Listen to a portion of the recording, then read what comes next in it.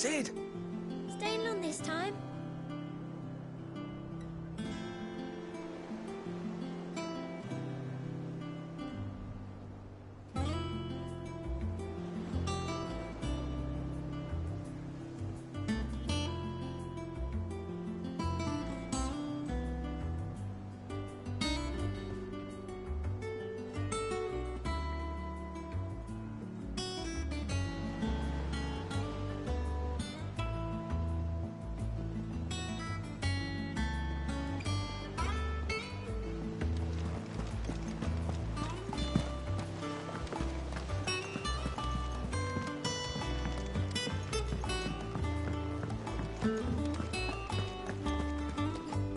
Ah, there you are, Clive.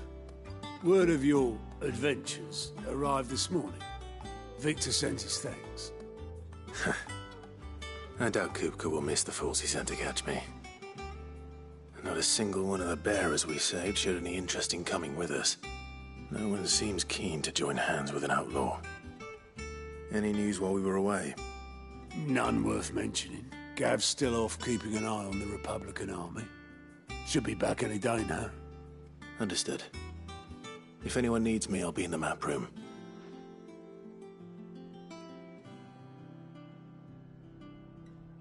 Still can't work that one out.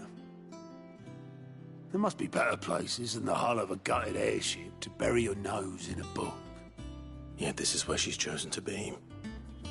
And I'm sure she has her reasons.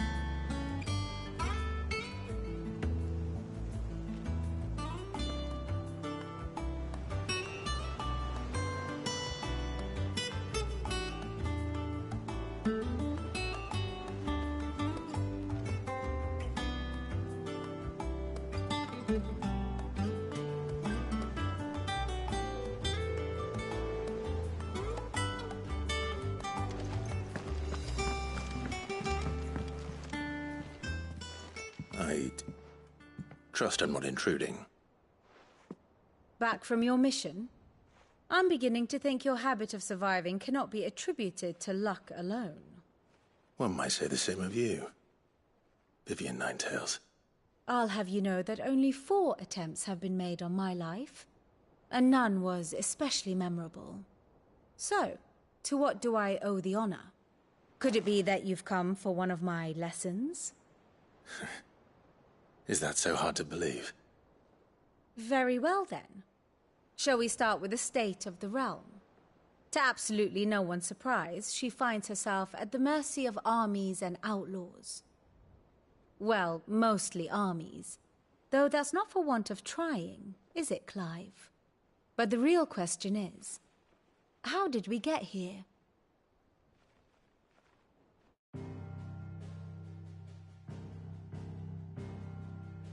Long though Sambrek's dominion over northeastern Storm has endured, recent days have seen the Blight wrest ever more land from her grasp. For which reason she has continued to wage war on her rival across the strait, hoping to claim less blackened pastures. But Odin would sooner pawn his sword than Waloed relinquish Ash. And the Empire pays dearly for every blade of grass bent beneath Sambrequois boots. Little wonder then that Sylvester set his sights on the crystalline dominion, an altogether easier target, possessed of no less ether. It was 5 years ago, while you were busying yourself with the destruction of Drake's head, that the Empire made its move, subjugating its theretofore neutral neighbor. A nation which could legitimately claim to be the center of the world. Certainly, there is no better place to stage an army. From there, the Holy Empire's reach spans the Twins. The non-aggression treaty was the only thing keeping them in check. But if they truly broke the pact without provocation, it is only a matter of time before others reply in kind. The Holy Empire, the Dhalmekian Republic, the Kingdom of Waloed, and of course, our friends in Yaran. Who will be left standing, I wonder, when the last drop of blood is spilled?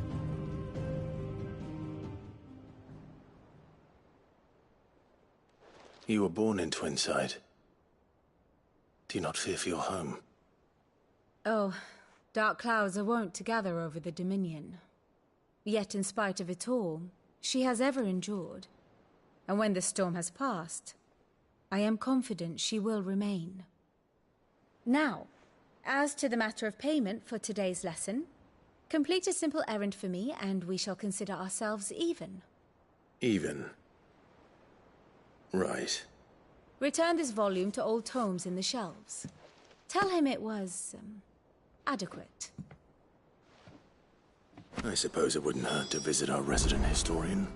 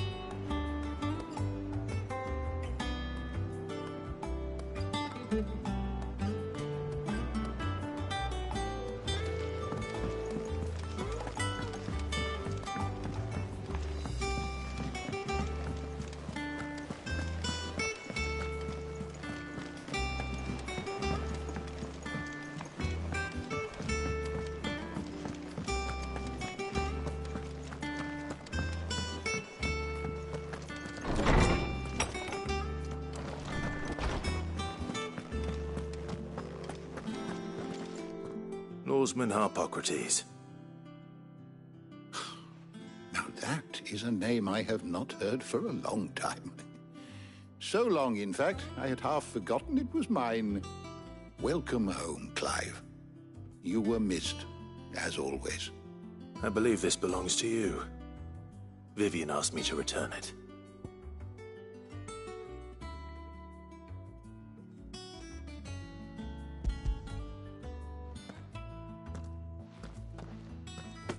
Ready?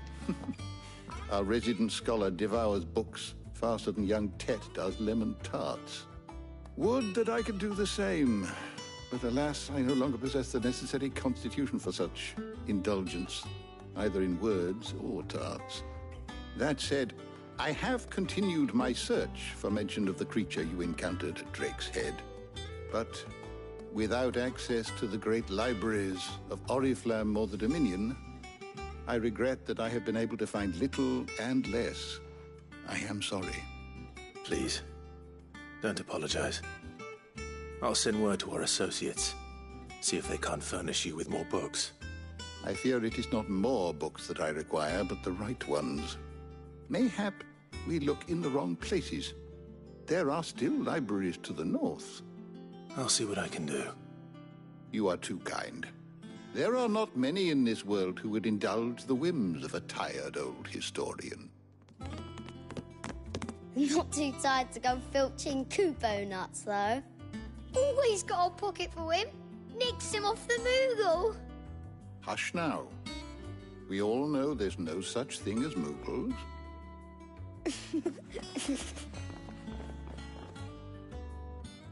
The twins seem well.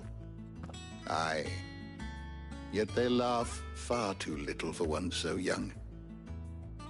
The loss of their parents weighs heavy on them, however well they hide it.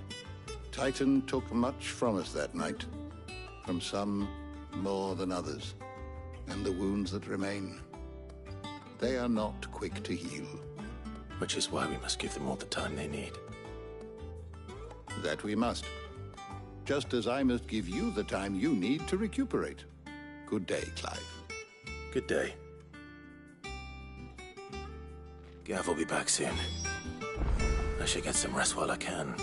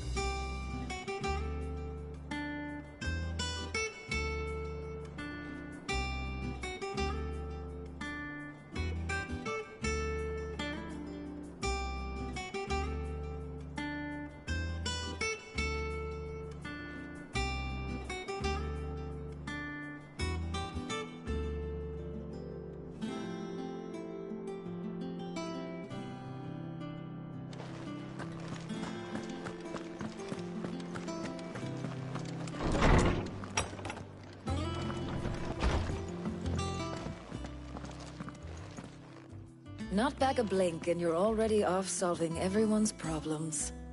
It looks good, Clive. Goes well with the scowl. I'd had that brand for so long. I'd forgotten what life was like without it. What it was like to be myself. And it's all thanks to you, Talia. The scalpel did most of the work. Ah, before I forget, a rider was here with a letter from Gav. Otto left it on your desk. Not a stolus. All right, I'll have a look. And then you get some rest.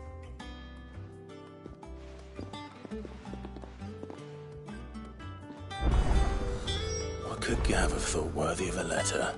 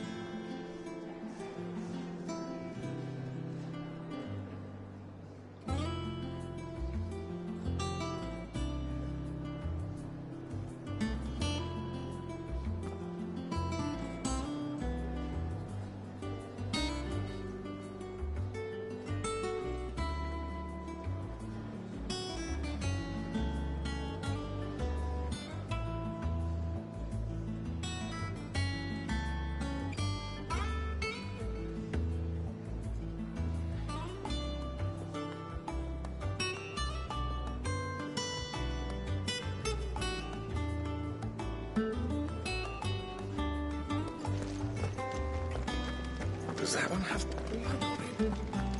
Once the hall's swept, it's over to the tavern.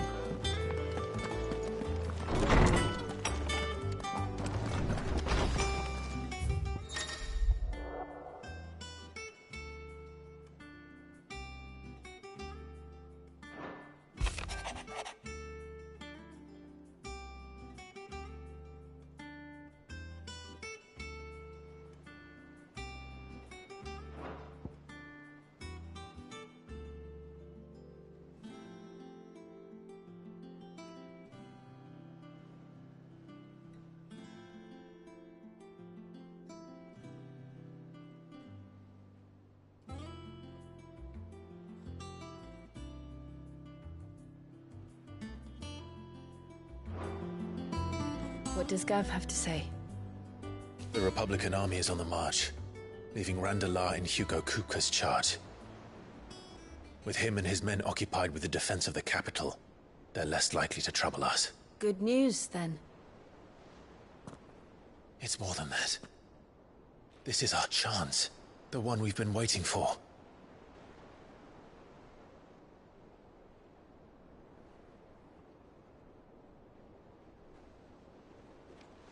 But look how far we've come.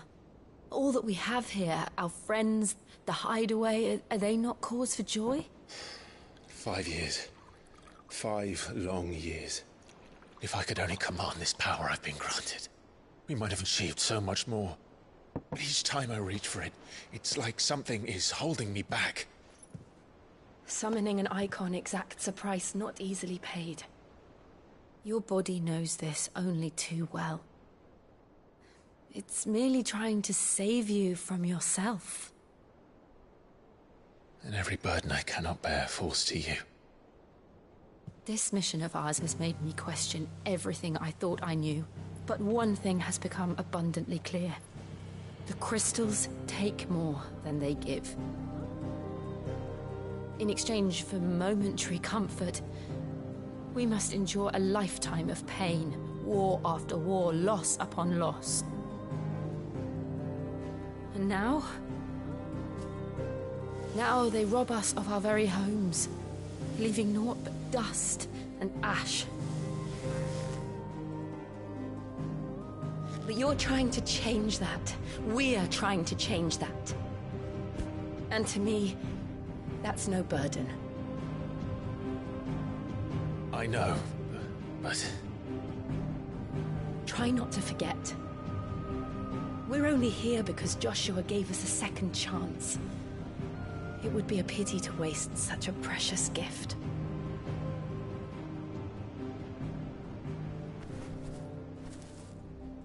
He did. He was there. It wasn't an illusion. I heard him call out to Ultima.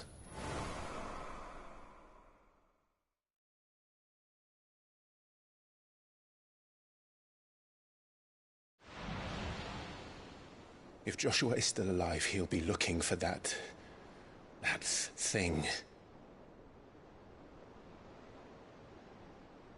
Do you think he will ever come back? I know he will. And we must be ready when he does.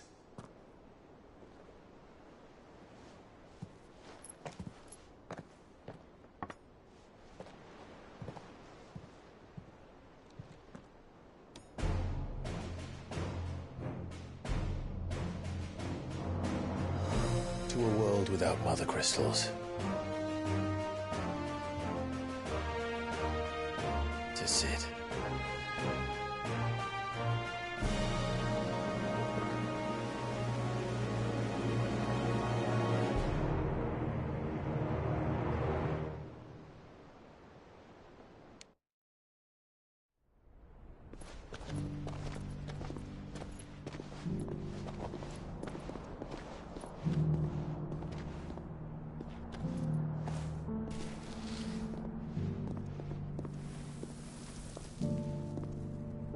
And so the North is lost.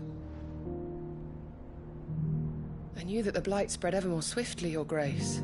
But this is far, far worse than any could have imagined. It is only a matter of time before the twins are no more.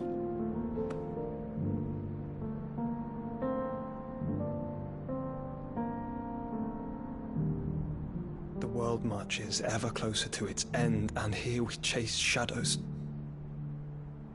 Tell me, brother, are our efforts in vain?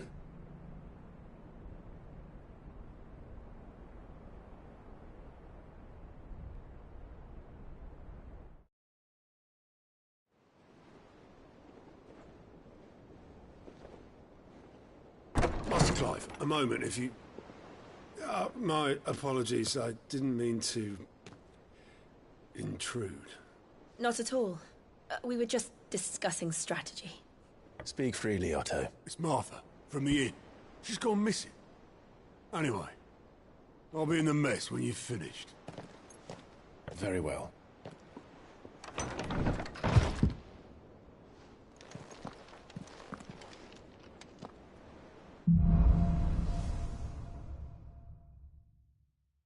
What would make Martha leave the rest?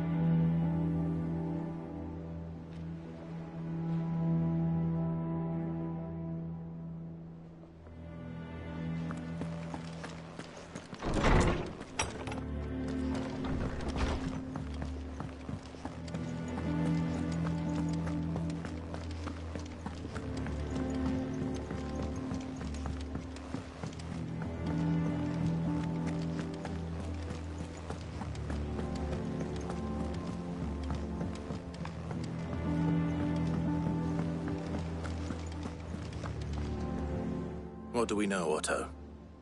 Some lads from the Imperial garrison in Rosaria started a fight over at Martha's Rest. Blood was spilled, bones were broken. The usual. But somewhere in the middle of it all, Martha vanished without a word to anyone. And that ain't like her, Clive. Something's not right. You think this was planned? Course it bloody was. Ever since Eastpool, the Empire's been tightening its grip round the Duchy's balls. They've strung up everyone who's ever set eyes on a runaway, claiming they're traitors to the Holy Throne, conspiring to restore the House of Rosfield to power. And now it sounds like the bastards have turned their attentions to the pallbearers meek enough to stay put. Naturally, old Martha could see the way the wind was blowing, complained that it was getting harder and harder to take bearers in. And now she's missing. If she's fallen into the hands of the Empire, we could be next. Couple of curse breakers are already on their way to the inn. They should help speed up the search. But if this is as bad as I think it is, you might end up having to save their asses and all. Don't worry, Otto. I'll make sure everyone gets home safe.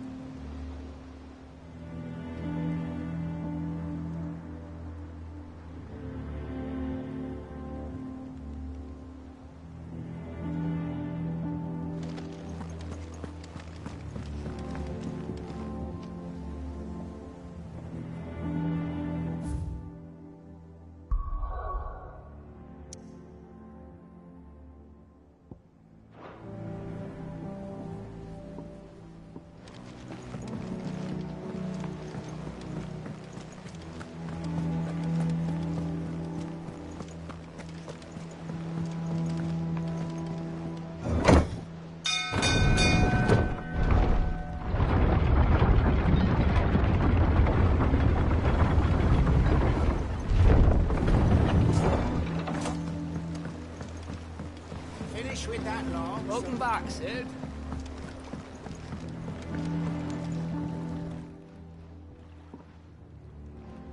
Damn blighted bilge. Is everything all right?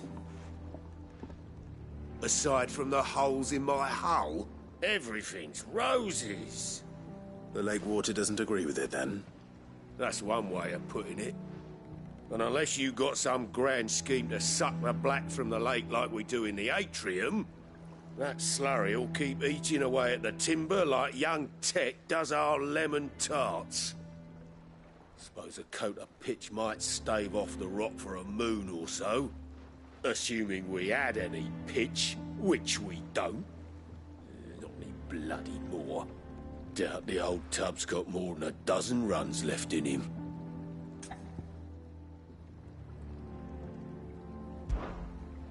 Of course, Obolus.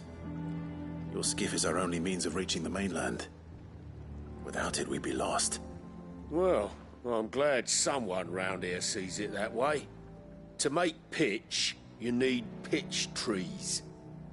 But in case you haven't noticed, live trees are one of the 1,000 things sorely lacking in the Deadlands. Now, I'm not so unkind as to ask you to fell a faraway forest and lug the logs back here to the mere, which is why we'll be needing a suitable alternative. And it just so happens I once heard the thorny pitchers of Curltail Falls cover themselves in a sticky wax to trap birds and beetles and whatnot. Might be enough to tide me over. Sounds easier than felling a faraway forest. That's for certain.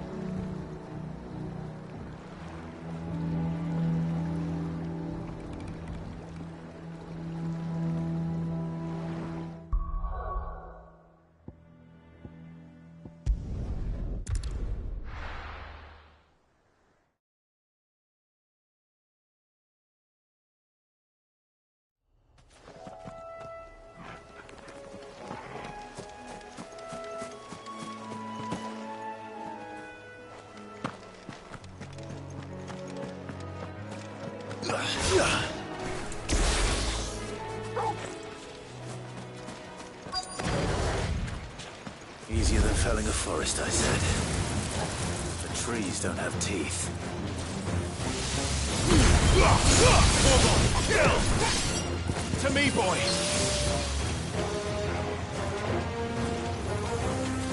I'm hurt, Torgal.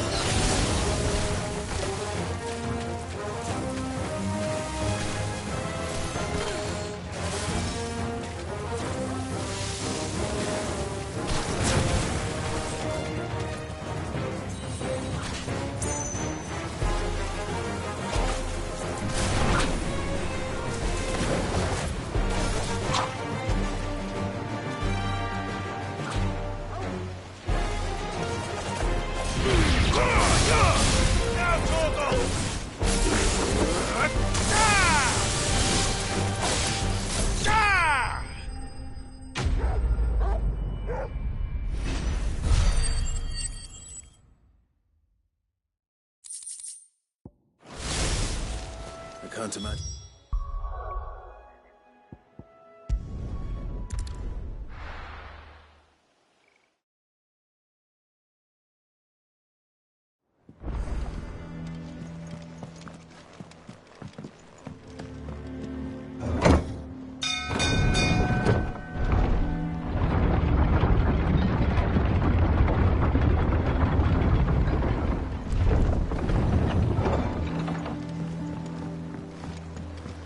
With that log. Welcome back, Sid.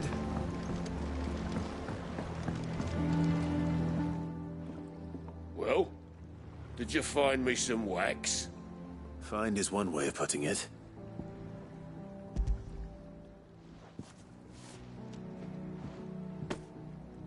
Ugh! Reeks like a chocobo's arse. I don't suppose the Argo will mind as long as he stays above the waves. Argo? So your boat has a name? I didn't know. Yeah. Same as me old man. He was a ferryman himself back before the Blight came. The boat's all I have left of him. And thanks to you, he'll sail another day.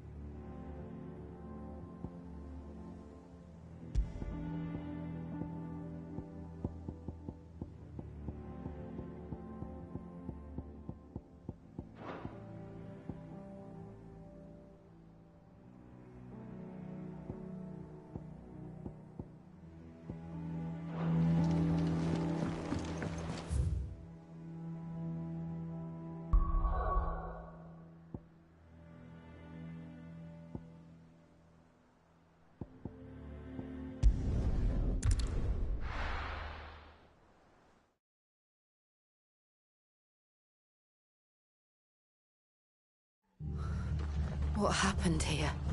Come on. We need to find the others. Fucking best off staying where we are for now, I reckon. Let's get you to a physical. Sid? What said you'd be coming? I trust you don't mind. Also thought you might need some help. And it appears he was right. You, could say that, yes. They're saying the Imperials ascended like a storm. No one was spared their fury. Martha tried to step in and calm things down, but all our efforts got her were a pair of iron shackles and a hard march. Any idea where? Judging by their tracks, they headed towards Sorrowwise Bay. To the Abbey sheltering Martha's bearers. The bastards. Jill and I will go after them. You take care of the people here. We will. But, before you go, one of the locals heard something. He said the soldiers were talking about a culling. I don't know how big this is, but it doesn't sound good. Be careful out there, Sid. You do the same.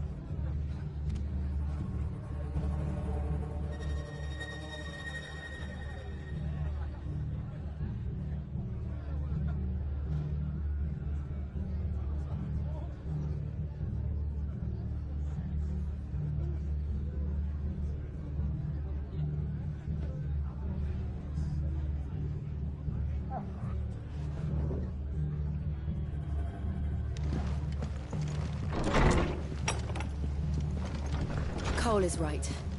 That was no tavern brawl. It was a message. But to Culling, bearers are the property of the Empire. The garrison wouldn't have the authority to act alone. The orders would have had to have come from higher up.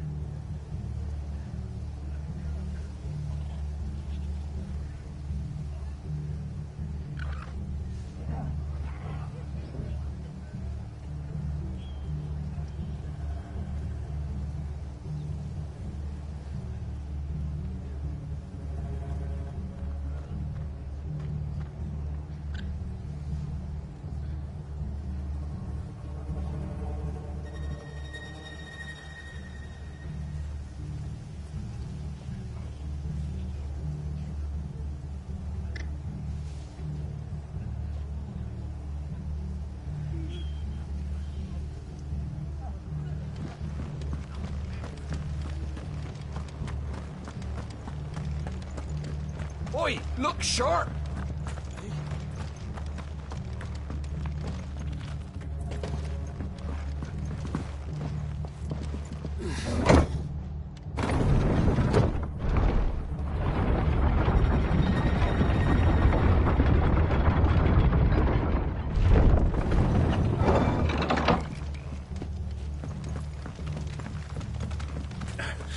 If those horses touch.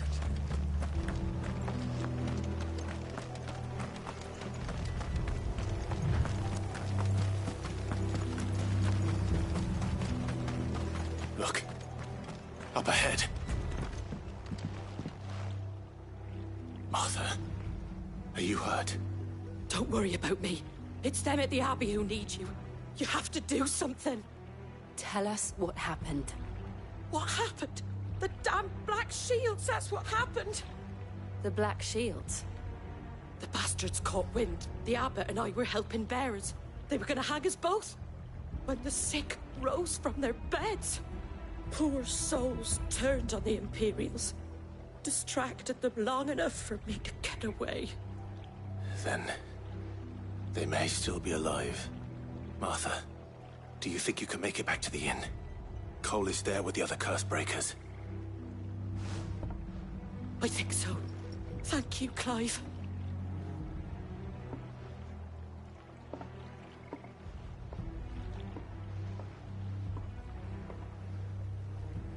Black Shields? Is this some sort of twisted joke? There has only ever been one Order of Shields in Rosaria, and they fought to defend all her citizens. Seems a step too far, even for the Empire.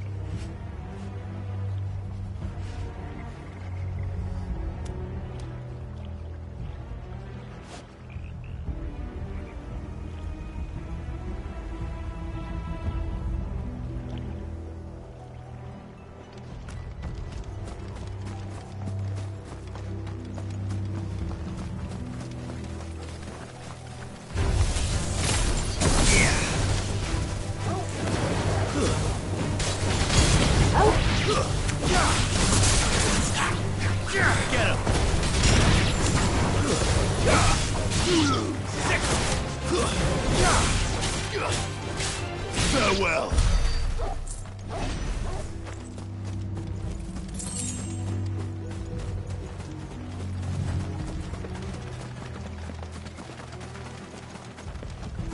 Company.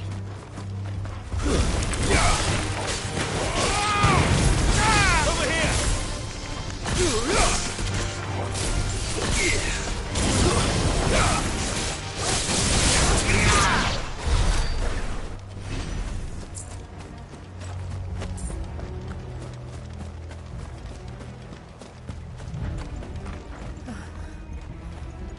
Are we too late?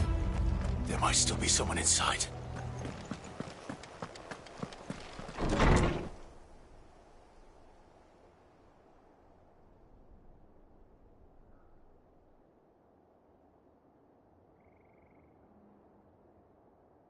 No. Damn it. I thought you lot were all spent.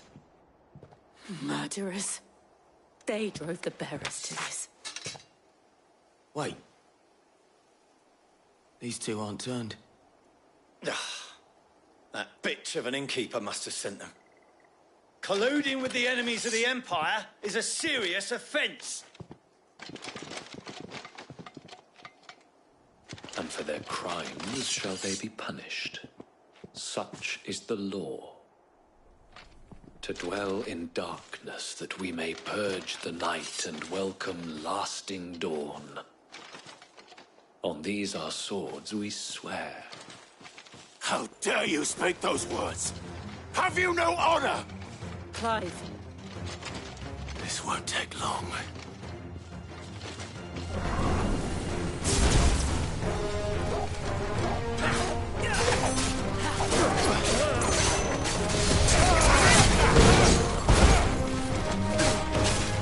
This one.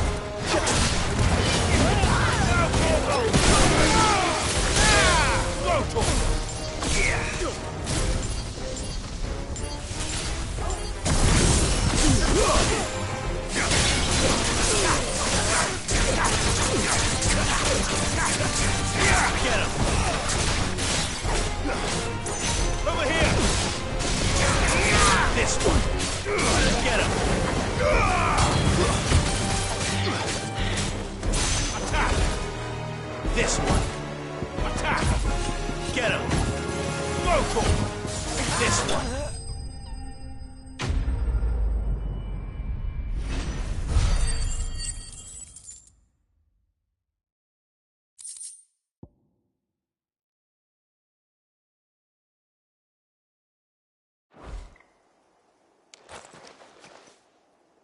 Is that all of them? I think so.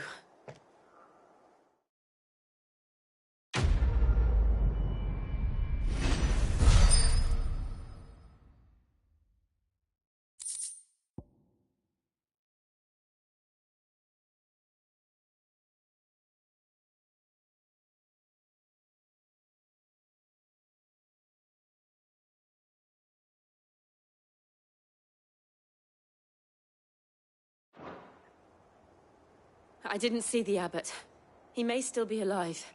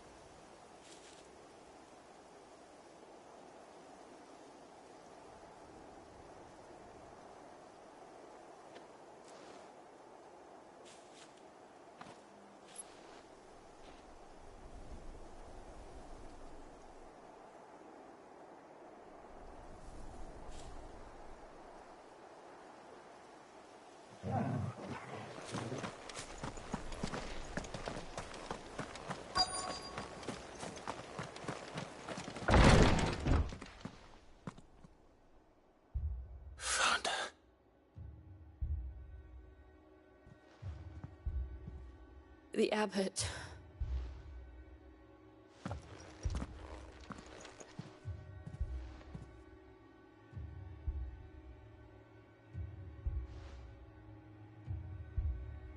The bearers died protecting him. Calling upon what little magic they had left in their bodies. Clive. He's breathing.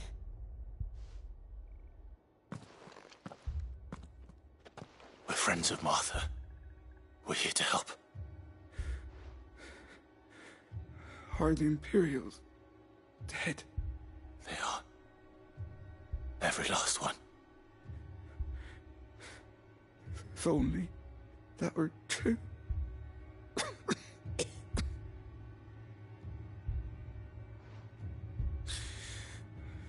The Black Shields will return. The cuttings will continue. Rosaria will never be saved unless we save her. Tell Mother to beg Sid's aid and tell her this wasn't her fault. I shall. Sid! Where are you? Sid! In here! We found a survivor! Clive. He's gone.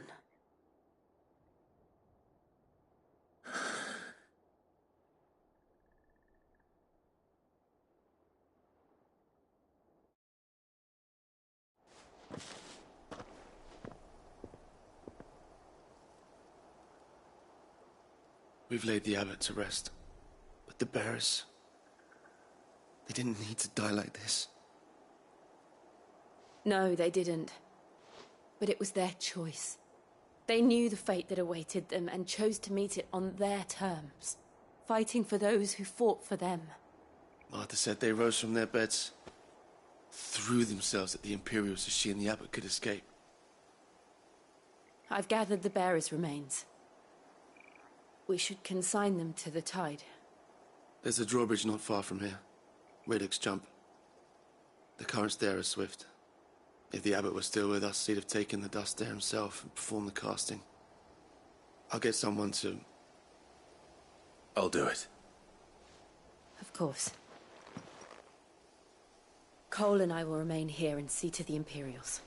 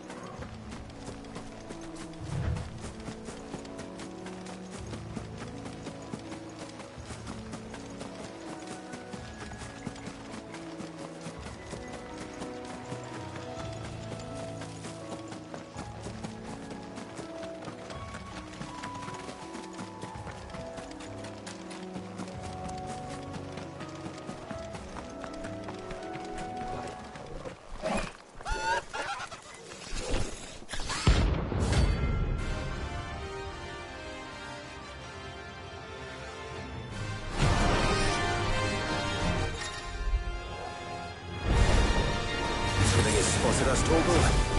What am I saying? Of course it has. There's a floating eyeball. Get him! To me, boy! Let's try. Over here! Get him! Stick him!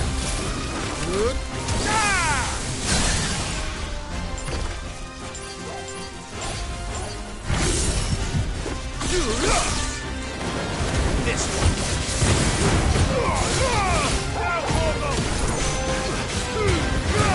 Torgal, kill! This one. Follow!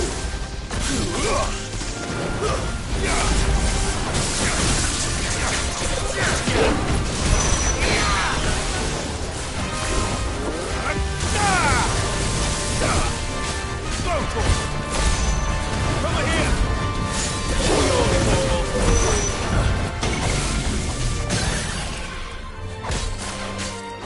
This one.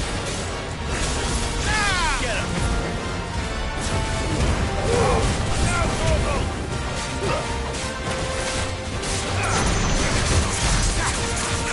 Get him! Over here! All yours, Torgal!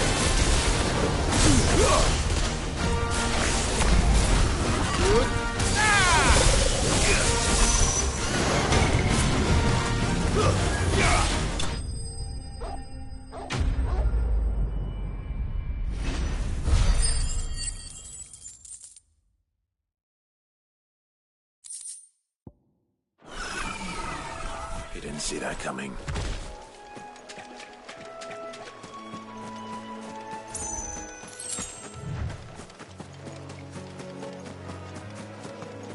That must be the bridge.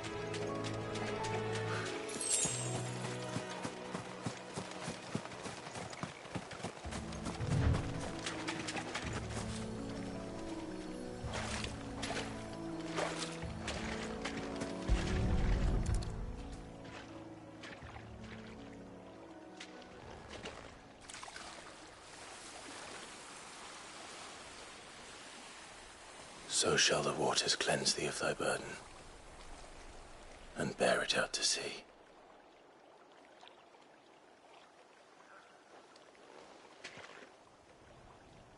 And now they are truly free. I hope so. What of the Imperials? A pyre was made. It's more than they deserve. We should go back. Cole is worried about Martha. All right.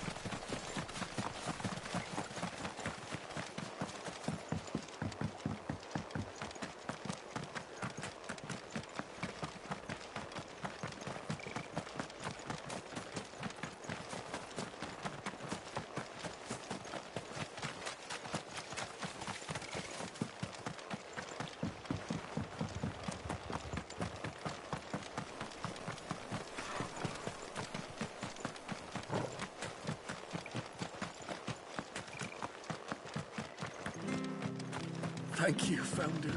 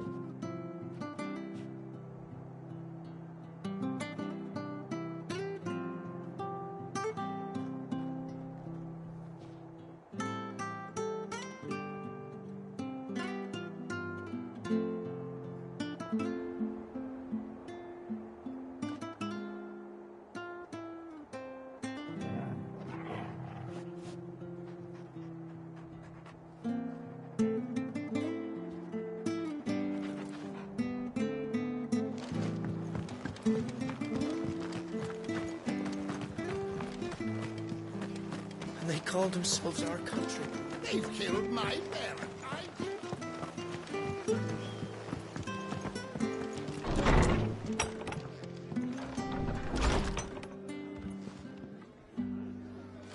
What in the world? No one survived then? I'm sorry. Before he passed, one of them bade me tell you not to blame yourself. Doesn't mean I won't.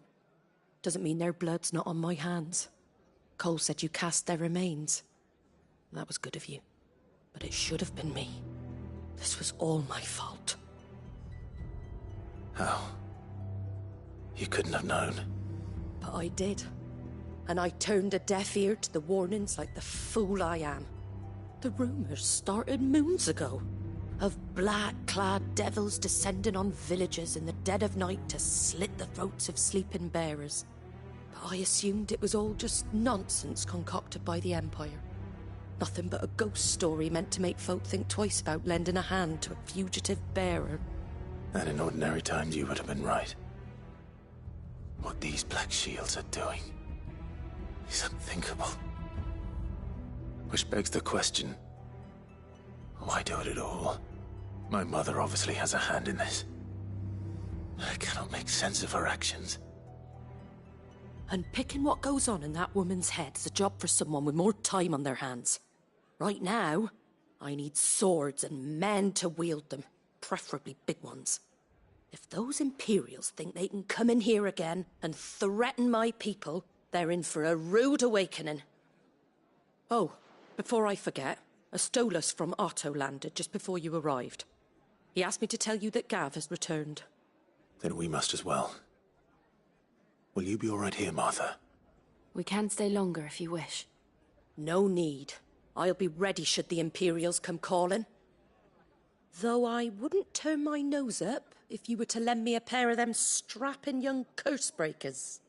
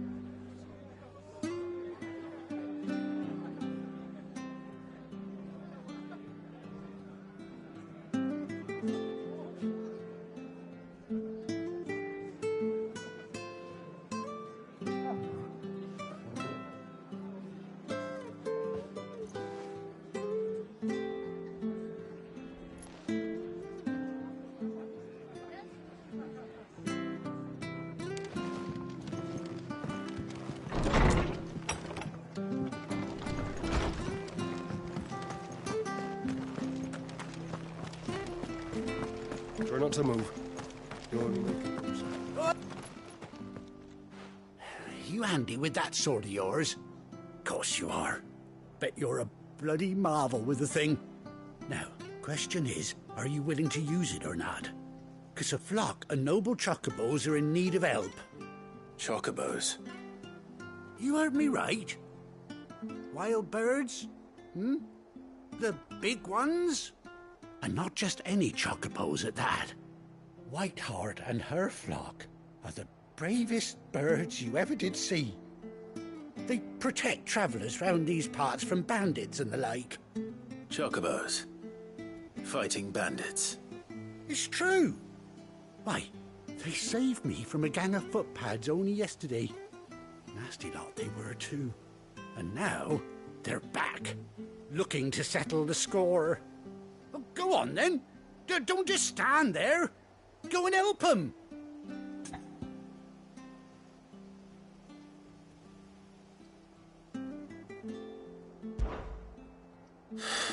All right. There's a good lad. Where can I find these chocobos? I saw him cut across the way over yonder. The rotten scoundrels were driving the poor things towards the old dock. It's a dead end, that is. You save Whiteheart and her flock, you hear me? There ain't a pluckier bird in all the world. She's a hero to us locals. And don't worry, you'll know her when you see her right enough.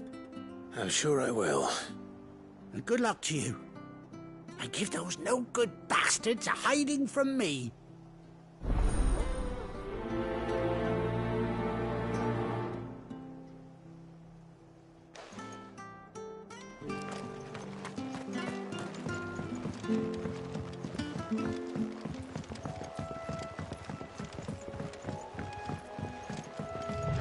Whiteheart. That's quite a name for a chocobo.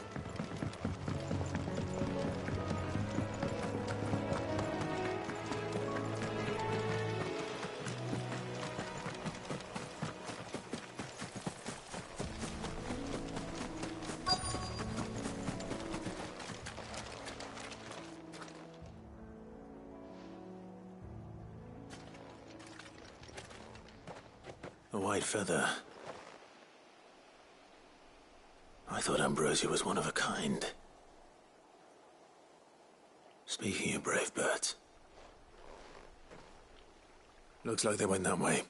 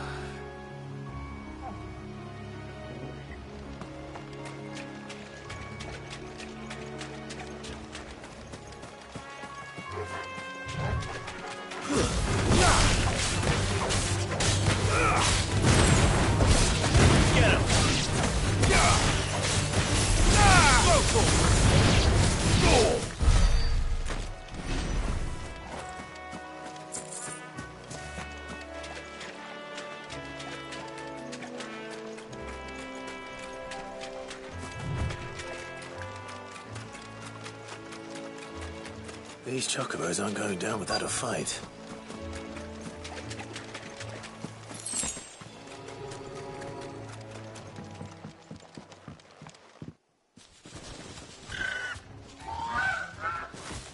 We got you cornered, Feathers. You didn't think you'd seen the last of us, did you? You've been bad for business. But I reckon someone will pay good coin to mount your head on their wall. Not around here, they won't. Oh. And why's that, eh? Because she's something of a hero in these parts. You hurt her, and I hurt you. Piss off. Or better still, how about we hurt you both? All right, then. But don't say I didn't warn you. Get him!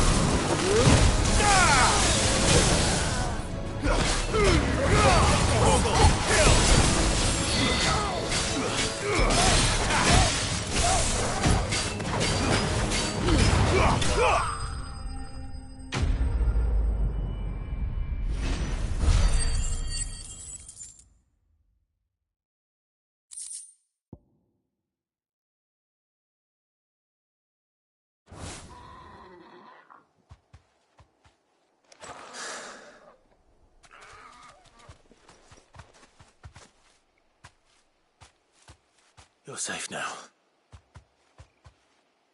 White Hart, I presume.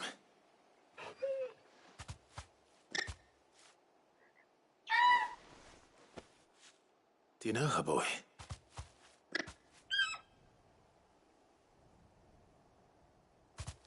That scar.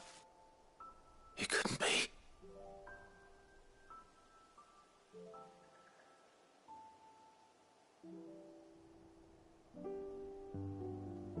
Ambrosia.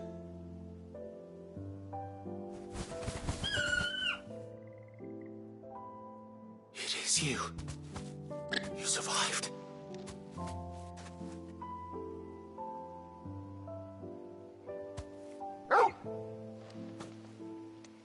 And you found yourself a flock.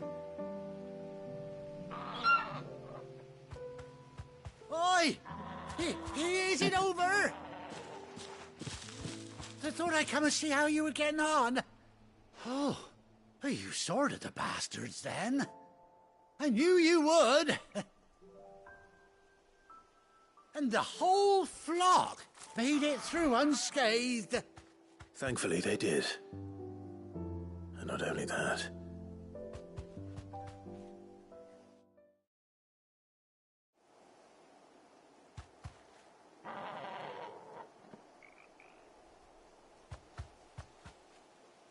Well, I'll be. I never stopped to think our hero here might once have been someone's mound. Though I dare say she'd suit a fine fellow like yourself.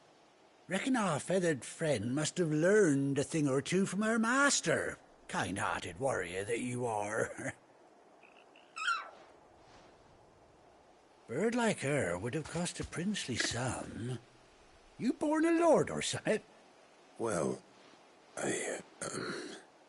Oh, no, sorry. I didn't mean to pry. Don't matter who you are. You done right by me. What is it, girl? She wants her master back, I reckon.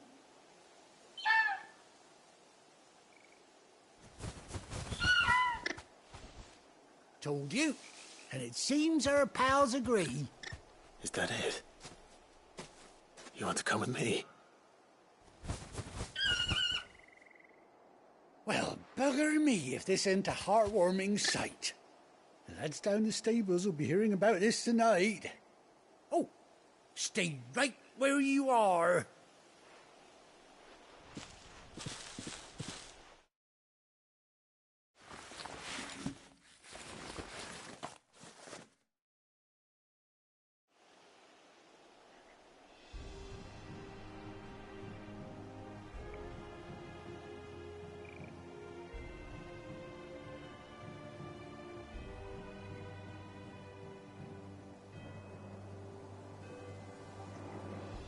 Doesn't she cut an handsome figure, eh? She does indeed. How much do I owe you? Ah, a few scraps of leather's the very least I owe old White Hart. Oh, I'll be sad to see her go, of course. But she's earned her right to happiness and more besides. Don't you worry, we'll get along just fine without her. You hear that, White Hart? You've earned yourself some time off. You have fun traveling with your master now.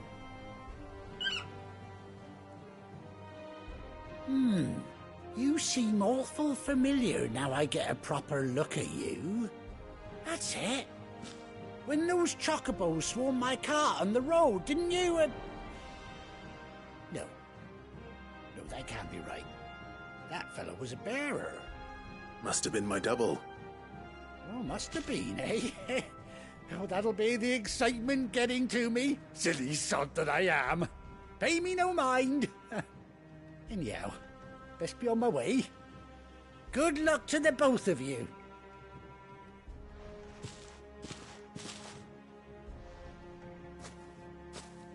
You take care of your flock for now. I'll call you when I need you.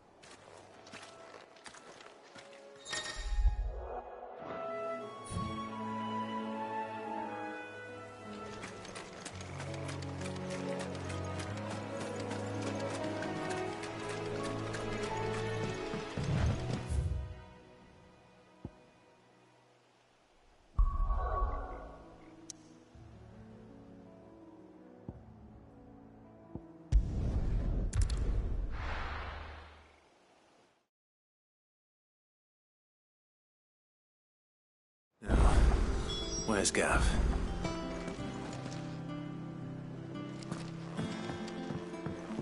I hear there's trouble.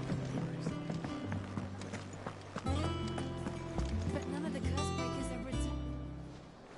Ah, Clive! Oh, I've missed that scowl. Where's my report? What, no kind words for your old pal Gav? If it's kind words you're after, you're fishing in the wrong barrel. Now sit down, you fool.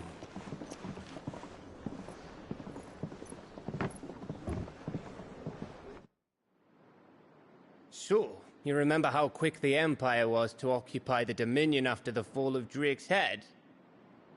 And how pissed off all the other nations were that they didn't think to do it first? Half a century of independence gone at the whim of a madman. So much for their bloody treaty. Clearly, the promise of unblighted land and the world's supply of crystals was too much for his radiance to resist.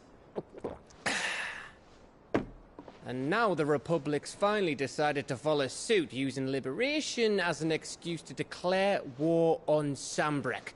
Lined up right outside the Dominion's gates as we speak, looking to starve the Imperials into submission.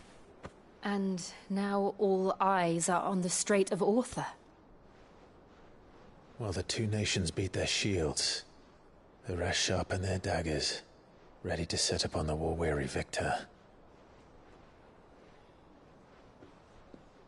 They'll never see us coming. It's time we moved on the Mother Crystals.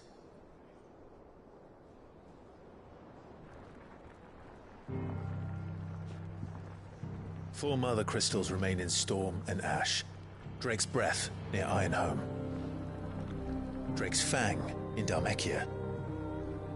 Drake's Spine in Waloed. And Drake's Tail here in the Crystalline Dominion.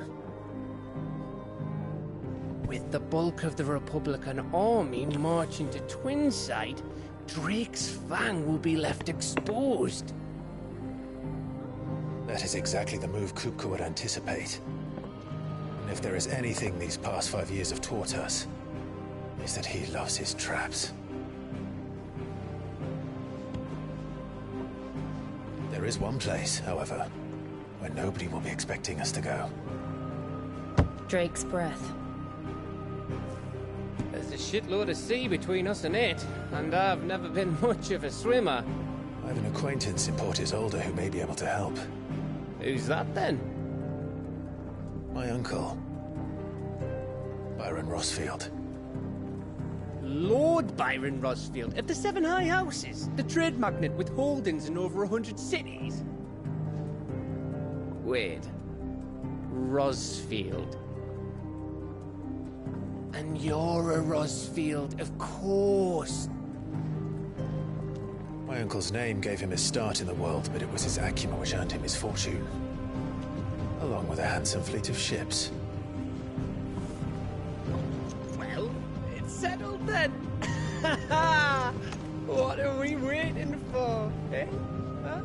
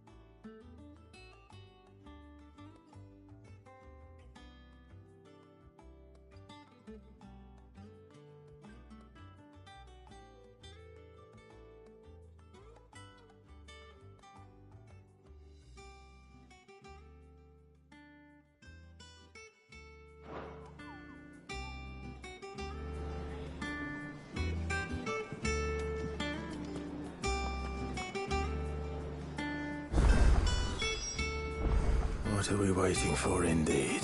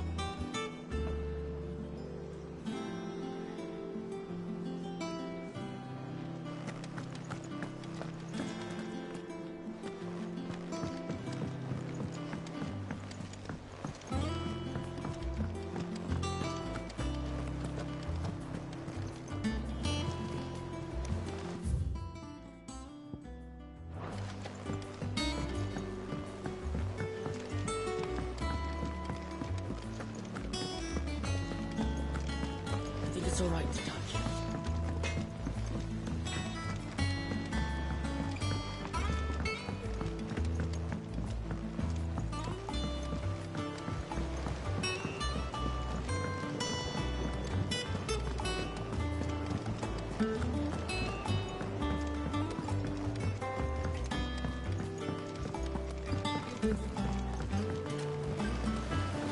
Won't be long now, Martel. Sid, I was hoping to speak to you. Is everything all right? Oh, yeah, it's just, well, as you know, we've been trying to grow fruit down here. It's good to know that something of the old hideaway still lives on. Martel's pride and joy. It was a sapling when she rescued it from the rubble, but look at it now. All our hard work's finally paying off. I took it on, you see, after she died, and now the fruit's finally ready to eat. And not only is it ready, it's actually tasty. Sweet as you like, in fact. She bred the bitter right out of it. Impressive. And welcome news to more than a few, I'd say. I thought this first harvest could go to the curse breakers, on account of all they do for the hideaway. You couldn't take them some, could you? Seems better them coming from you.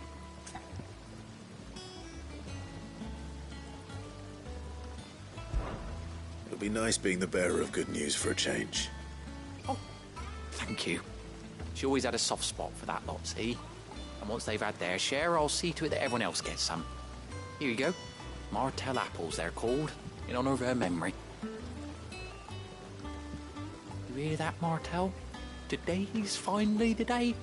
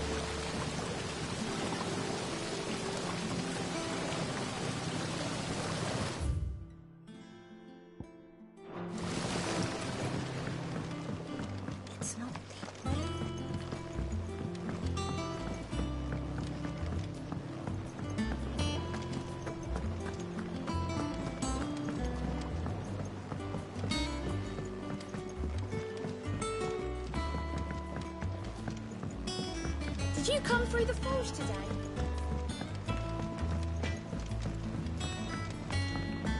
Think it's all right to touch him?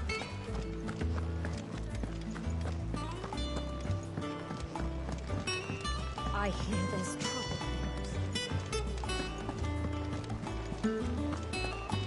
That room's as ragged as...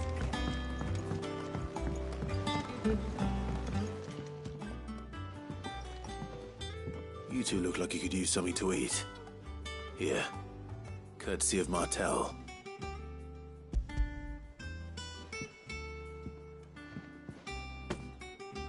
Martel.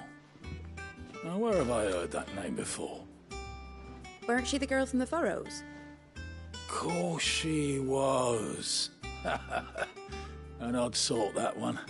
Loved plants more than people. Aye, and brave as a bane might. Remember when she ran back into the hideaway to collect them trees when Titan attacked? Wait. These aren't those apples, are they? Well, I'll be. She'd have been proud, and rightly so. Thank you, Sid.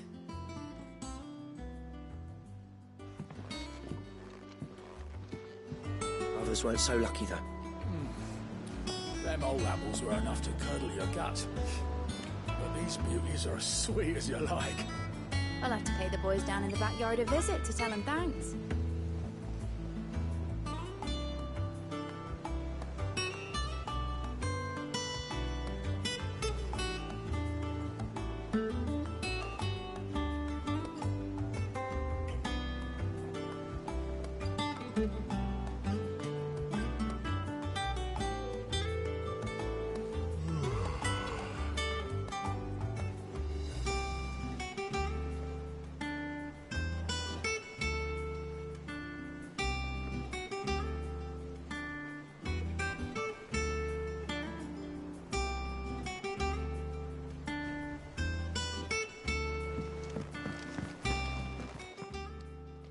A gift from the backyard. For your service.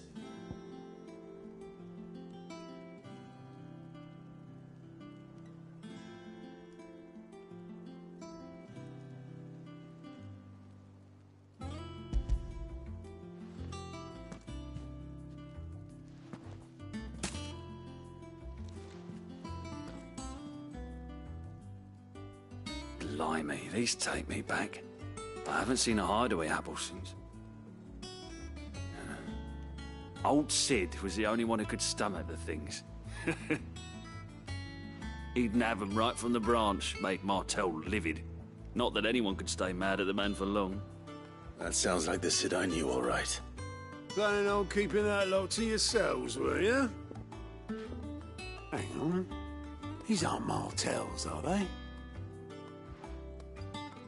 I'm glad to see someone carried on what she started. Can't have been easy, not in the Deadlands. Reckon she'd be happy knowing all her hard work didn't go to waste. Clive, tell the lad down in the backyard to run some over for me, will you? Not so much as a thank you. Well, I've got some manners at least. Thanks, Sid. You can leave the basket with me. I'll see that the others get their share. Oh, and give our compliments to the gardener, won't you? That was the last of the apples. I should head to the backyard and pass along everyone's regards.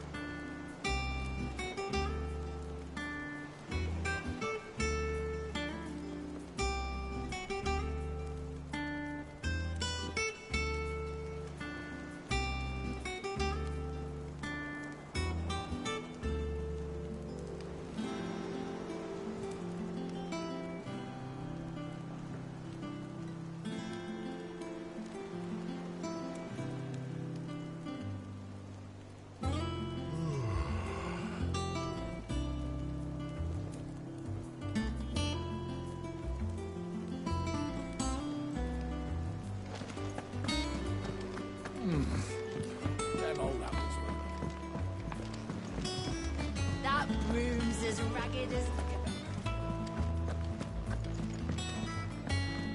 I hear there's trouble.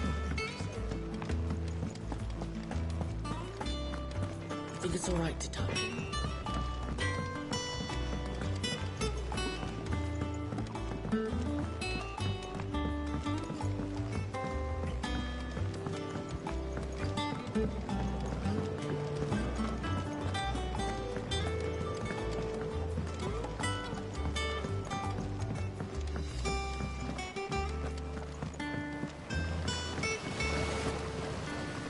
The Cursebreakers sent their thanks.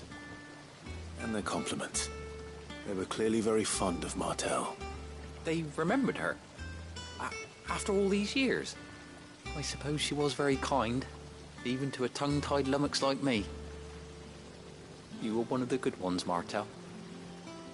Why did you have to die? She put everything into her work. She wasn't going to rest until we had fruit sweet enough to enjoy. And now we do. When she died, I named a sapling after her. And now it's a full-grown tree. Martell lives on through the fruit it bears. And through you. Her dream would have died with her, had you not kept it alive. That's something to be proud of.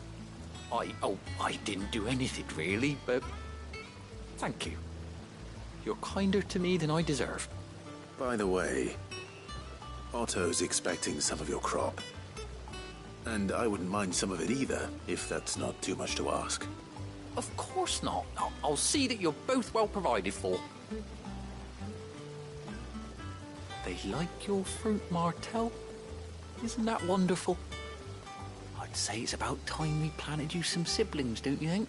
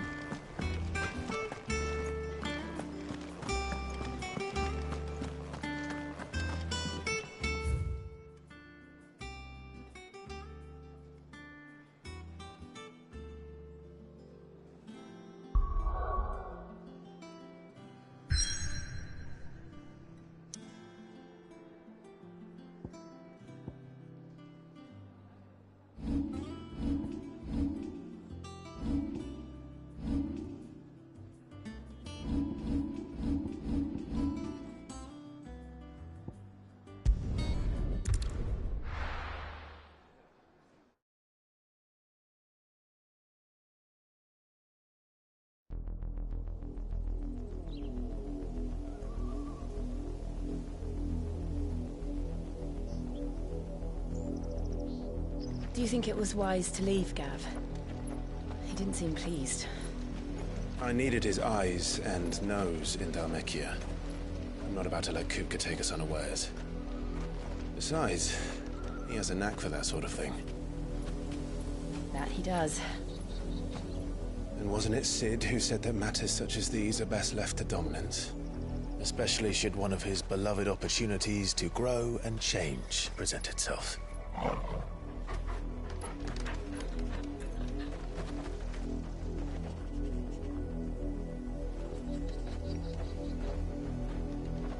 I always knew that I would return one day. Return to Ironhome. For what? After learning the truth, you were given the chance to face your past. If I am to continue at your side, I must do the same.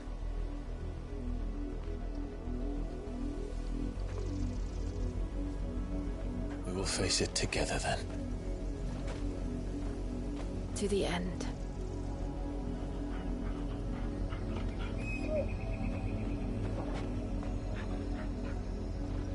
Come on.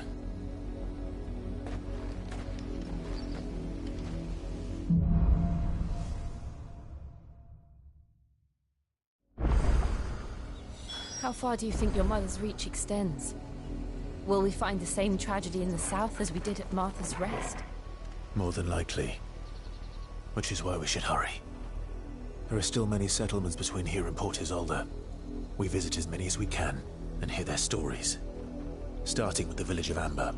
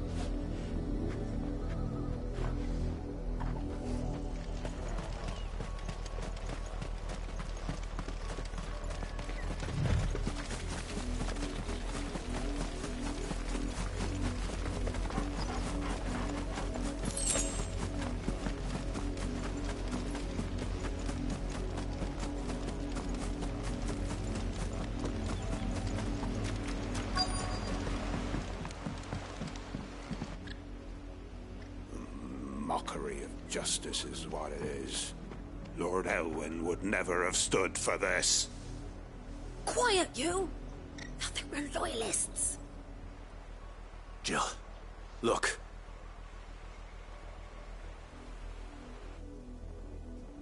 Rosaria must be cleansed of the stain which befouls her, that she might rise once again from the ashes to welcome a new dawn. 'Twould be a pity to make examples of you all, for the transgressions of but a handful. Of course, your lordship. You shall have our full cooperation.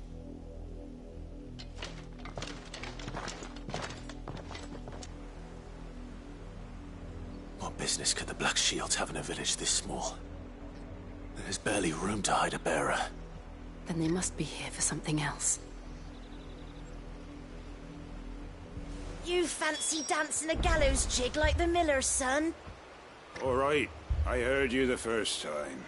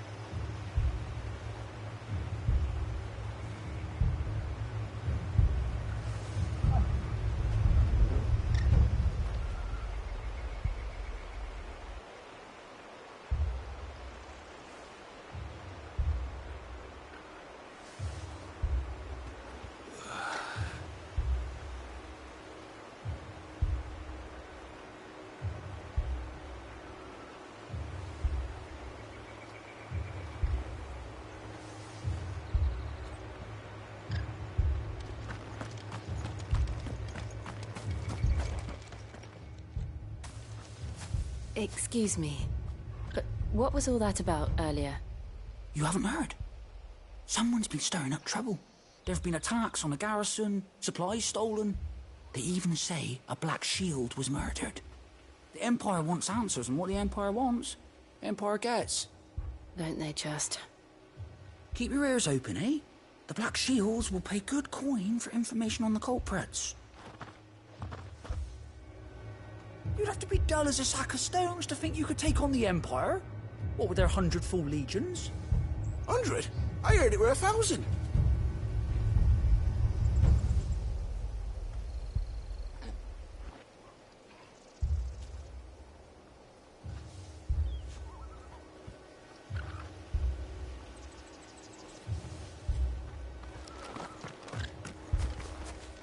Welcome, stranger. I suppose we won't be seeing you again.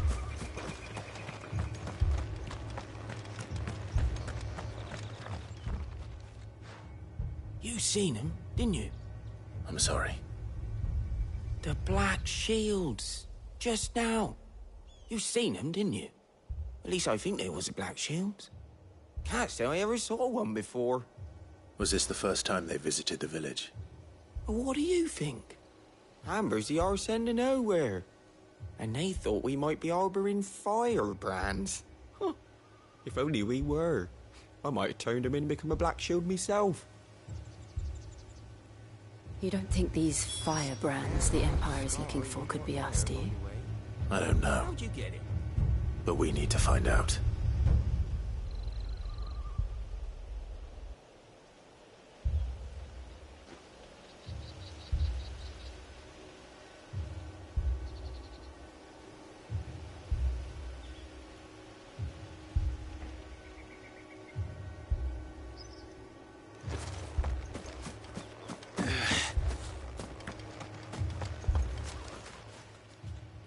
Greetings, friend. We are travelers. I know that. What do you want? We couldn't help noticing those Imperial soldiers who were here earlier. Don't you go telling these strangers a thing. I speak for the people of this village, and we have nothing more to say to you. You are to leave Amber and never come back. May I at least ask why? I don't know who you are or what brings you here, but your presence puts us all in grave danger. The Empire is a harsh master. Its demands are great, and its justice swift. But as long as we keep our heads down and pay our tributes, we are left alone. Some might call it submission. But if it will spare my people the Viceroy's wrath, then I will gladly submit. This village will not become another East Pool. Then we shall be on our way.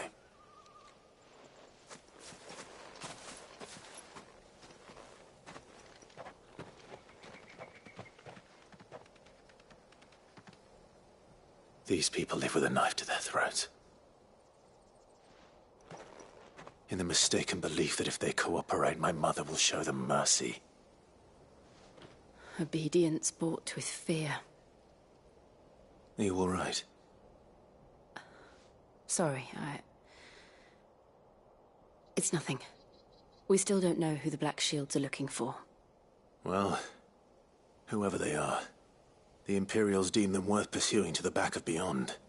But other than Martha, who else in Rosari would have the courage to stand against the Empire?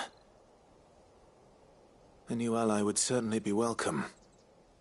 Can we find them before the Imperials do? Perhaps the next village will yield more answers.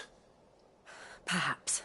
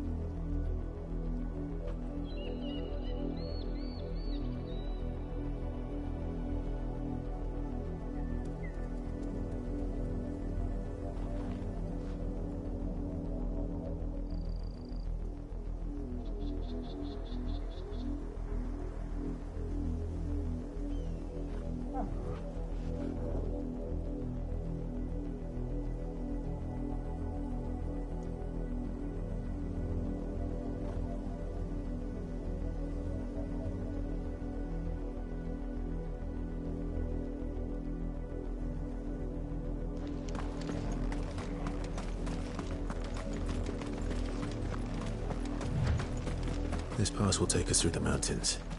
And directly into the path of whoever or whatever lurks here.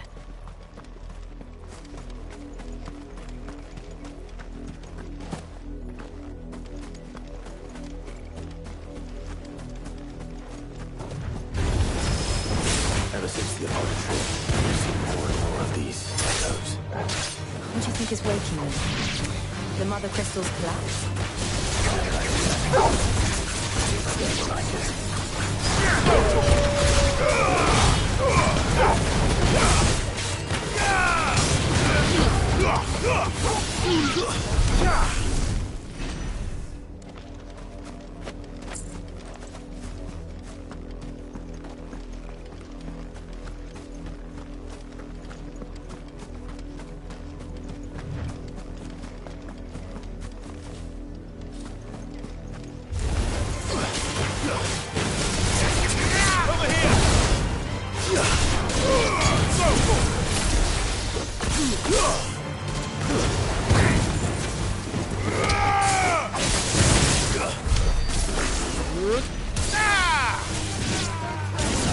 To me, boy!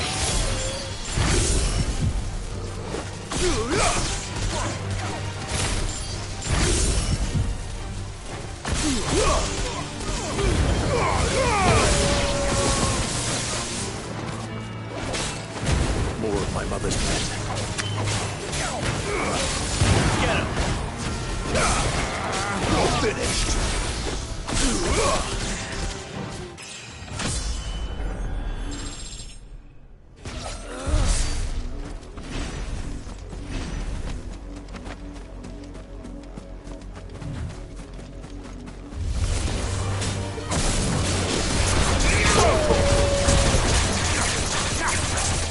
Over here!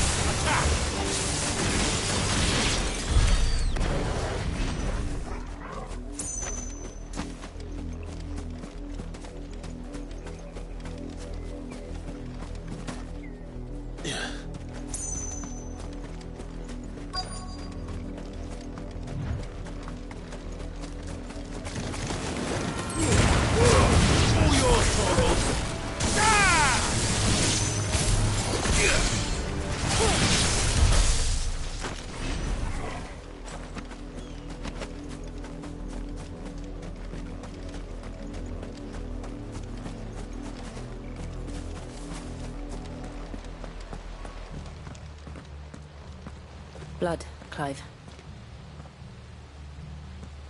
And still wet.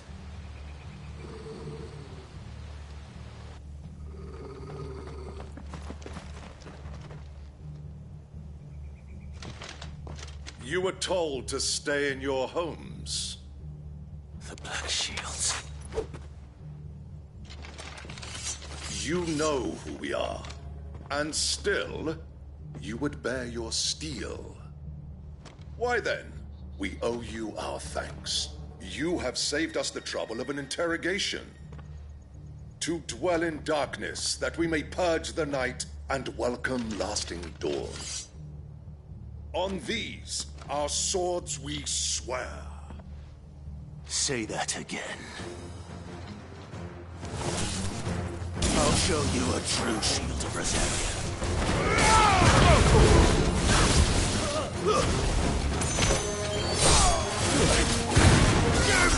Get him! This one!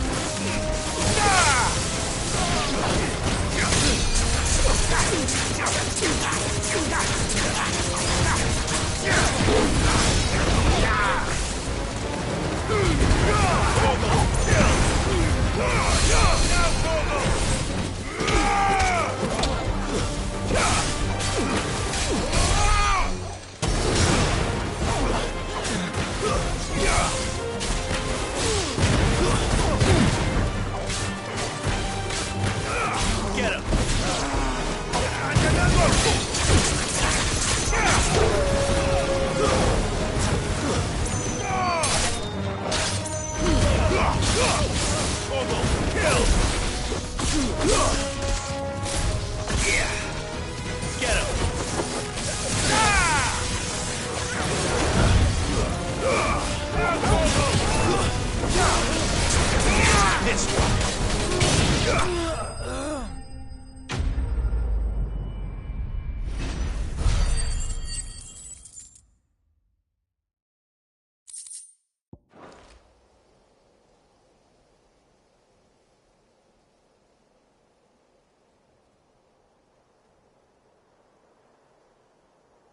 Tell me what I want and the end will be swift. Who are you looking for? Why, you. We come bearing a message. Your friends have been found. The branded you freed from our camps. They await you in Ordeal. Guardians of the Flame.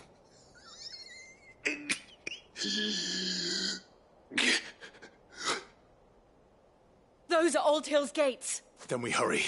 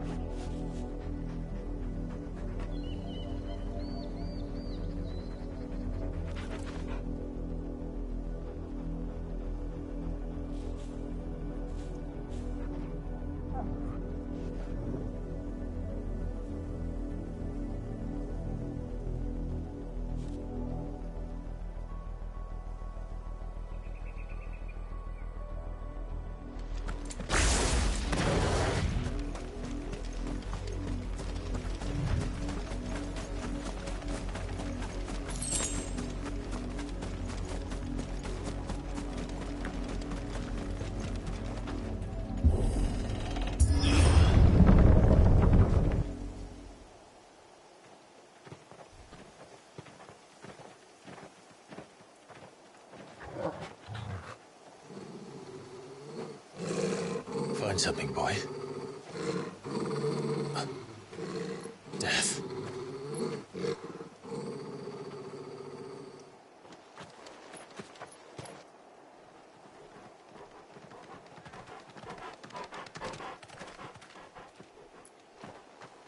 Oh, found her.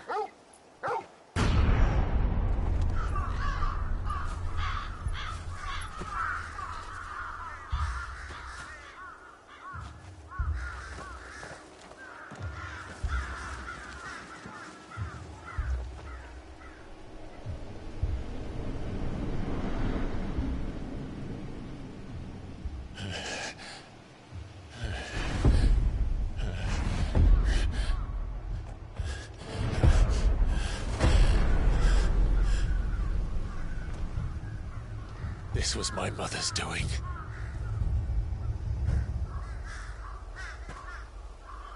But why? Why would anyone...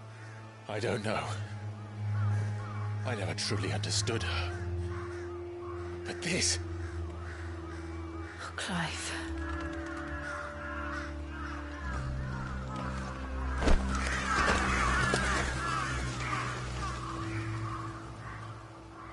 I will learn what madness drives her, and I will end it.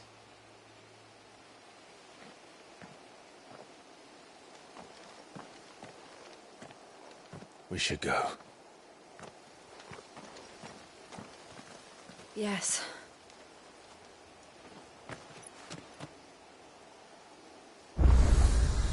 We can't leave them here like this. We won't.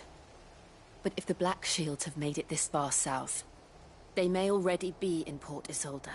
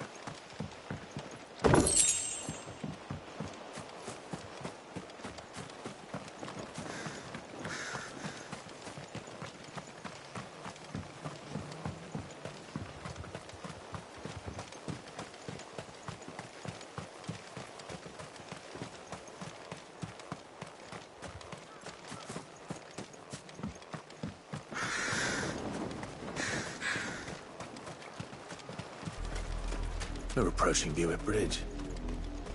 Though I doubt the Empire would let us cross over to Rosalith.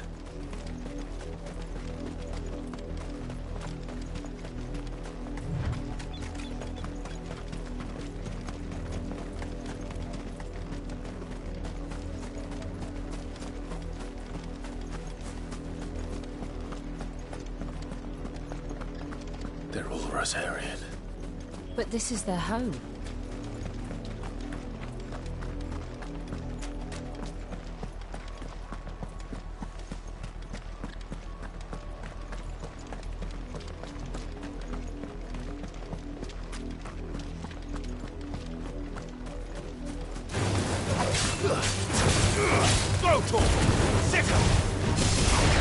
Get him!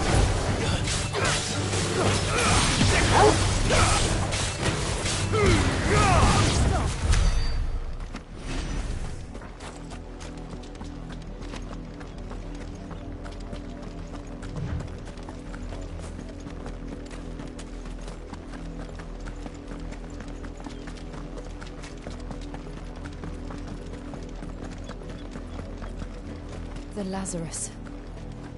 What happened to this place? My mother happened. The nobles who lived here didn't stand a chance. Let's hope my uncle fared better. Get him!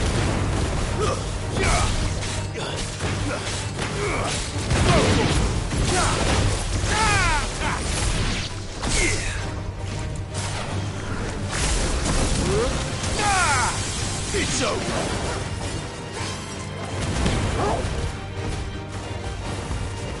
This one!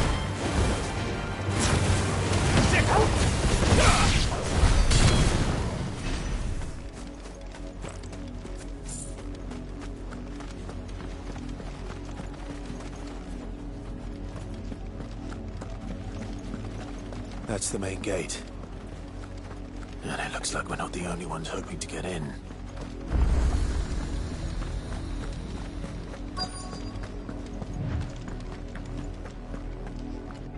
Let us pass!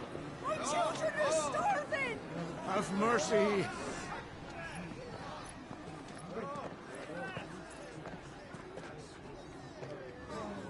Voice-rinsed dogs they are! You can't ignore us forever! Let us in, or we'll die on your doorstep! Better out there than in here! Oh, get enough for Fuck off! Find it, chinless bastards! Those crystals belong to us all! I said, away you filth! Back to your stalls! Cut you down where you stand! Destroy it! No chance of slipping through unnoticed. We'll need to find another way in.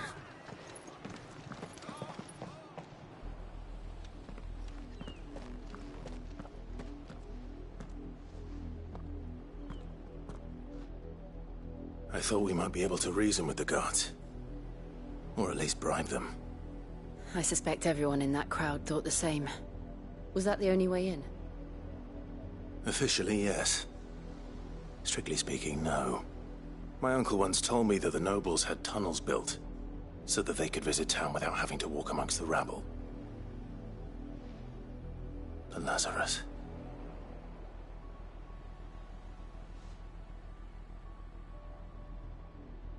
We'll find our way into the city there. If you're sure. The entire place looked abandoned. Do you think it's safe? As long as it is abandoned.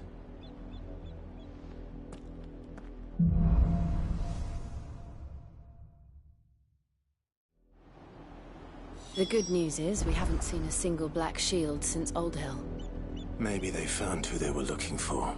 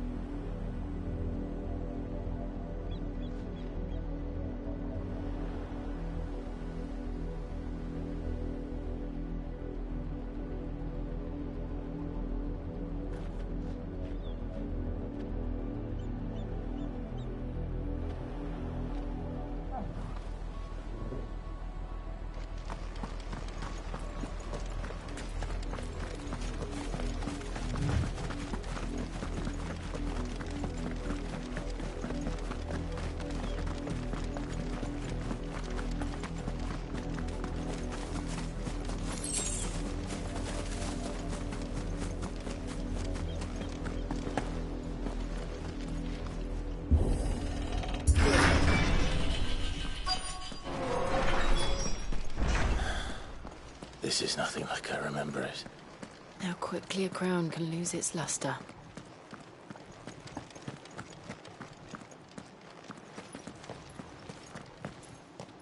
Not abandoned, then. Oi! Visitors!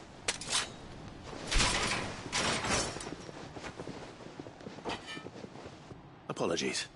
We'll show ourselves out.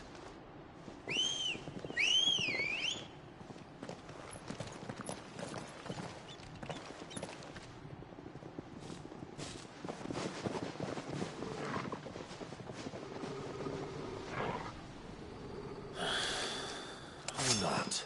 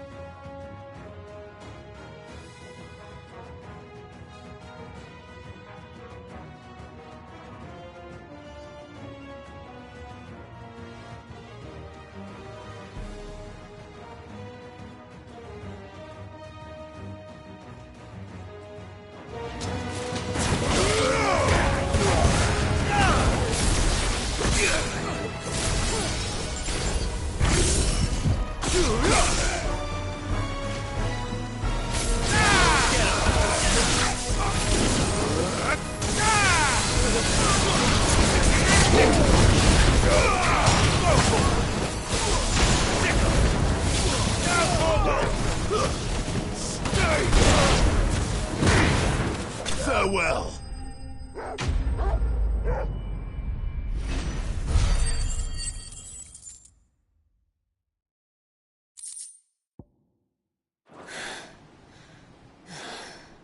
I've only ever seen one man fight like that. And he's long dead. Then perhaps it's time you joined him.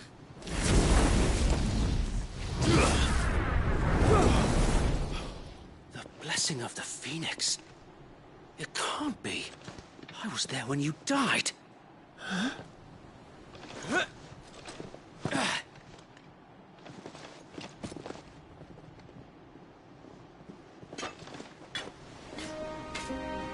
Forgive me, my lord. I knew not whom I addressed. You have naught to fear from us. Founder, it really is you. It is. So wait.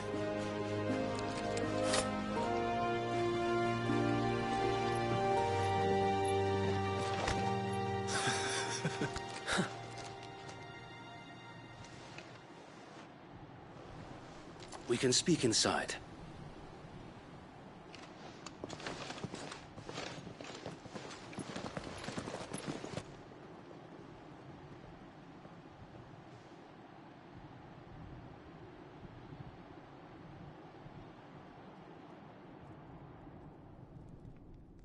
And those who wouldn't bend the knee? We left before the Empire could make examples of us, though we didn't go far. And we banded together to form the Guardians of the Flame soon after. Alas, there is only so much a handful of aging shields can do against the might of an empire. But we've seen to it that their stay has been anything but pleasant. Of late, though, We've had our hands full just trying to keep the Duchy's few remaining bearers out of the Imperial's clutches. The Cullings. We saw what happened in Old Hill. Aye. The foul work of the Black Shields and their mistress. You mean my mother? But it doesn't make sense. Even knowing what I know about her. Her hatred for bearers was no secret, but she wouldn't have been ignorant of their value to the realm. No offense, my lord. But in case you haven't noticed, the Lady Annabella couldn't care less about the realm. She barely even cares for her own home. That much has been plain since the slaughter at Eastpool. And, since granting the Holy Emperor a new heir, her obsession with bearers only seems to have grown. As to why, I don't know. Maybe she can't bear the thought of anyone having the power to challenge her beloved son. Her son. Sir Wade, the Black Shields have broken camp. They march in full force for Buick Bridge. Then so do we. Make ready.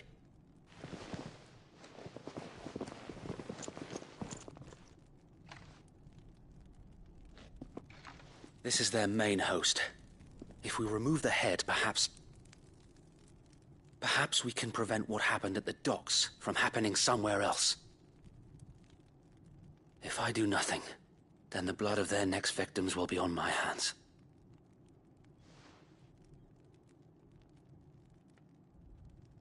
Yours and ours. We too have witnessed the crimes these men who dare call themselves shields have committed in my mother's name.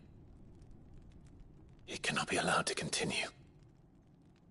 We must put a stop to this madness. We must.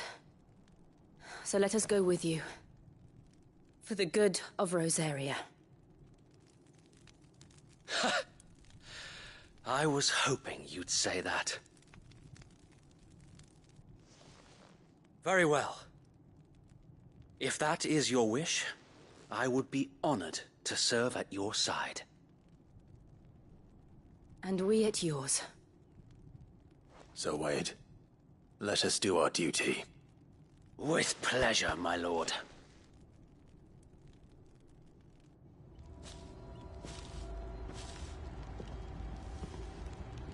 I imagine this endeavor will require more than just our wits. Then let's hope Sir Wade has a good quartermaster.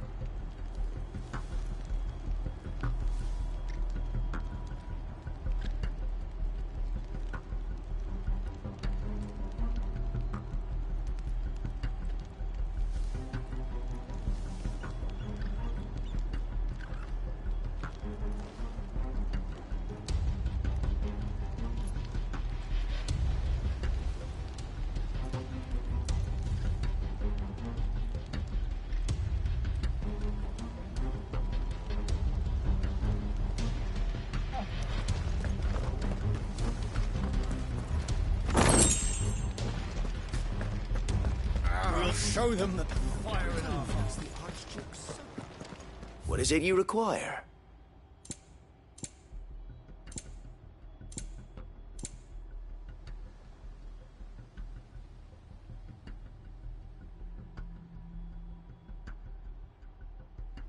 Such goods cannot simply be given away, as I'm sure you are aware. Tell us then, Sir Wade. What is your plan? Nothing fancy. You, Lady Jill and I make for Buick Bridge, and provoke the main host at their encampment. Sensing an opportunity to end the Guardians, the Black Shields will call for reinforcements.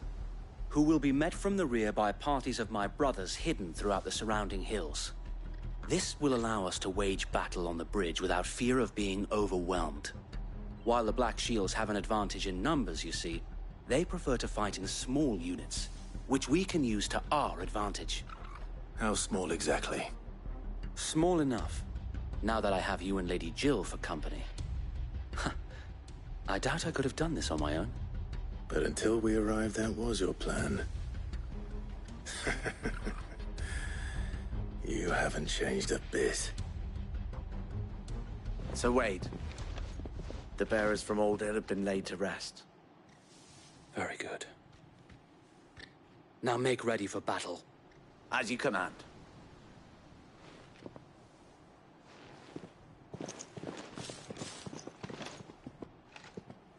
Thank you, Sir Wade. Perhaps now they will find peace. There is but one thing which will grant them peace. Putting an end to the Black Shields. And so we shall.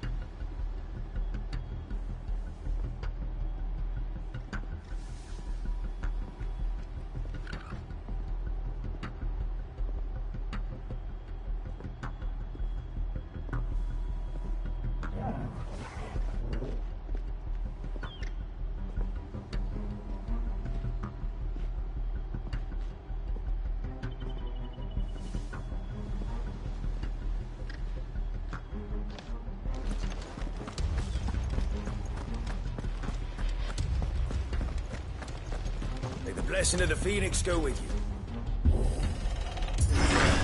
How long have you been pursuing the Black Shields? Since they burned their first village.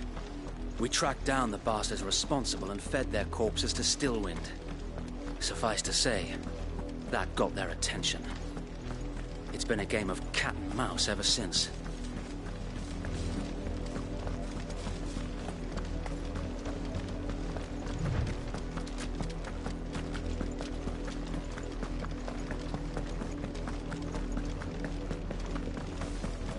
Sideways. Come along now. Bastards are lucky I didn't. There they are. On your command, my lord.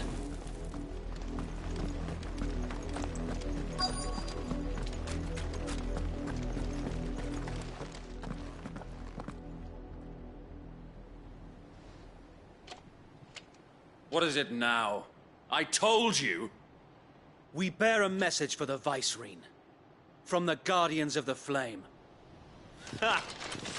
You presume to tell us that a pair of filthy vagabonds, a woman and a dog, could guard aught against the might of the Black Shields? Then come! Die along with your flame! For Rosaria! For Rosaria!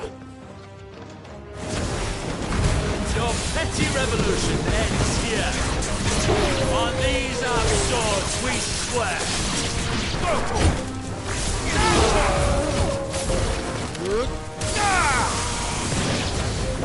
Bloody hell!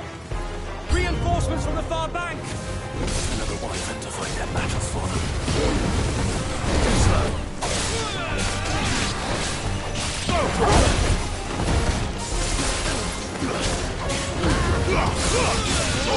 Kill!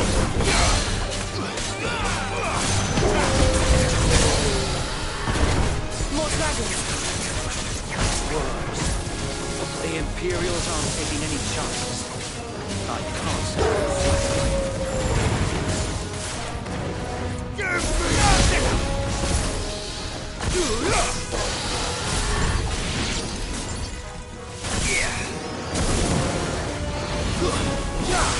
This one.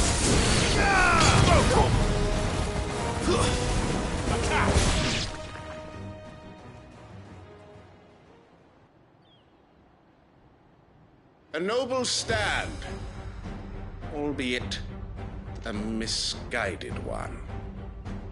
In taking it, you have but proven our point. That this land is in dire need of cleansing.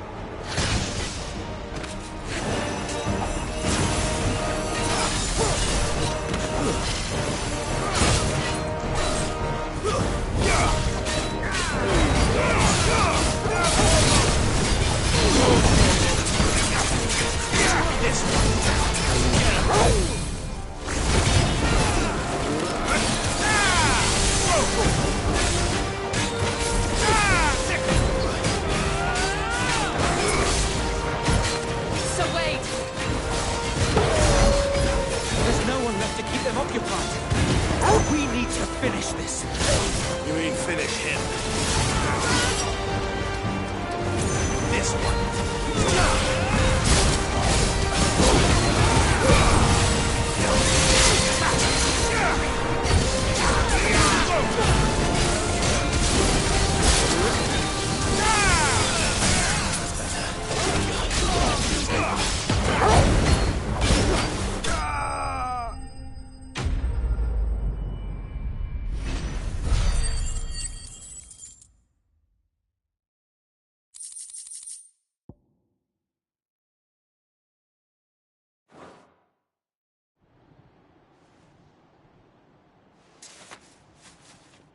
I don't see any more. Nor do I. The plan worked. It did. It bloody worked. We sent every last one of the rotten bastards straight to the mud! My, Lord, perhaps this will be enough to stop the Cullings. For the time being, at least. Perhaps. Though I doubt my mother will take this loss well. She'll move swiftly to see her minions' ranks replenished. And then it will all begin again. I often wonder if the nation we once knew is gone for good. Her fields rot. Her people starve. We battled to preserve the flame that was, but for every foe we fell, another springs up in its place. Yet be that as it may, it is still our home, and we must fight for it. As we always have, and always will. For as long as the Firebird's flame burns in our hearts, the Duchy cannot die. And her loyal subjects may dream of a day when the Rosarian standard flies over Rosalith once more. So wait, Think we should fall back to Port Isolde before the garrison sends reinforcements? A sound strategy, my lord.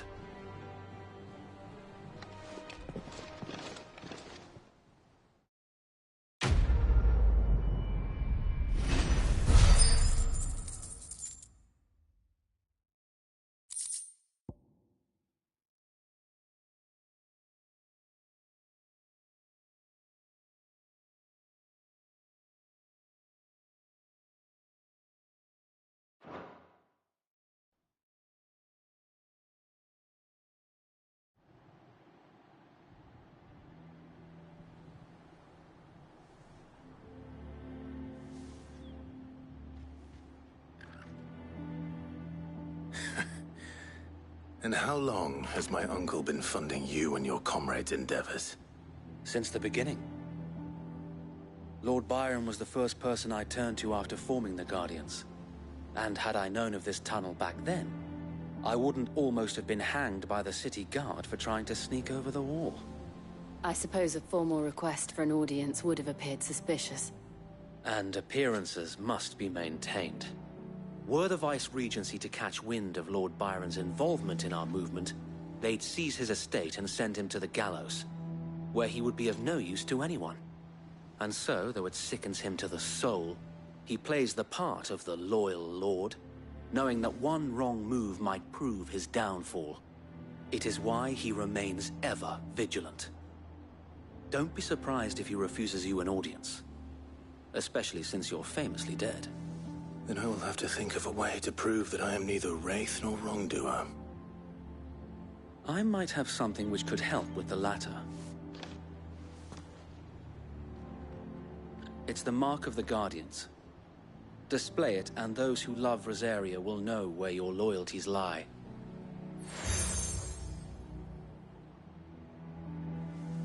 I shall wear it with pride. Be sure that you do. I don't want my men attacking you again. Unless you deserve it. If only Sir Tyler could have been here to see you. Or the Lord Commander. Thank you, Sir Wade. If there is ever anything you need... I know. Go on now, my lord.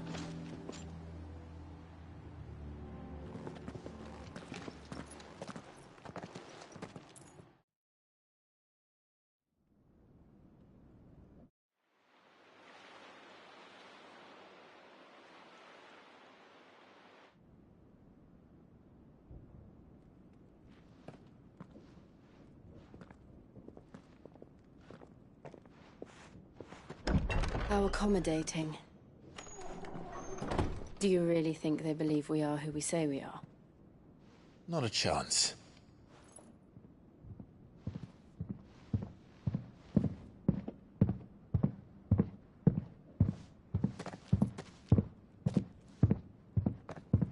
Right, I guess. My uncle believes we're imposters here to rob him. And means to string us up himself.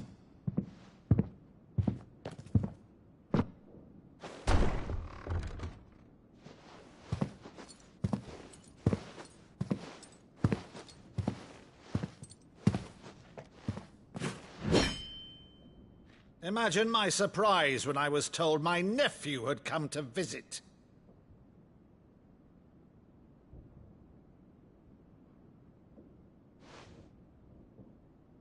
Clive Rosfield died long ago.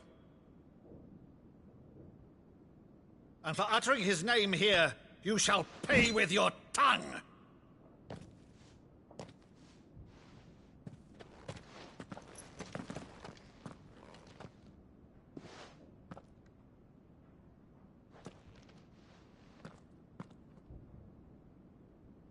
You would mock me as well?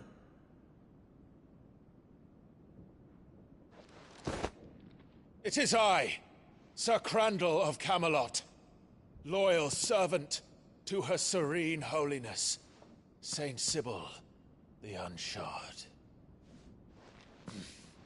Meadow, thou vile sorcerer, for thy crimes against church and crown, I shall have thy head.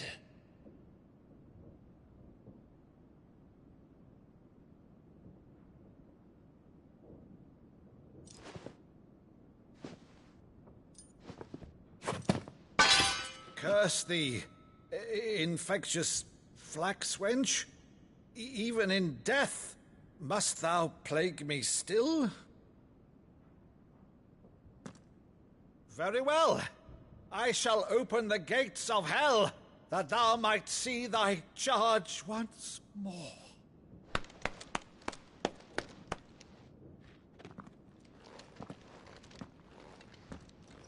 Bravo, Uncle. You're still the finest Maddo in the twins.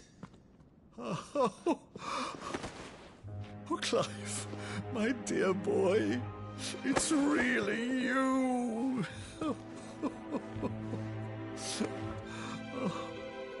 You always always were fond of that scene from The Saint and the Sanctuary.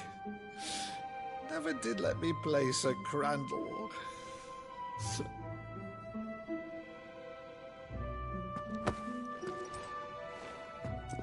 I have a favor to ask, Uncle Byron. Rutherford, inform the kitchens. There'll be guests. We dine immediately.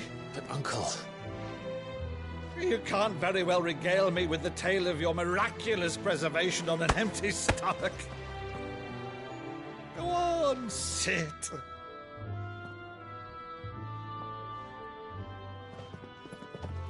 See that you use the good plates, Rutherford.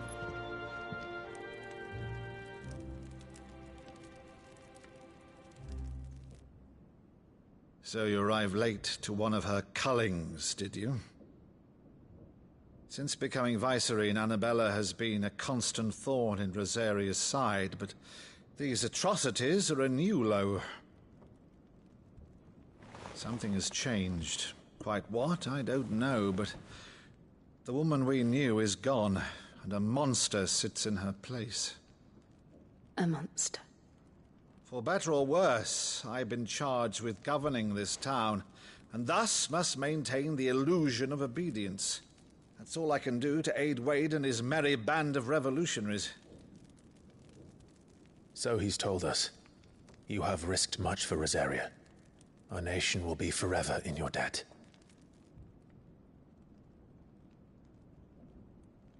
It has been 20 years, Clive. The nation your father and your forefathers fought to defend is no more. Perhaps it would be otherwise had I the courage of my brother.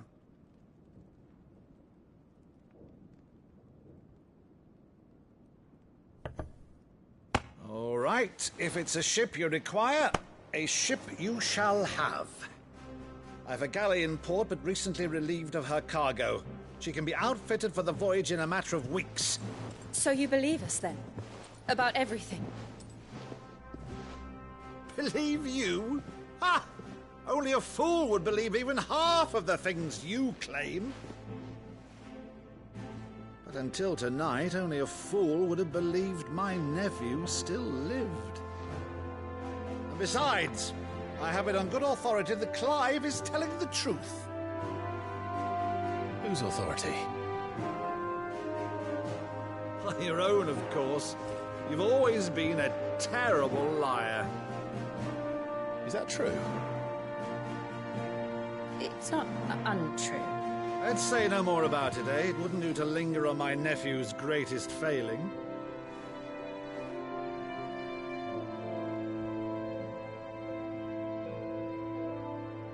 The one thing I cannot believe, though, is all this about you being Sid. You were always such a good boy, but now you're quite the outlaw. Which, if I'm not mistaken, would make me an outlaw's uncle. Right then, who shall we pillage first? Rutherford, fetch me my cutlass. This will be fun.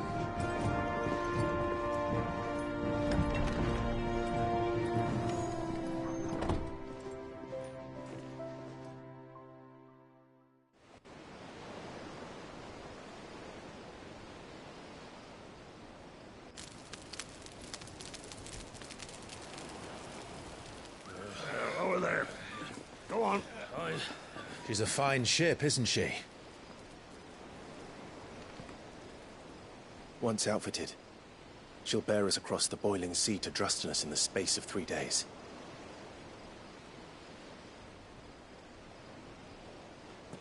Something on your mind?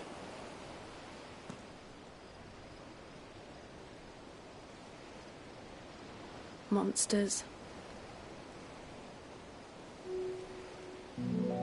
When I served the Iron Kingdom, I did so because I saw no other choice. Because once they learned that Lash would not move me, they turned it on those who could.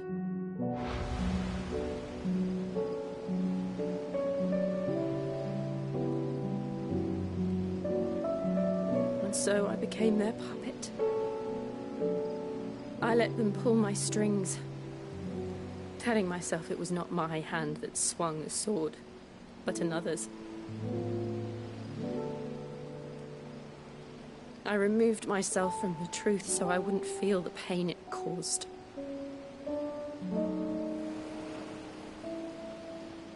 And before I knew it,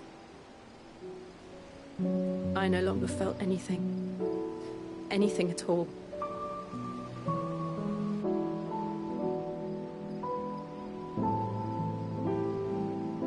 I had become a monster. Jill.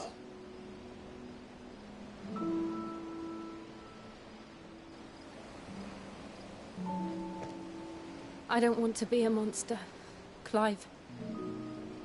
Do you understand? I want to choose a different path, a better path. To live on my own terms. But before I can do that, I need to come to terms with my past.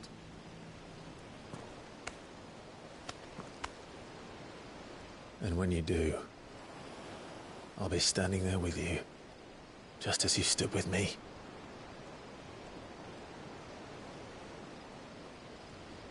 Thank you, Clive. I must atone for my sins. Only then, when it's done, will the monster cease to be. Just promise me that you won't die with it.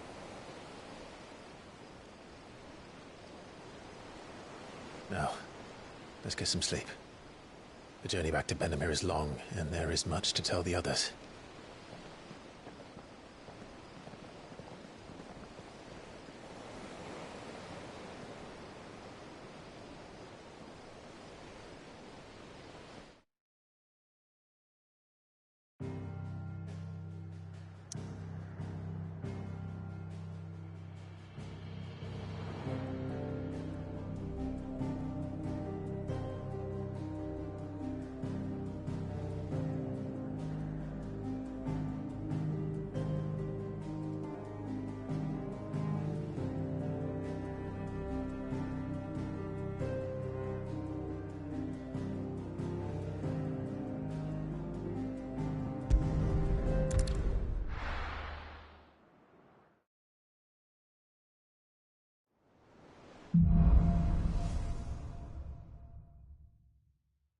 Only the Founder knows what awaits us in the Iron Kingdom. But Vivian could probably make an educated guess.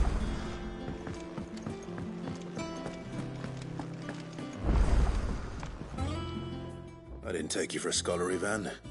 Oh, this? Well, it's Valis the... from... But... Something tells me you won't be... The upper...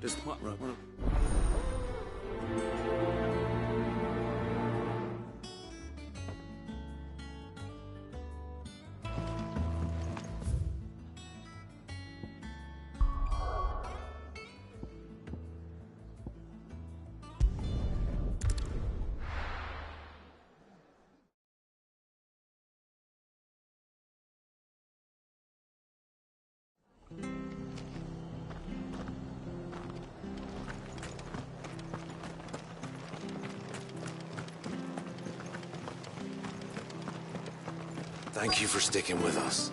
Those of us who are still here have to look after each other.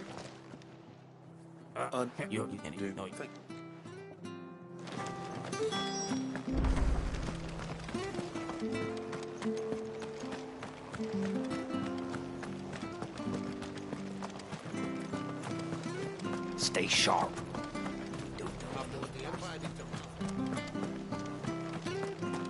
Don't you go causing any trouble now.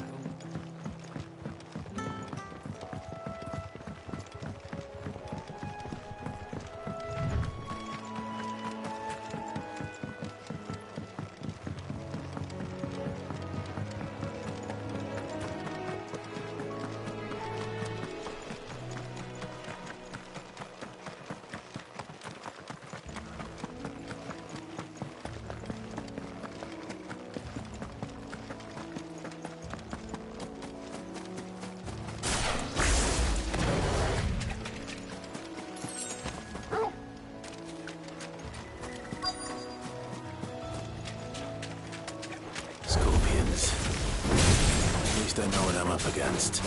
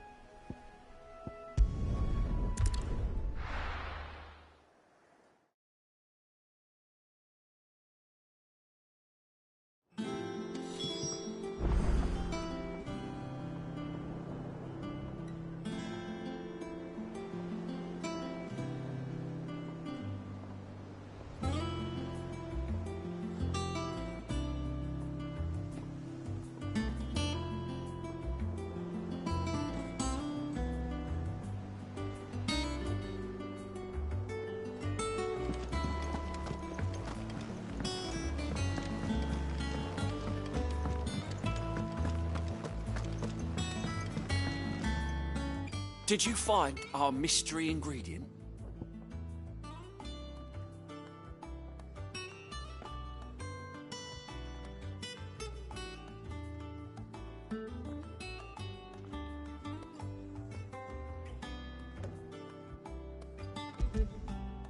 I did indeed. Marvellous! Let's see. What am I supposed to do with this? It's poisonous, surely. You wouldn't be wrong. But that's your unwanted violet. Into the pot it goes, I suppose. Wait here. I won't be long.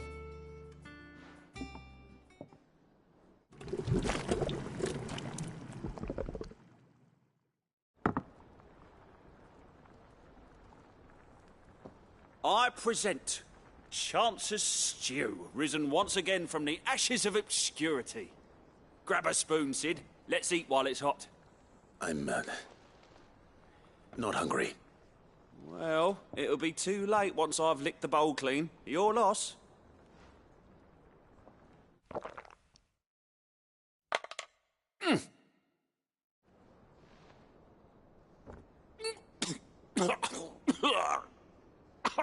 Odin's teeth.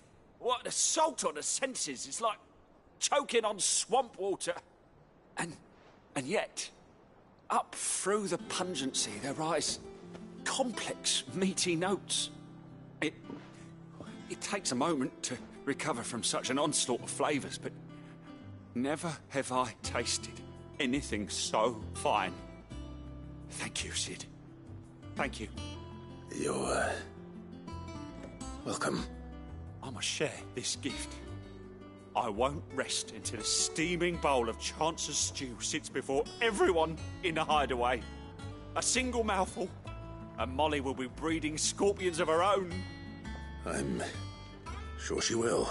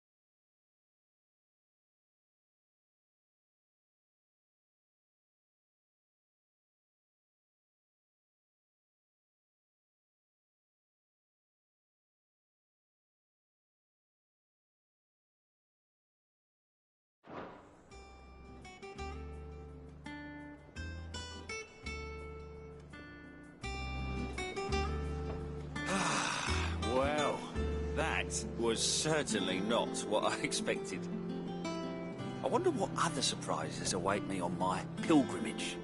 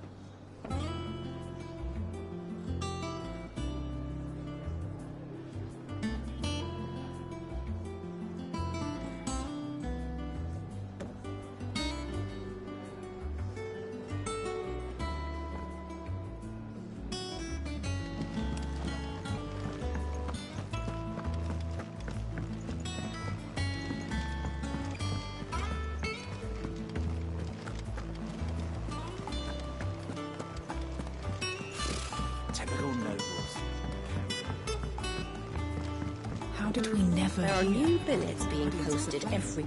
Clive! Oh, am I glad to see you? Is something wrong? It's Blackthorn. He ain't himself. And if I'm honest, he ain't been for a while. That normally it only takes a couple of drinks to perk him back up, but not this time. Something's getting him down. And whatever it is, he ain't telling. It's like he's lost his spark, you know? He's barely got enough fire in his belly to get the ump about stuff. But I'm thinking he might if we both bent his ear, because he respects you, innit? So, what do you say?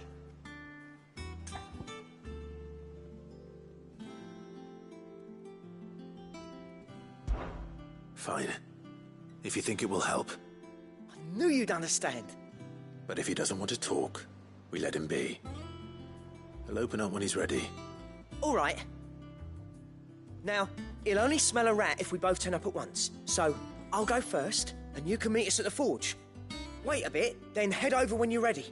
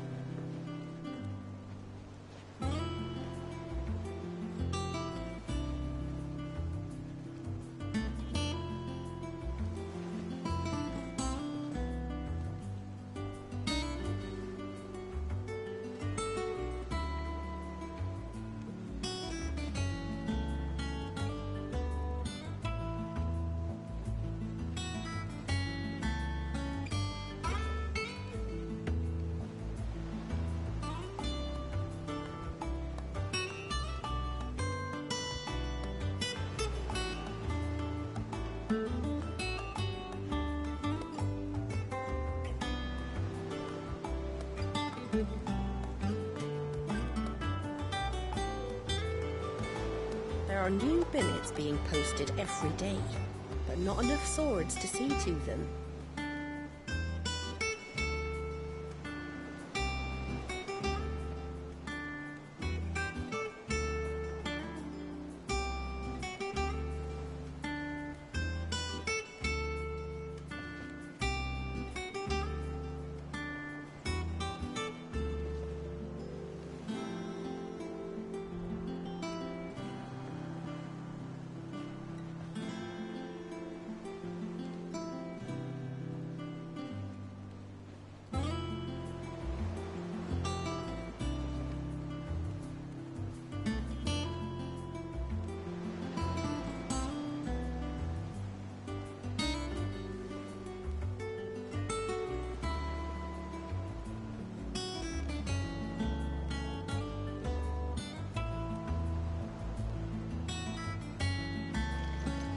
How did we never hear about these Guardians of the Flame? Same way they never heard about us.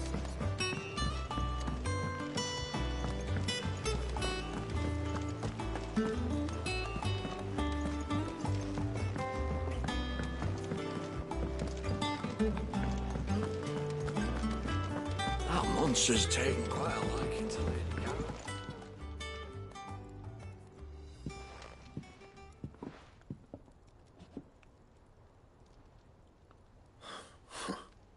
First August, and now you. What are you pair up to?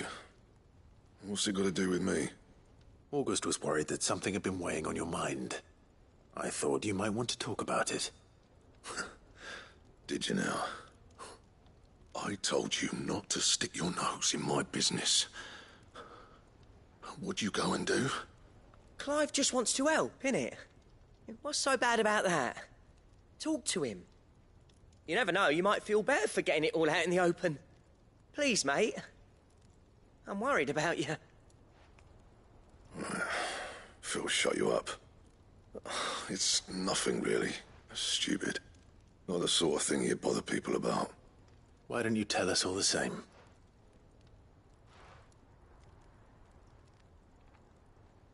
Karen and I have an arrangement. I keep an eye on Goots, and she shows me what the competition's up to. Interesting arms and armor, things like that. Anyway, the other day, she shows me a cuirass she's come by. Masterpiece of level work. Light, supple, and tougher than it had any right to be. Made my stuff look like heavy, clumsy shit. I should have brought the bastard thing there and then just to study it, but I was too proud. And now every time I reach for my hammer, I'm reminded that I'm not the craftsman I thought I was. There. You happy? You got what you came for. Now piss off. All right. We're going.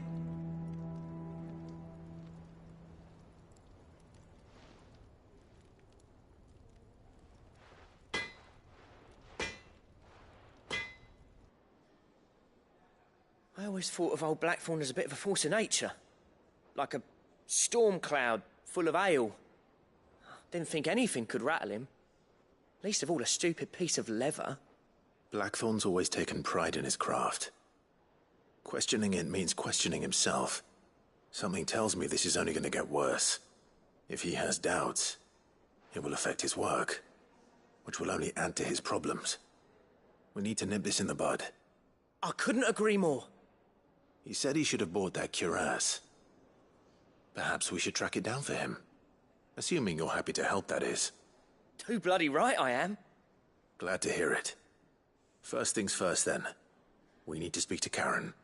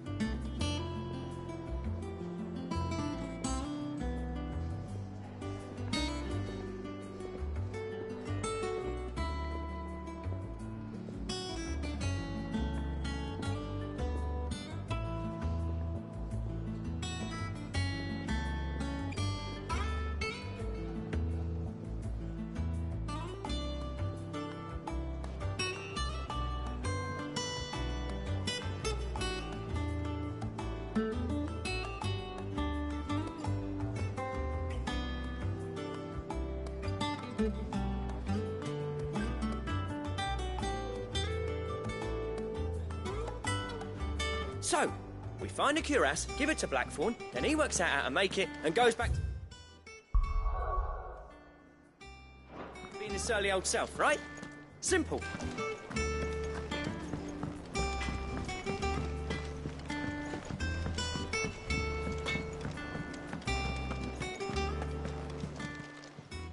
Karen, do you have a moment? Blackthorn mentioned that you'd recently come by a leather cuirass.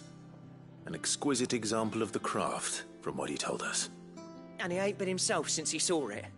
So we thought we'd buy it for him. Sorry, sold it already. Didn't think Blackthorn cared for it the way he turned his nose up. But it was nicely put together, that's for certain. Even if the bloke who made it is a bit of an odd one.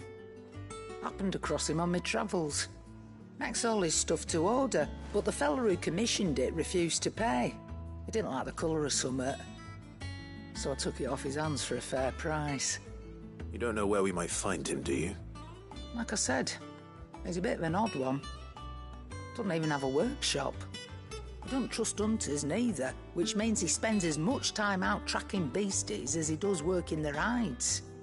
I see. He did tell me something, though. Apparently, his next commission's for a set of griffin hide greaves. Here, there's a griffin on the hunt board. The curse breakers were placing bets on who'd bag it. Now, where the bleeding hell was it sighted? Somewhere in Sambrec, maybe? Care Northern, that was it. Thank you, Karen. We'd be lost without you. At least you admit it. So, it sounds like going after that griffin might be the best chance we have of finding our roaming leatherworker. I'll leave the hunting to you if you don't mind. While you get on with that, I'll ask around the markets. See if I can't sniff out who he is and where he's hiding. Good idea. Hopefully one of us will be able to track him down.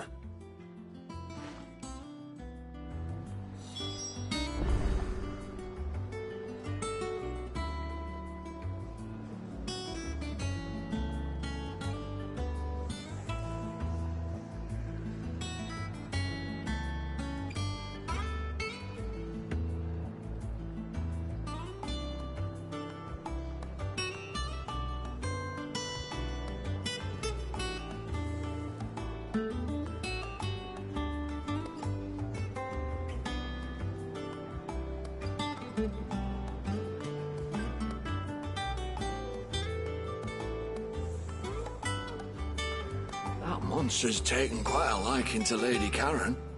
He's not a monster. He's Torgal. And he'd take a liking to you too if you gave him as many nuts as Nan does.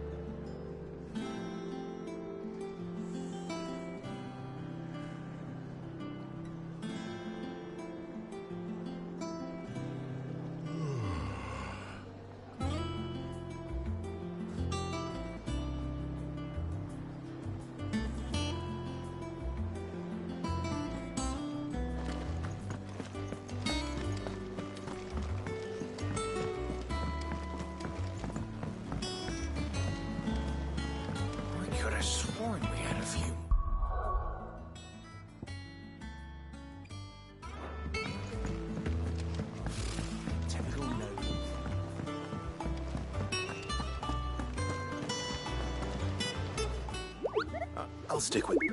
it's where the Kirk... Just because they... Right. The last thing they...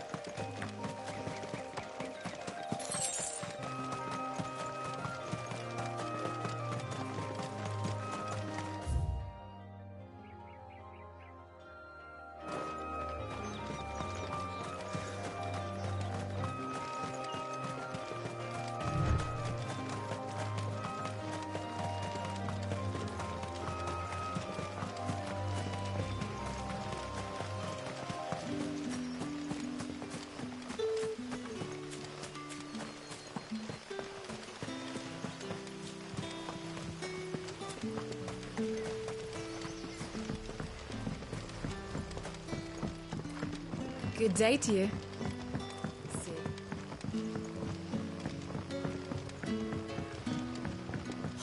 The crystals we get. You're quite talented with that rod of yours.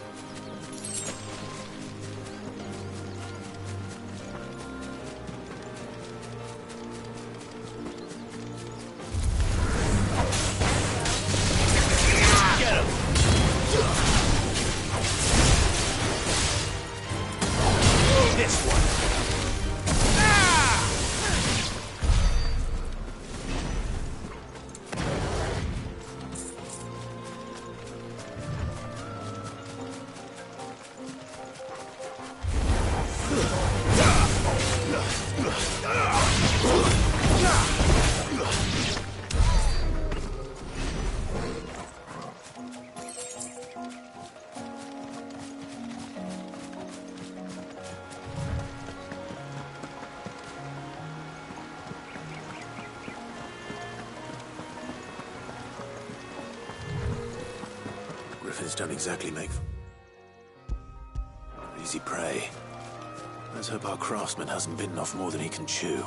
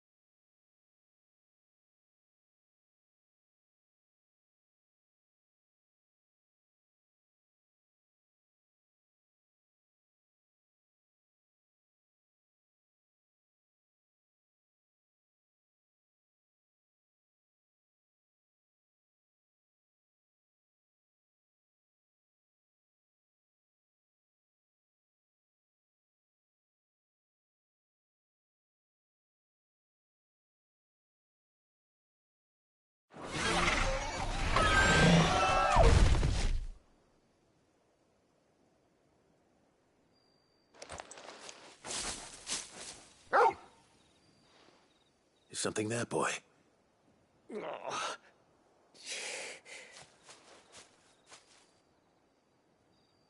Could that be our man?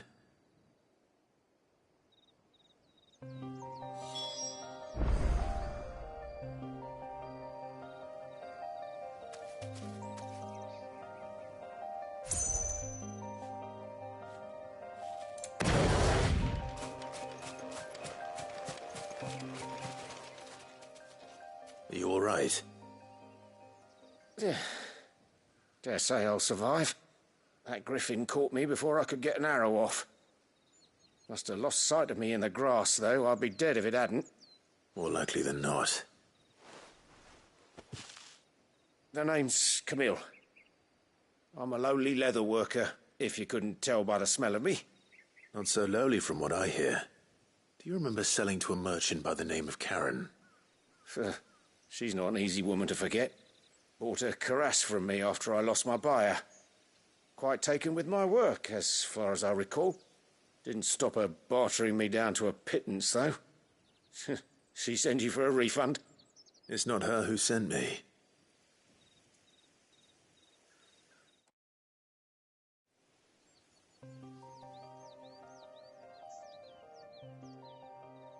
Well, consider me flattered. You should be. He's a master of his art, and not an easy man to impress. Blacksmiths are proud folk. It's a rare thing indeed for one to praise a glorified tanner. And I don't imagine an impressive swordsman like yourself would be getting your steel from any but the best. I'd dearly love to help a fellow craftsman, but... well, actually, I suppose you could give him this. What is it? Treated leather. Same stuff I used to make that cuirass. If your man's as skilled as he sounds, he'll know what he's looking at. You sure? Well, you did save my life. And thanks to you, I'll be going home with all the griffin hide I can carry. I'd say it's the least I can do. Short of showing him how to make the thing myself, that is. But there are rules against it. Secrets of the trade and whatnot. In that case, I'll see that he gets it. I'd be much obliged if you would. Right. I've got some greaves to make. You send your blacksmith my regards. Will do. And thank you.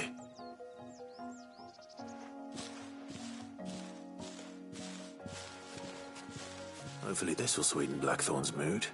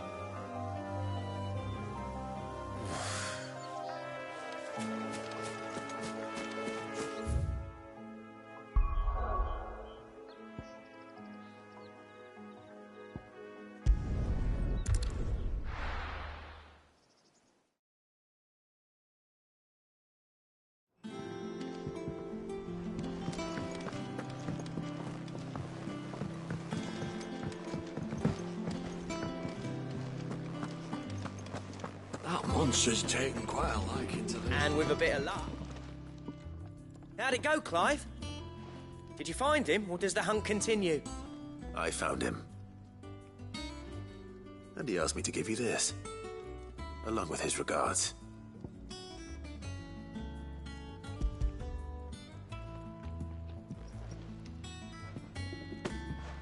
You're joking.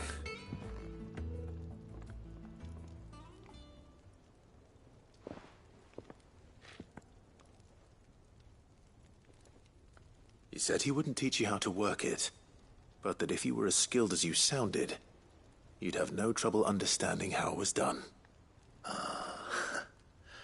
So that's his secret. Crafty bastard. He's layered and cross-grained it. Good few times, too. No wonder it's tough.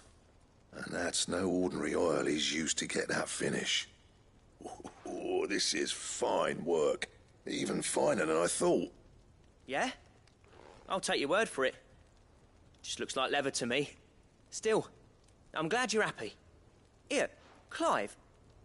You didn't happen to catch the fella's name, did you? Camille, I believe. I thought as much. There ain't many leather workers in the realm daft enough to do their own hunting, see? And his name kept cropping up when I was asking around. Turns out he's from Tabor. And again, most leather workers are. But our friend Camille guards a long-held family secret, the details of which are the subject of some debate in the leather-working community. Then we better keep this close to our chests. Listen, sorry for putting the both of you to all that trouble. Should have kept my moaning to myself. Still, I'm glad you found him. This has cheered me right up. That was the idea. Clive's idea, anyway. He did most of the work. It's good to have you back, Blackthorn. Just don't expect me to go turning out work like this. There's a reason he does his own hunting. He knows exactly what hides to look for. And that's how he gets them to layer up so nicely. And don't get me started on how much oiling this leather would need. But I reckon I can make something about as good. Something a Cursebreaker will have no trouble caring for. Anyway, enough narrowing. I've got work to be getting on with.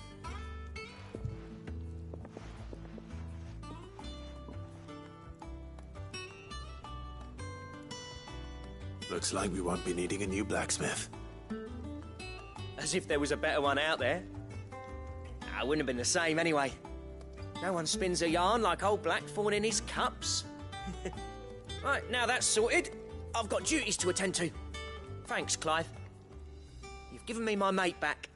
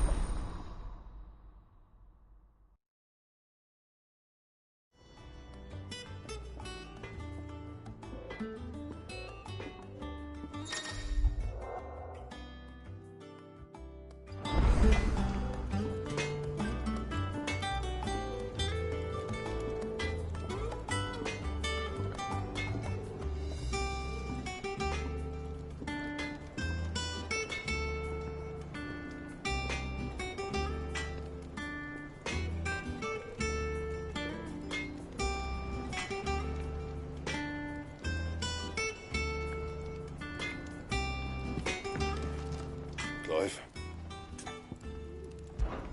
So, will it be?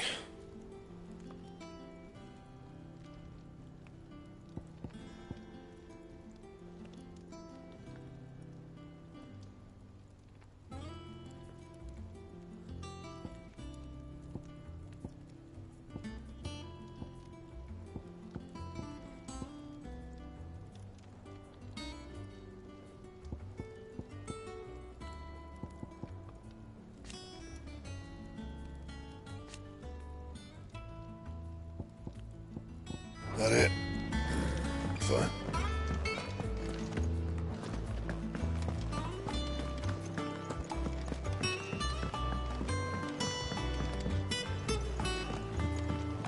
I could have sworn we had a few more.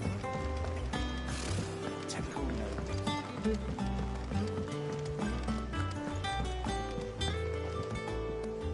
Back again, Lord Rosfield.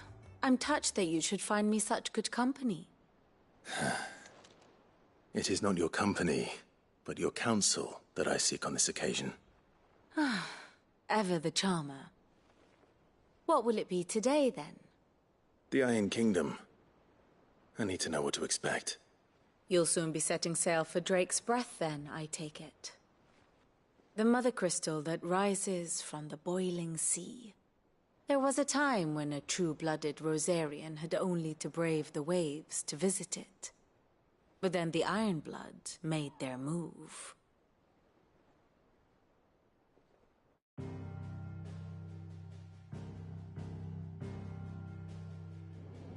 As you know, the Iron Kingdom rules over the islands to the west of Storm. Or rather, its church does. But this is not the pragmatic approach to state religion employed by the Holy Empire to manipulate the masses. No, the Iron Kingdom is the literal embodiment of the crystalline orthodoxy. And so, if one is to understand it, one must start there. As the name implies, the orthodoxy holds the mother crystals sacred, and they do not take kindly to heathens plundering the objects of their worship for the means to fill washtubs and light lamps with frivolous feats of magic. Indeed, the faithful consider ether a sinful thing, a poison no less. And to them, a dominant is an instrument of evil, albeit one they have proven only too happy to turn against their enemies. Some 80 years ago, in Northern Storm, Drake's eye collapsed. Soon after, in pursuit of ether, and with the Blight at their backs, the Northern Territories descended upon the Grand Duchy of Rosaria. And when the Shields of the Flame marched north to meet them, the Iron Kingdom spied an opportunity. A few short days later, the Crusaders landed on the island of Mount Justanus, home of Drake's Breath, and plucked it from the Duchy's grasp. Rosaria tried to reclaim it, of course, but to no avail. I doubt more than a handful of Duchy men have set foot on its shores in your lifetime. Nor are they like to again, under the Empire's stewardship, meaning the Iron Blood will keep their island, and with it, the foothold they need to march on mainland soil when next they spy an opportunity.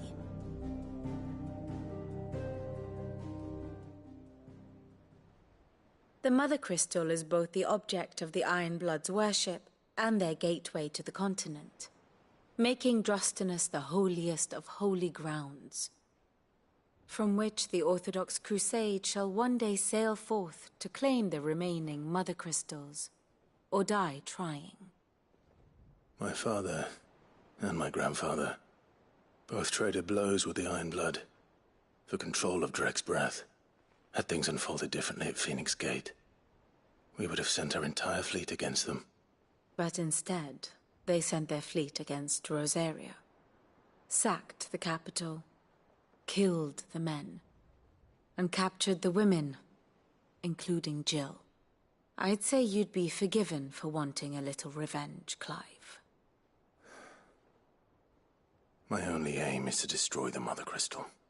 But thank you all the same. Not much else to do here. Let's see if Jill's ready.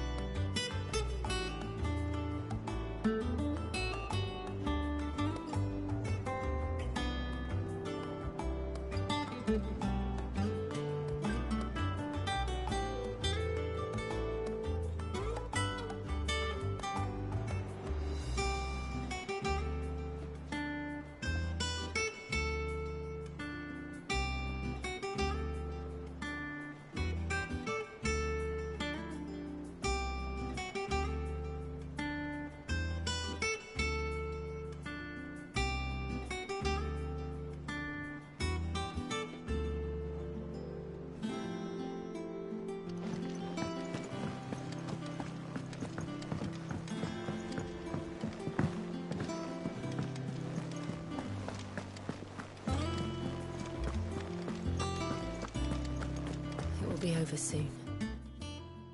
You ready? I think so. Jill, when you told me you had to come to terms with your past, you weren't talking about destroying Drake's breath, were you? No. I spoke of Imran, the leader of the Crystalline Orthodox. The man who made me do all those unspeakable things. I'm going to kill him. It's what I need to do to put the past behind me. What I need to move forward. And I know that I can do it. If you're there beside me. Always. And I'll be beside you, too. We'll bring down the Mother Crystal together. All while Sid looks on. We'll make him proud.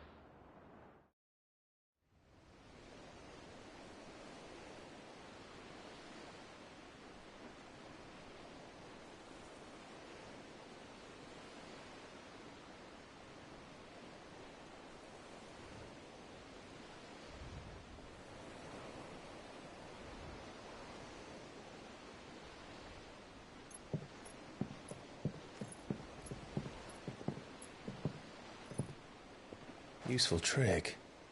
Freezing and thawing the spray to make mist. How did you learn to use your powers like this? The Masters made me do it. When the Crusaders took to the seas, to keep the fleet's movements from prying eyes. I'm fine. No, you're not.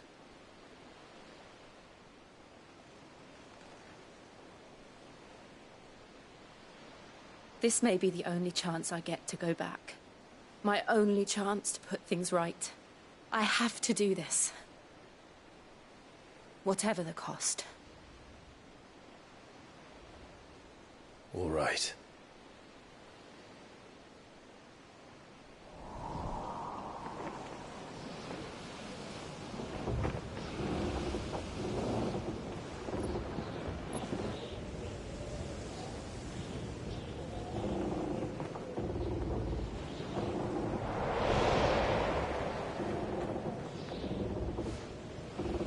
There she is. The The Iron Kingdom's mother crystal.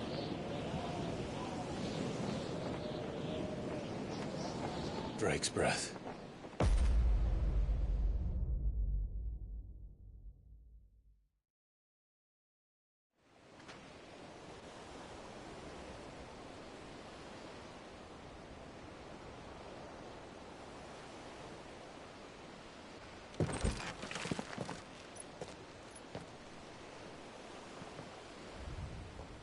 Strong currents, sharp rocks, and ether floods. Let's not forget them. This island is a natural fortress. But safety breeds complacency, allowing a single rowing boat to slip in unseen.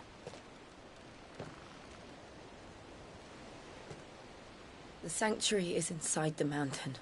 If we follow the old trail, we should be able to enter by the back gate. All right. Let's go.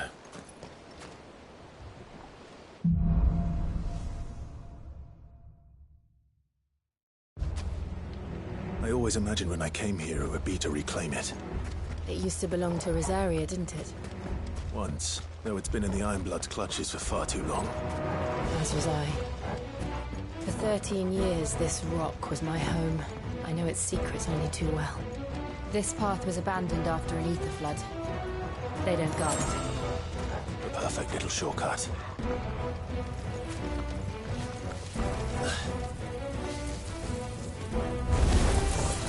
Said all the cash. The ether flood must have spread. It was never as bad as this before. And the only way past them is through them.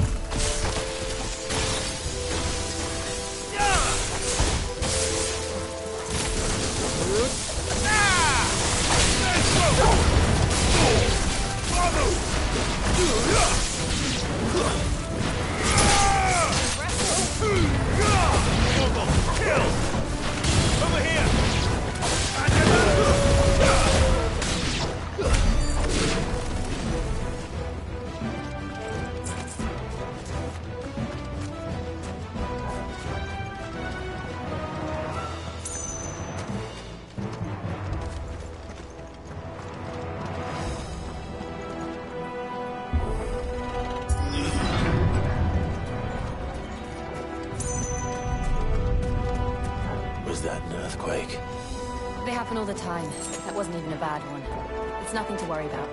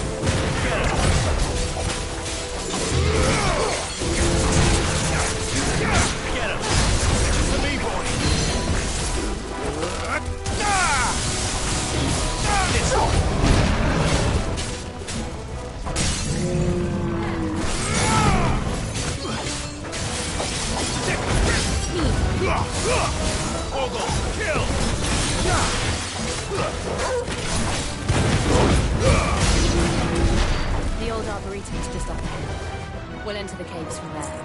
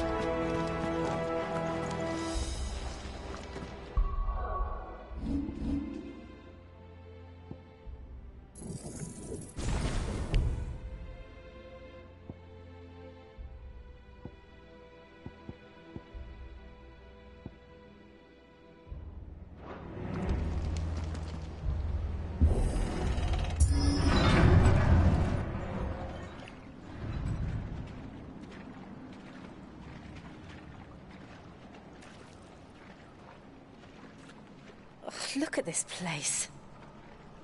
What a mess.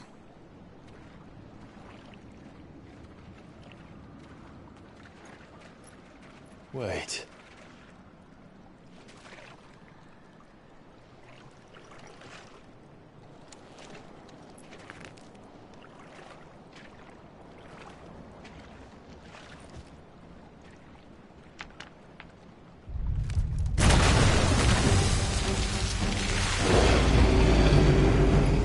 It's turned.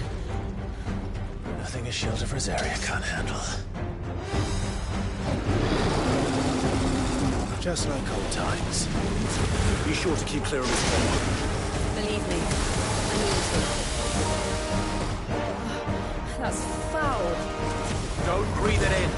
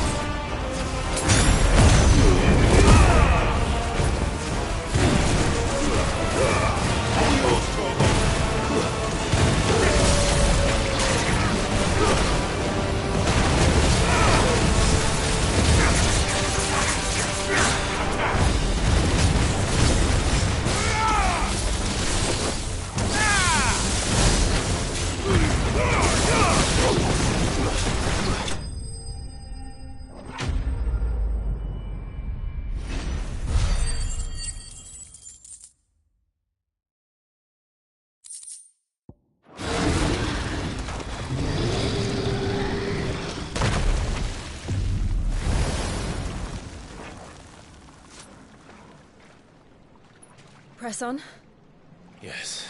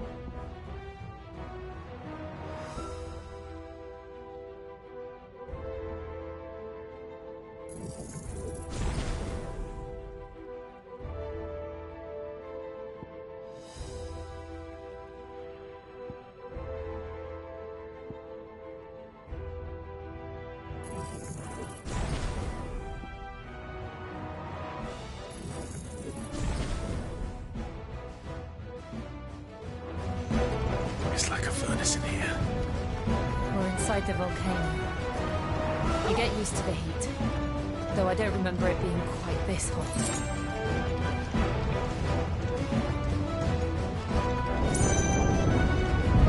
Was that cause for concern? It was. And they're getting bigger. Something's wrong.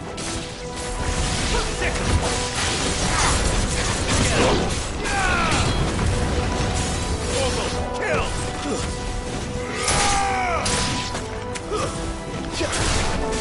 Enough.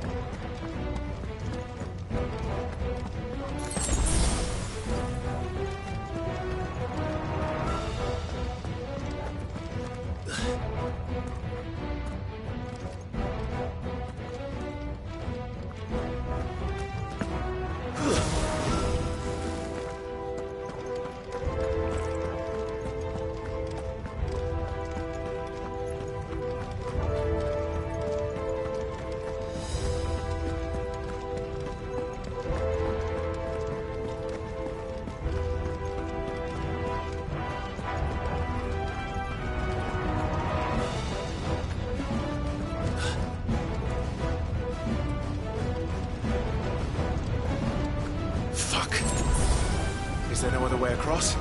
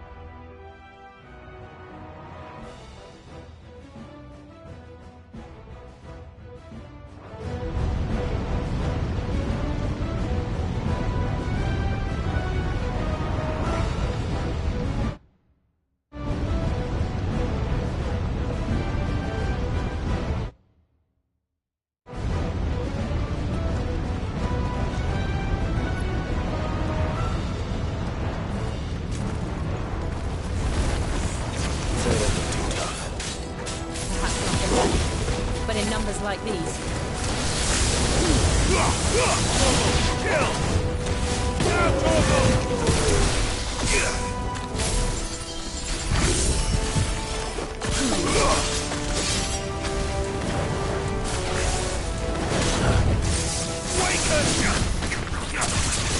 Over here! This one!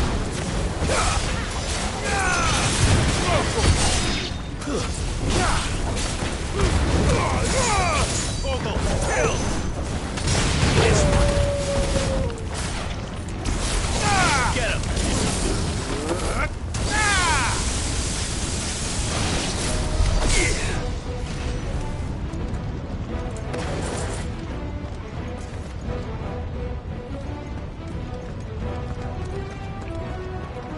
We aren't going this way.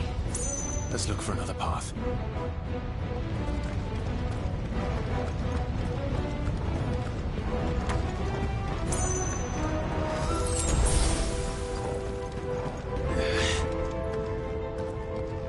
Drake's breath. We're nearly at the oratory.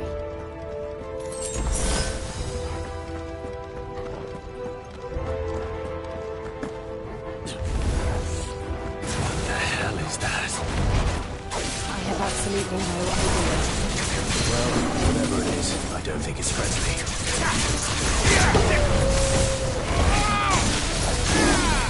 Get him! Fire and flame!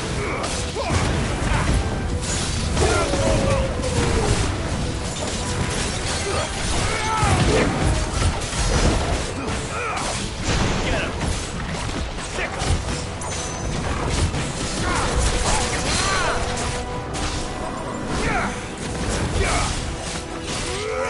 This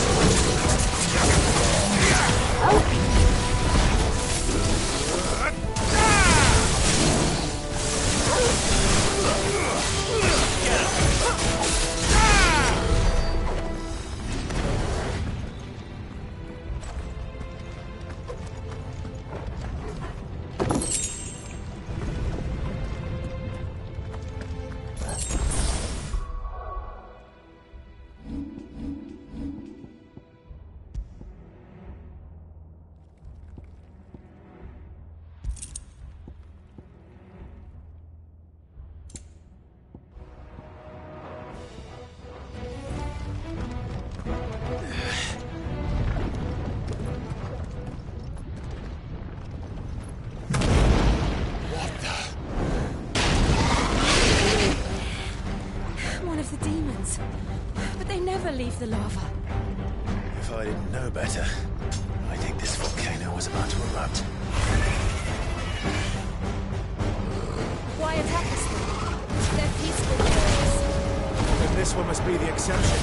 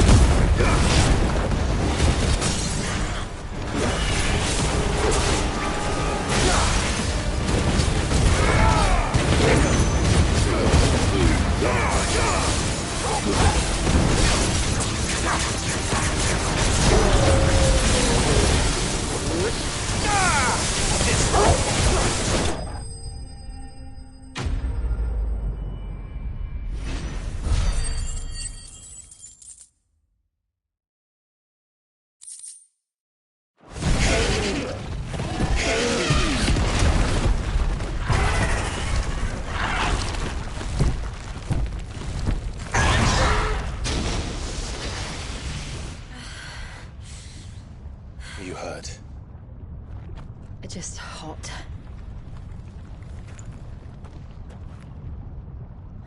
Thank you. Quite a commotion our friend made. Let's hope the guards didn't hear it.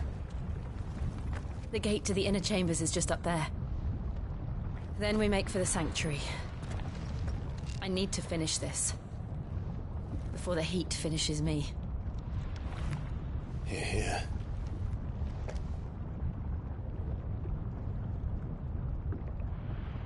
We'll enter the Comric by the Handmaiden's living quarters.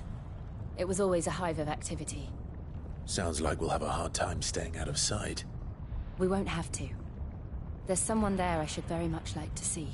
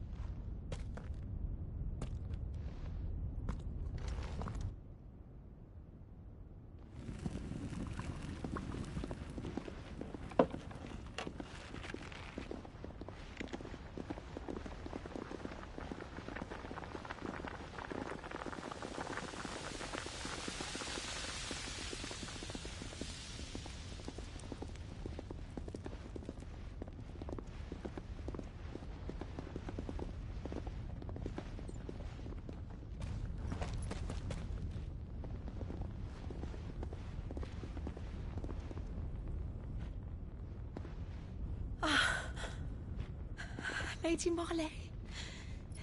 It's me. By the mother. Jill, it can't be. It is, my lady. We cannot talk here. Come with me.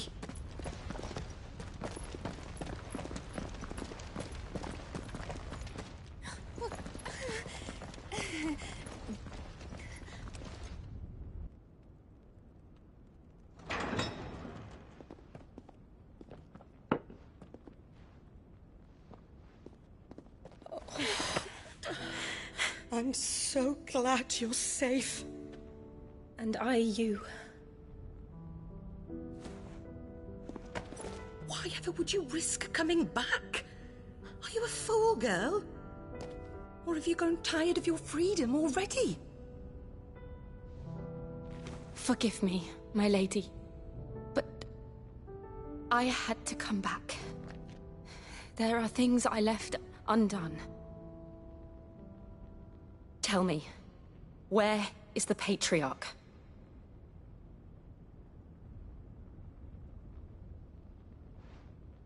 At this hour, he'll be in the Comric, giving thanks. You mean... Oh, that fiend! Clive, we have to get to the sanctuary. Now.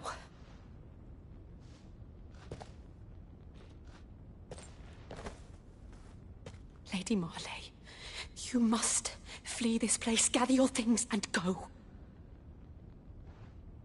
Now listen here, Jill. We have company.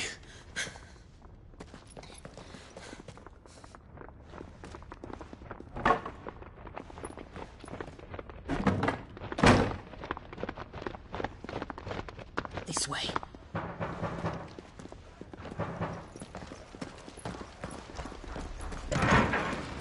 Follow this passage. It leads straight to the Comric. Go on, stop dawdling. Thank you.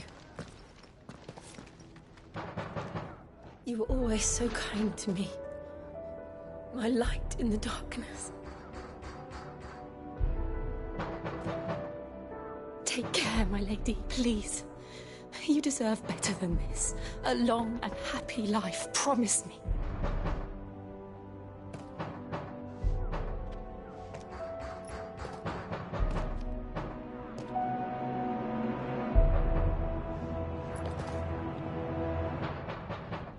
I'll live if you promise to do the same.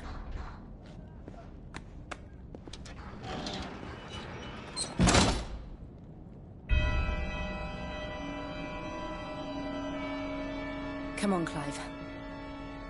We're nearly at the Comric. All right.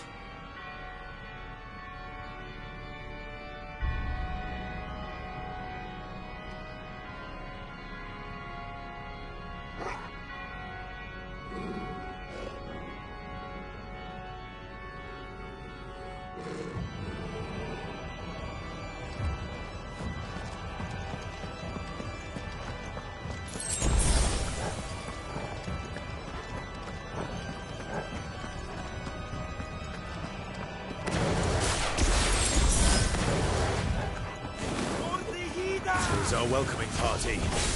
I've had enough of their hospitality.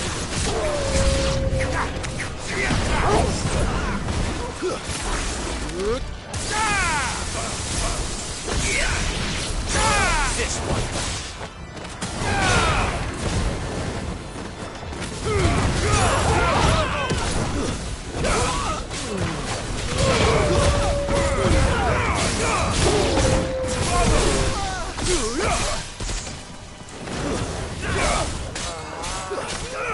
Get him!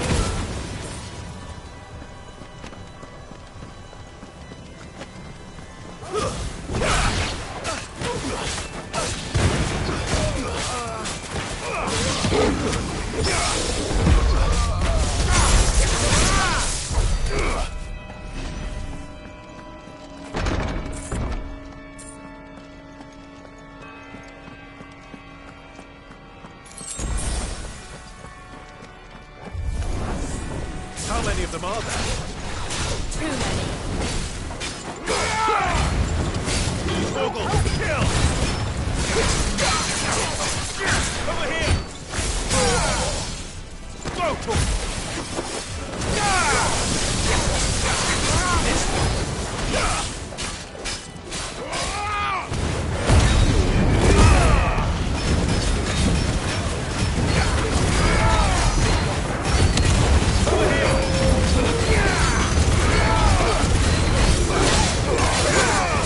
All yours,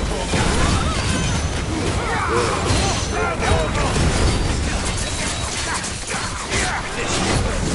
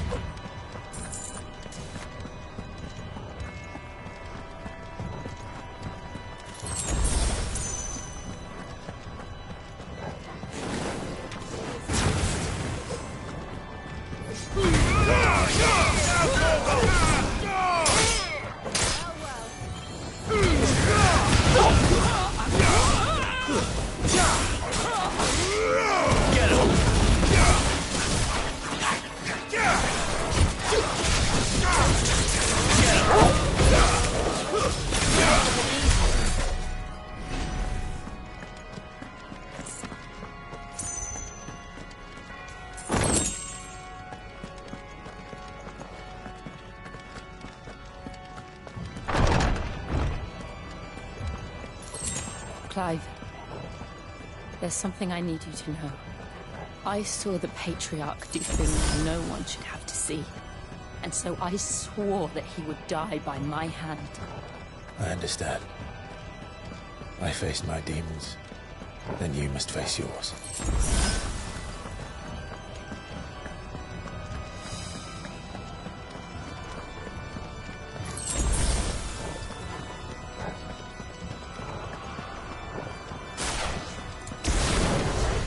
We're nearly there.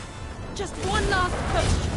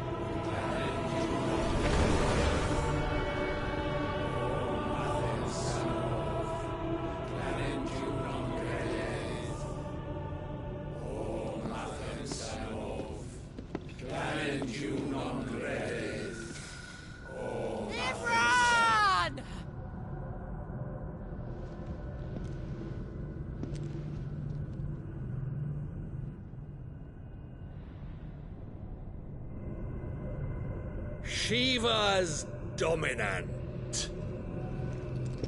Come to beg forgiveness for your failure. For years, I followed your orders. Fought your wars. All to protect the children you took. Just as you took me. And what did you do in return?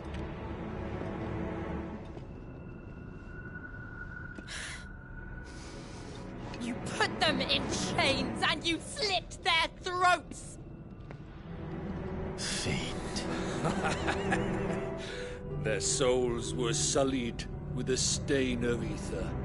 I merely cleansed them of their corruption. A penance paid, just as the Holy Mother wills it! Repent, abomination! For a monster like you to set foot in the Holy Cymric is in itself a crime deserving of death. You're right. I am a monster. And my soul is stained black. Though not by ether. But by the evil of men like you, who made me close my heart and drown in darkness when I should have raged against it. This is my penance. I will be your monster no more. Nor will I suffer you to create another.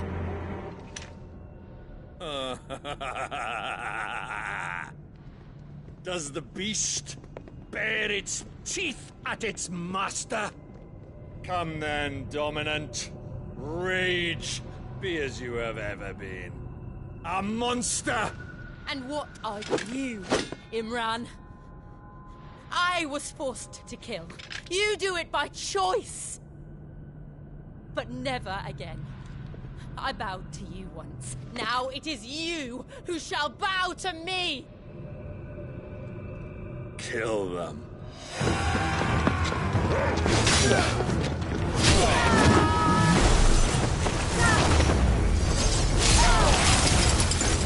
Now! Right!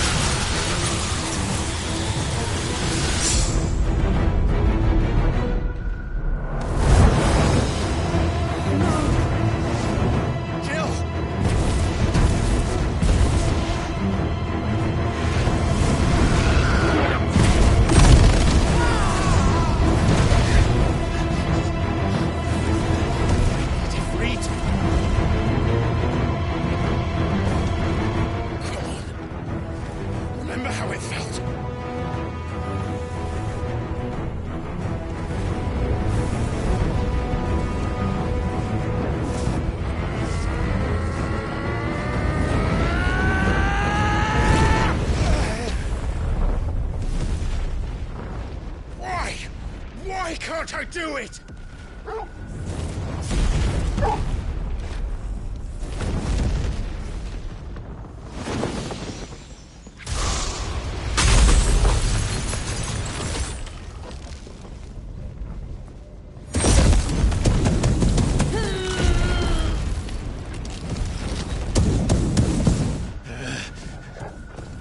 Please, just once.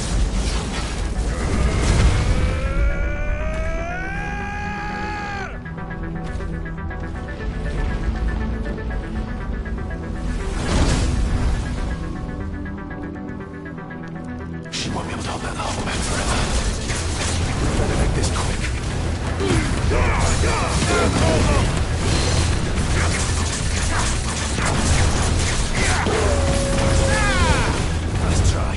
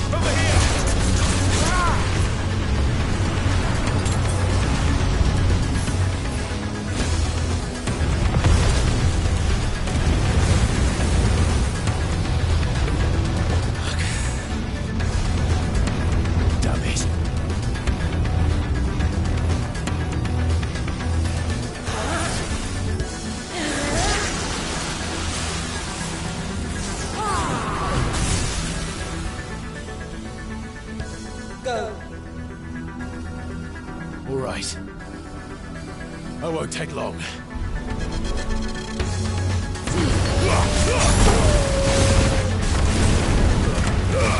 All yours, Cornwall. This one. Get him.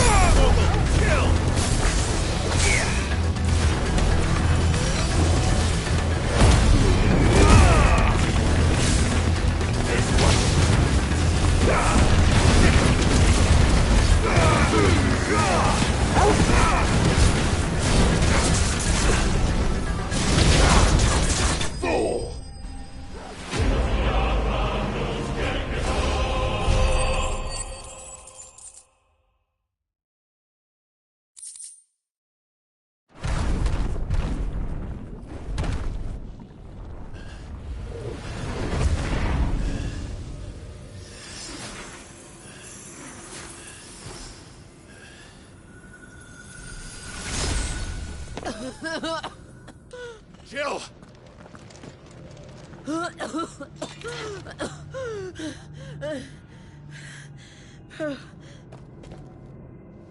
I'm going to finish this, Clive.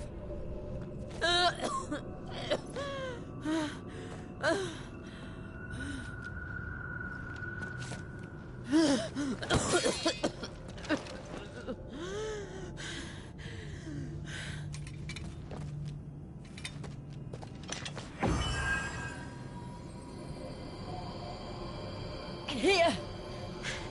Use this.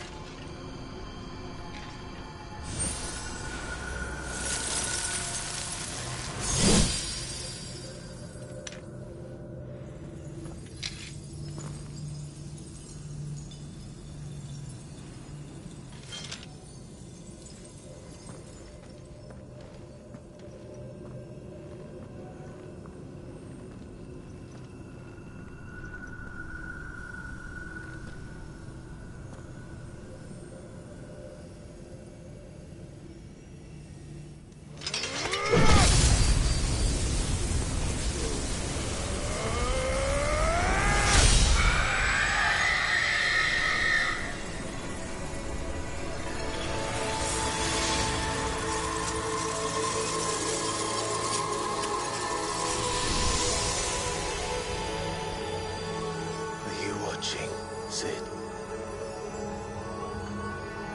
We're one step closer to freedom.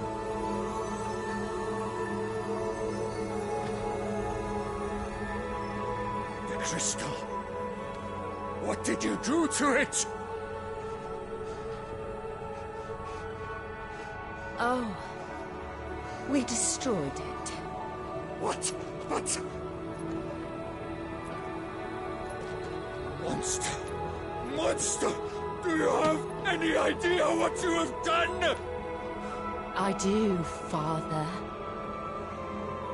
I have killed the monster and become an outlaw. May the blessing of the crystals go with you.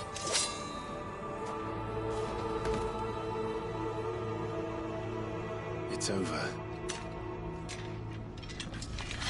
It is. And Shiva exacted her price. She did. Again, the burden fell to you. And I bore it willingly. This was a sin for which I had to atone. Now I can continue at your side with my head held high.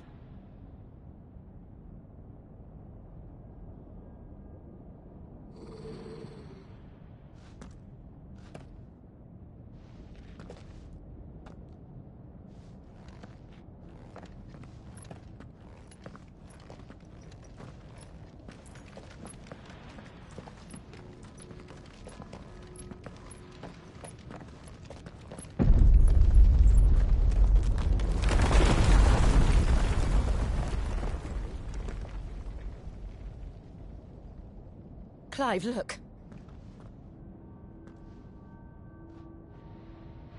It's just like the one at Phoenix Gate.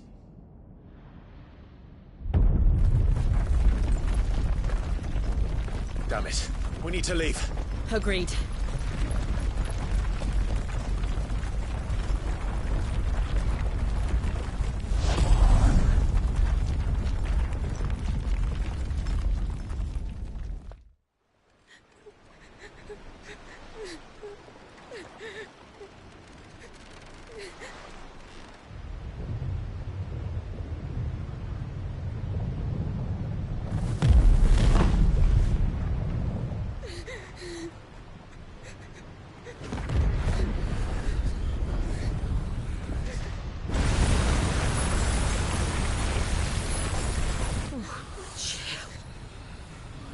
I kept my promise, and now you keep yours.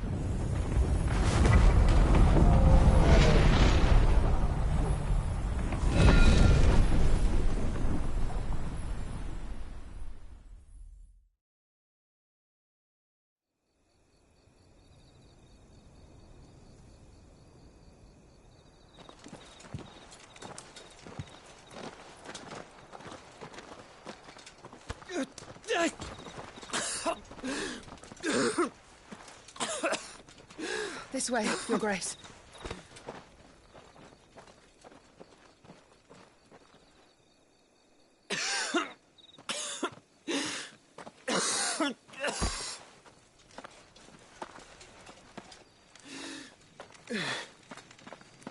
You're bleeding. I have a tonic which will... I thank you for your kindness, truly. But I assure you, I will survive. Please, save your medicines for those who need them most. Oh, well, if you're sure...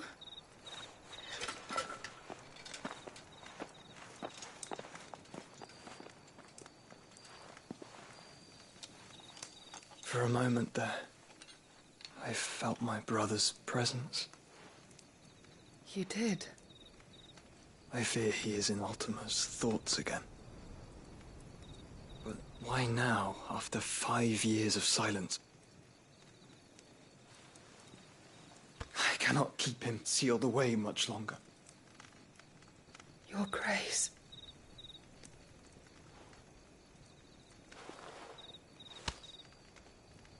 No, do not dirty your hands.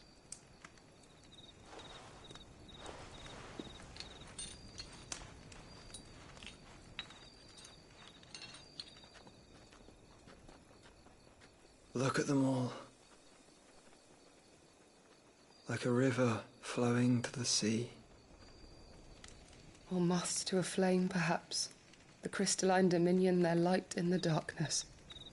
More and more lose their homes to the blight and set out in search of sanctuary, while others lose their fortunes to the Dalmekian levies and leave to find new livelihoods. What is it that you seek in the Dominion, Your Grace? Oh, Dion Lesage. You mean the Crown Prince of Sanbrec? He has many titles. Dion the Bold, Prince of Dragoons, Odin's Nemesis, or simply Bahamut. I met him once when we were children.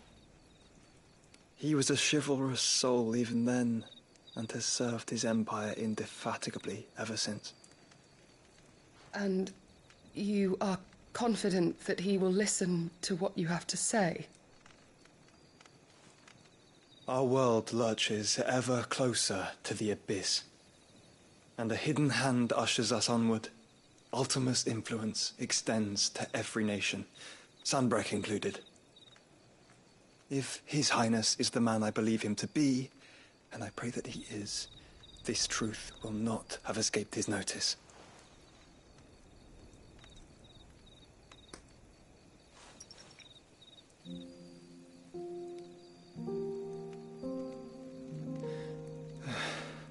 As the mother crystals fall, the eternal flame wavers, and the azure sky begins to bruise. How lucky we were to be blessed by the crystals, and yet how spoiled. Like canaries in a gilded cage, growing fat on seed. But now, the bars are closing in, and we must take flight. Painful though it be to leave our home behind, it is what we must do to be free. Which is it that men cannot live without? A blessing that leads to damnation, or a freedom that leads to deprivation? I do not yet know the answer to that question. Do you, Clive? Your Grace, let us find a place to rest a while. We can return by the Dalmekian trail once you have recovered your strength. I realize your duty is pressing, but if your health should fail... I know. Thank you, Yote.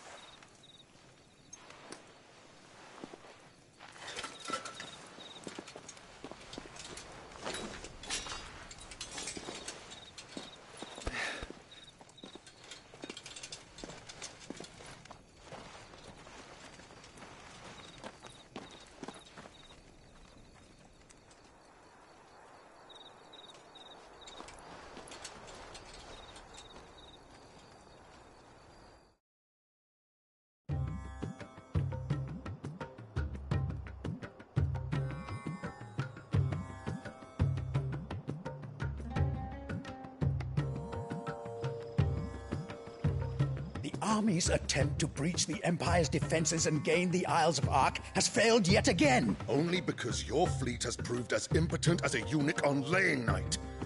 Would you rather we simply fell back to the capital? Enough, both of you. All here agree that the Empire cannot be allowed to maintain its illegitimate claim on the Dominion. However, our casualties mount with each passing day.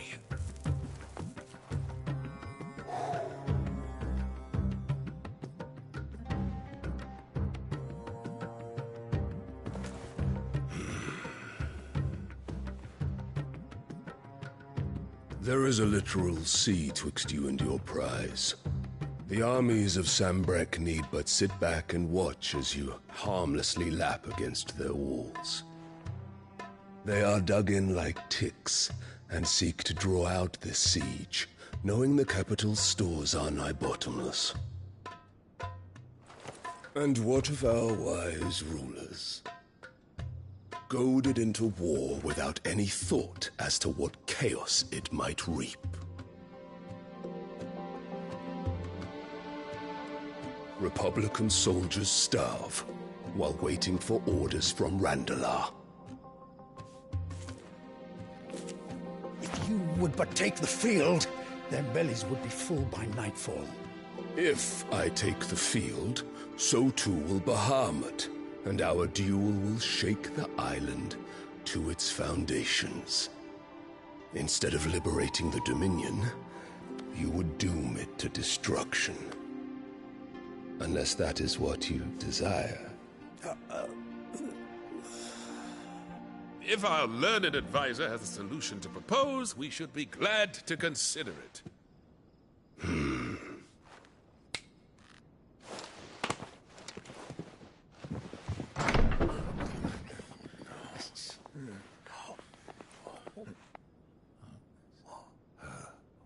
Is that the Emperor's?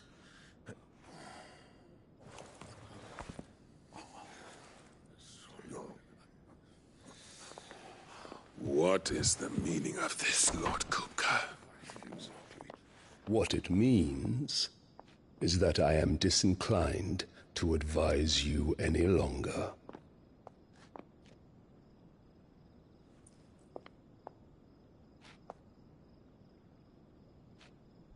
Ah, the looks on their faces when you walked through those doors. A perfect picture of stupefaction. They could not believe their eyes. Though I confess, I had my own doubts whether or not you would accept my invitation.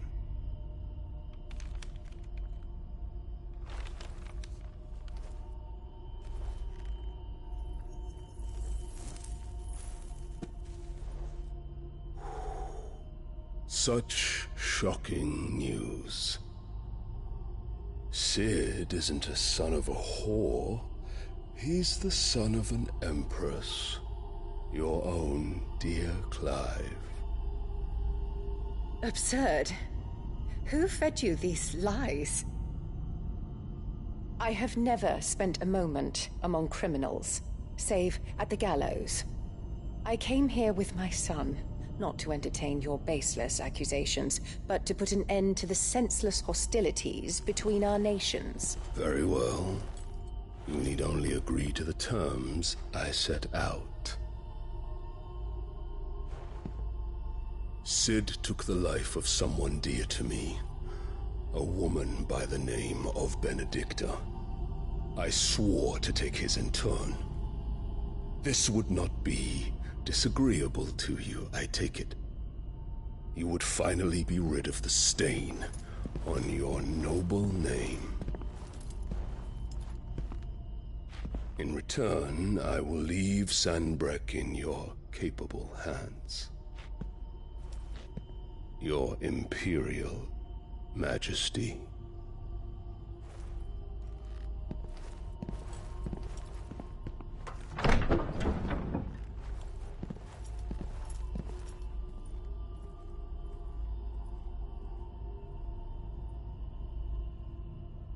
And all for the love of a common whore.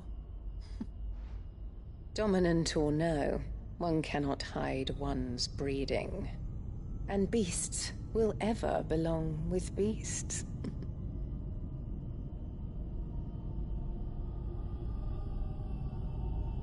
There are greater things in store for you, my darling Olivier. Soon enough, you shall be the crown prince of Sanbreque. And when your father goes to meet Great Grieger, you shall be emperor of all you survey.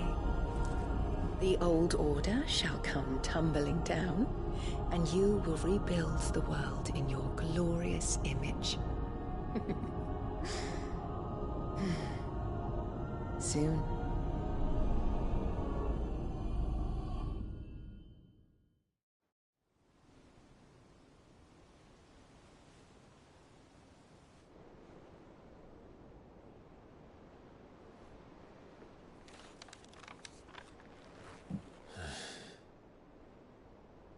She's been in there for hours.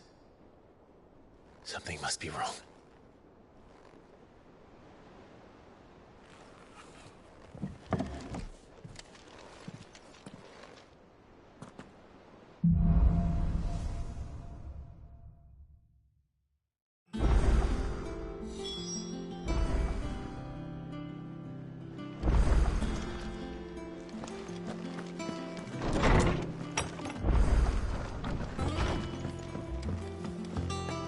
Is it true what I'm hearing, Cid? Crystal? Back, are ya? What's Sancfordian, dear?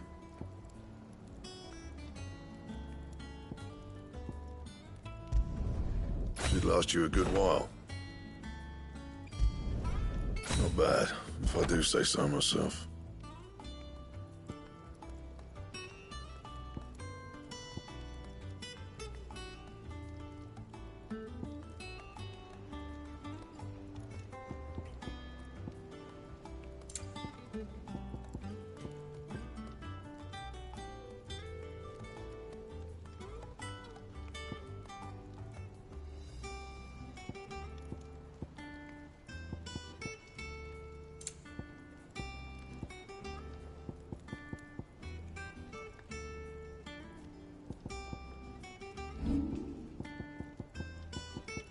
Anything else?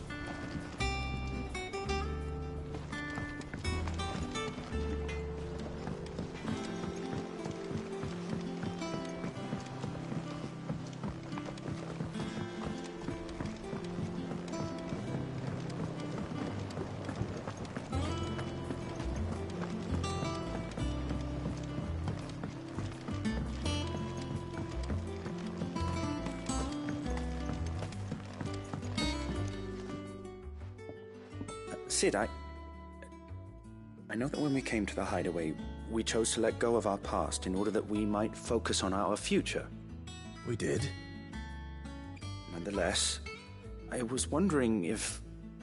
Well, I know you are from Rosaria, and I'm in need of someone with intimate knowledge of those lands. Apparently, the duchy is home to all manner of curative herbs found nowhere else in the realm.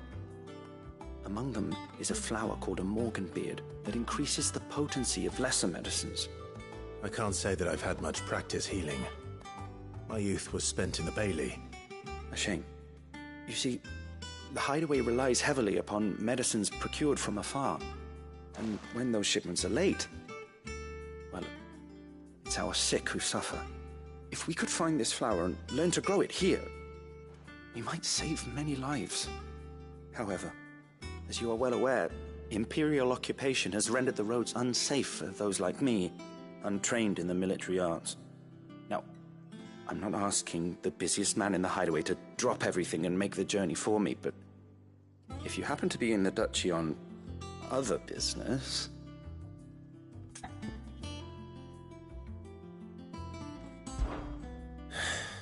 Tell me of these morganbeards, then. But of course... If my old tomes are to be believed, the flowers are bright yellow and as large as goblins' eyes. Oh, and they grow in the marshes of Sorrowwise. If I am to propagate them here in the backyard, I will require several samples, preferably of blooms which have already gone to seed. And before I forget, I do seem to recall learning in the course of my research that their odor has the tendency to attract unsavory creatures. Nothing you cannot handle, though, I'm sure.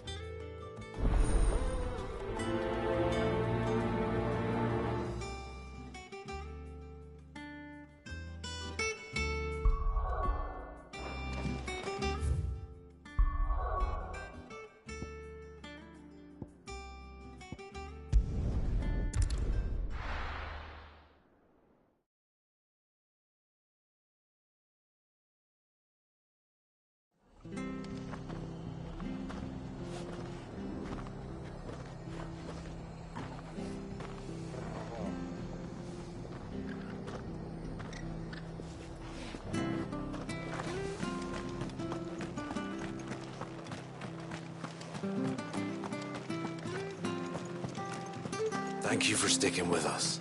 Those of us who are still here have to look after each other. It'll take ages to tidy all this stuff.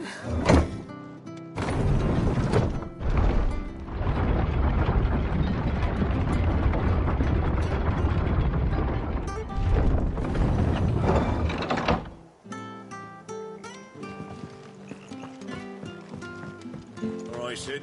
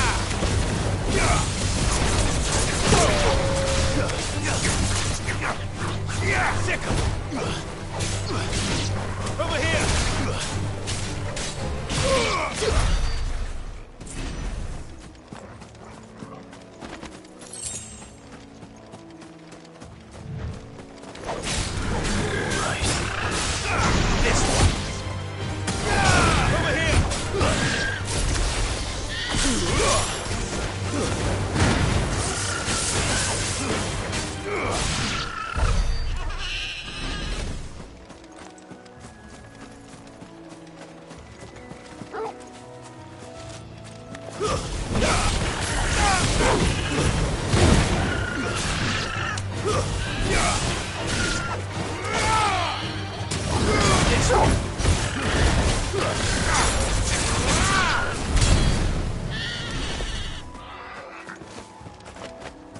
marshes near the Abbey are certainly damp. Let's see if they're damp enough for Morgan beards. Go for it! Get him!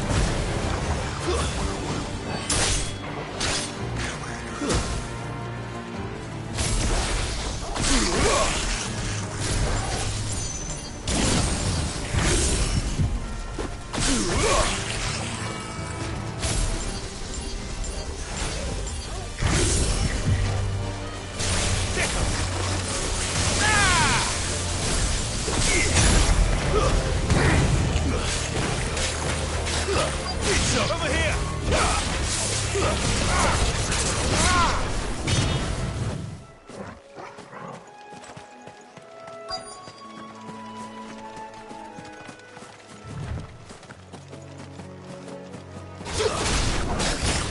Size of a goblin's eye.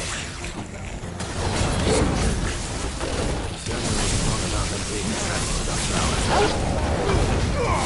All yours, Torgal!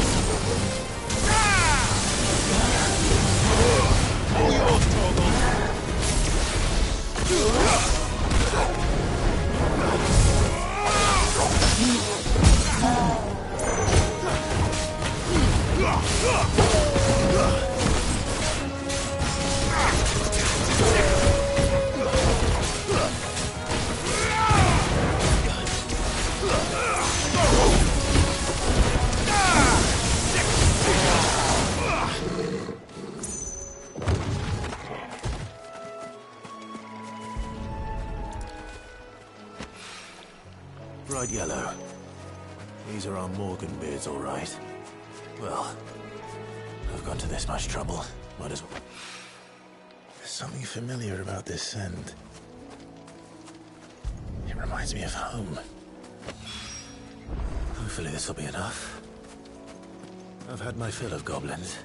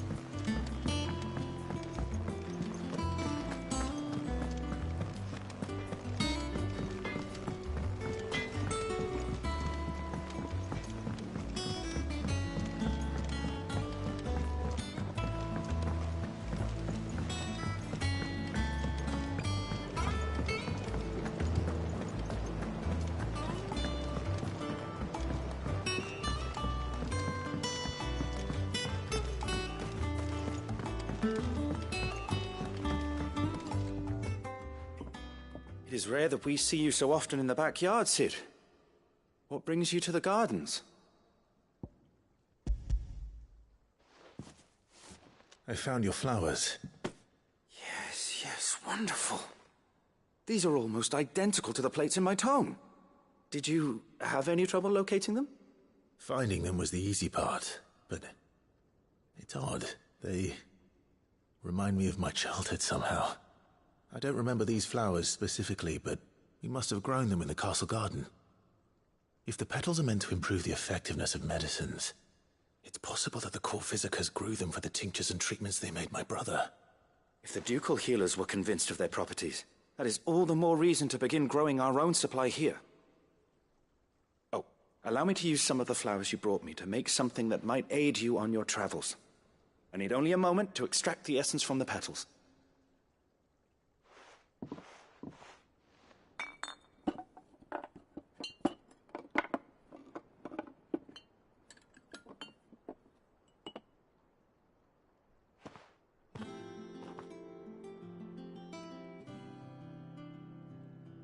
And here we are. A phial of pure Morganbeard extract. A single drop added to any one of your restoratives will increase its potency. At least I hope it will.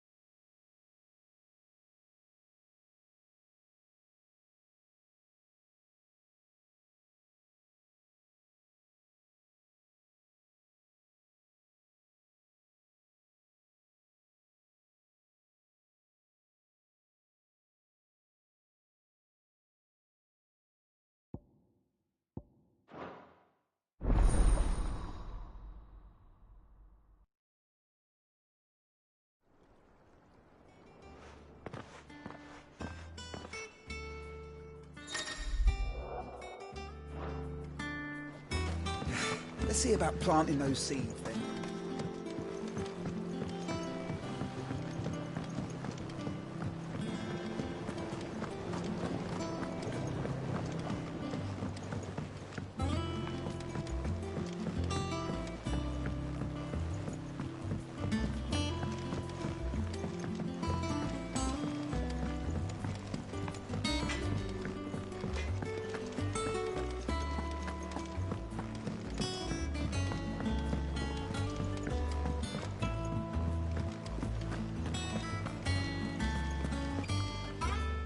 Oh, bother.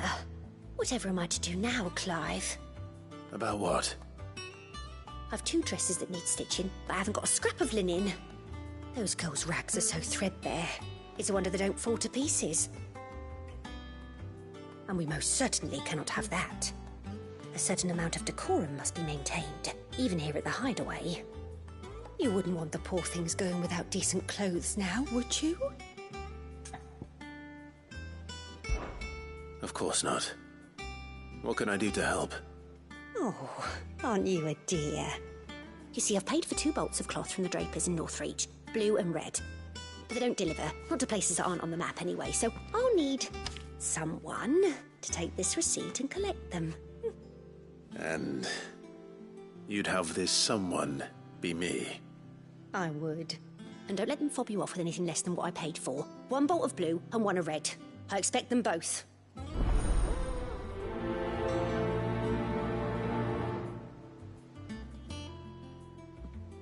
They said they'd give us new clothes. But we've no coin.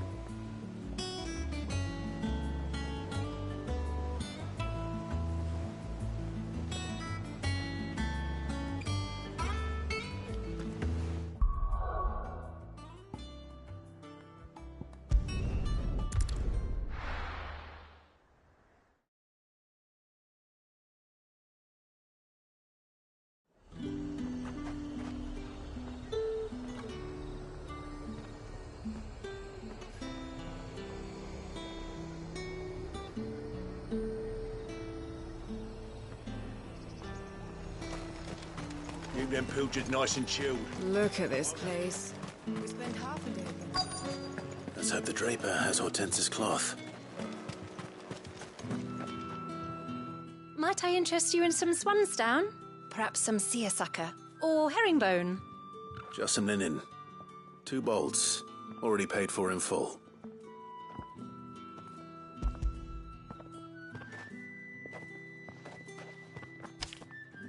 Apologies, my lord, but your items aren't here. They were due to arrive on a caravan from Bocklad, but there's been little traffic on the road these past few days. My mother thinks it might be bandits, but she always thinks it's bandits. It usually is.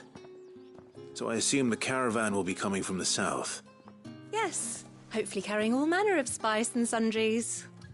Wait, you aren't thinking of... Going to find it. That's exactly what I'm thinking. Oh, well then, be safe.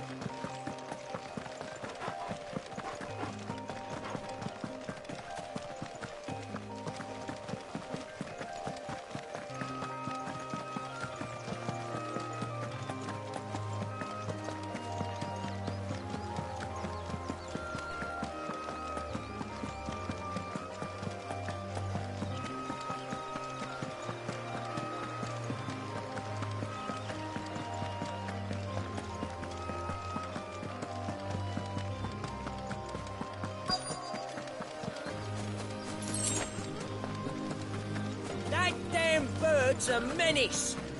She meant to buy it, I swear.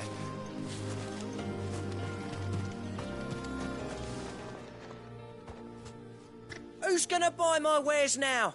State your animals left them in. But they hardly damage us all. Is there something wrong? If you're a bandit come to steal my stuff, you're gonna be sorely disappointed. And all thanks to this fool.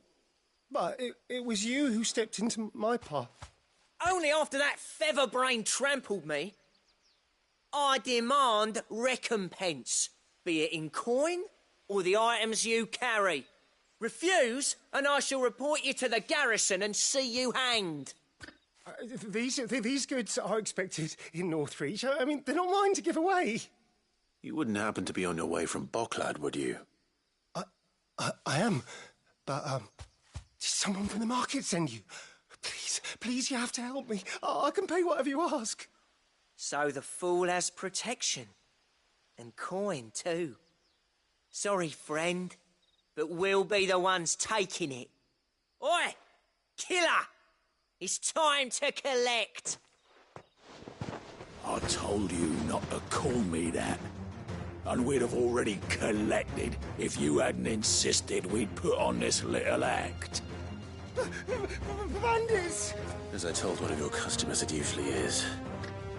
Let's get this over with. I'll deal with the burglar, but you take the handsome one, killer. Stop calling me that!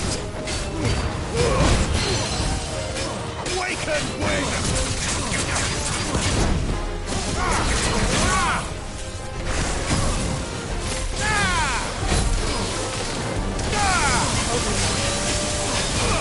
Over here! Get him!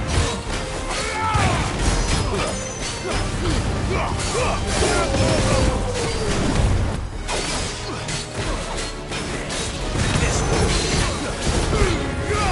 All yours,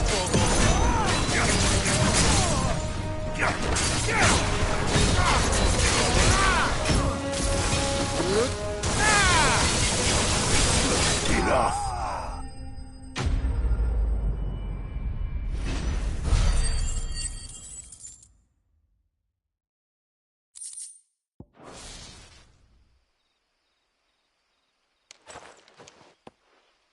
All right. You made your point. Killer my arse. Did he hurt you? No, thankfully. He seemed intent on letting the bandit do his dirty work for him, and he would have succeeded had the Great Lender not sent you. My shipment is safe, and my livelihood with it. You must allow me to reward you. We can speak of that once you're safe in Northreach. I'll accompany you there.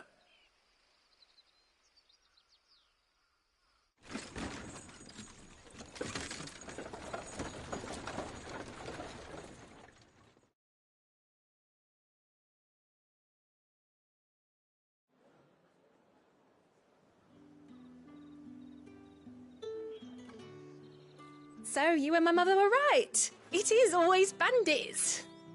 And were it not for the kindness of our free sword here, you'd be buying your order back from them at twice the price. Now, if you don't mind, I have a pressing appointment at the Vale before my return to Bocklad. Farewell. Oh, I almost forgot. I suppose you'll be wanting your linen. You'll be happy to know both bolts arrived safely along with the rest of the delivery. I've also added a few extra lengths of our finest fabrics to the bundle. Free of charge. Are you sure? My mother would insist. It's the least we can do for the man who saved our shipment. That's that done then. Now it's back to Hortense with her cloth.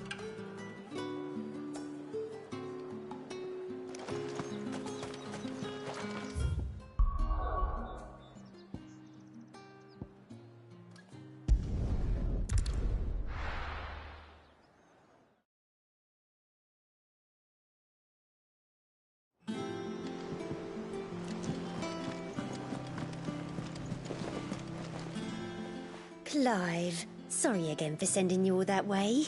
But you did get my order, didn't you? Don't worry. I have it. I believe this will more than satisfy your needs.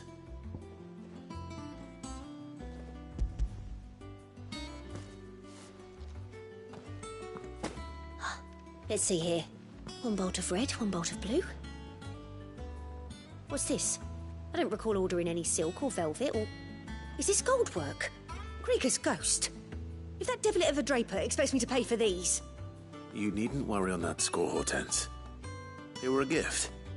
For services rendered. I can always return them if you like. Oh, no. Oh, there's no need to be hasty now, Clive. I'm sure I can put all three to good use. Speaking of which one's most to your liking? I don't know.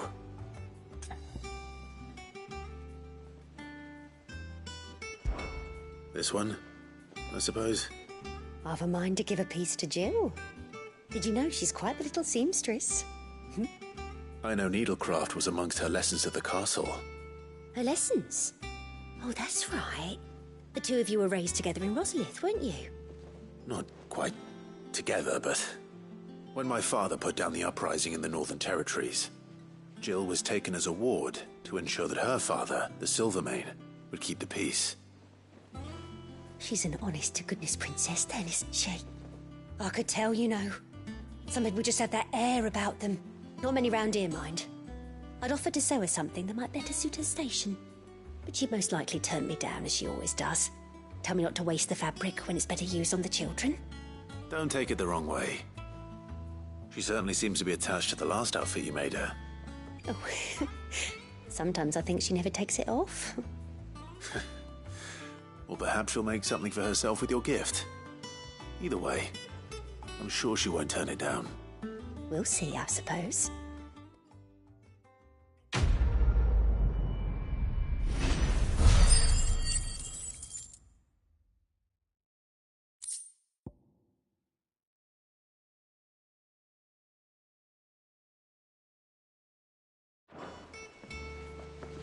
Lady Hortense said she'd give us our dresses soon.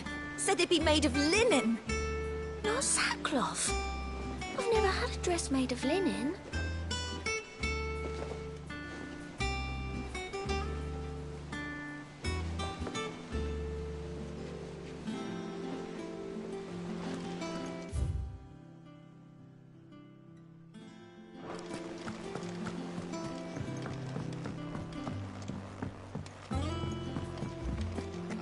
Delamere mentioned the cook is gone.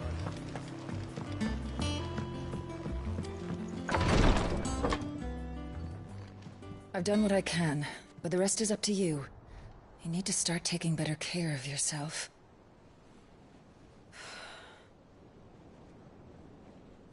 Understood. And thank you.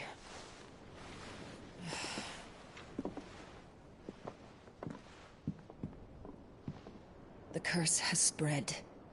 Make sure she rests.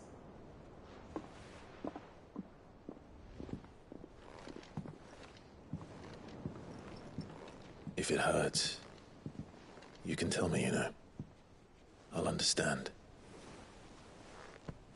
I can bear it.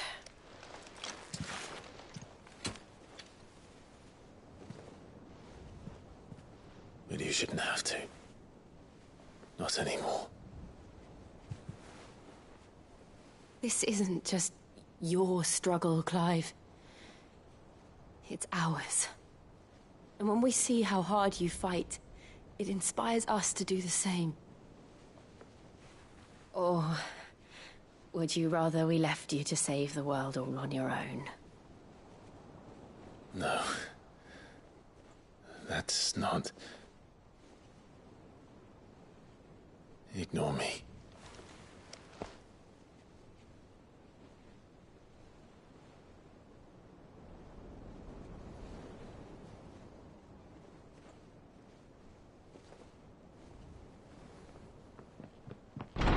Clive, where are you? In here.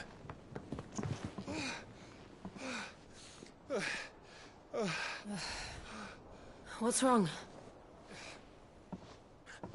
Rosaria's under attack. What?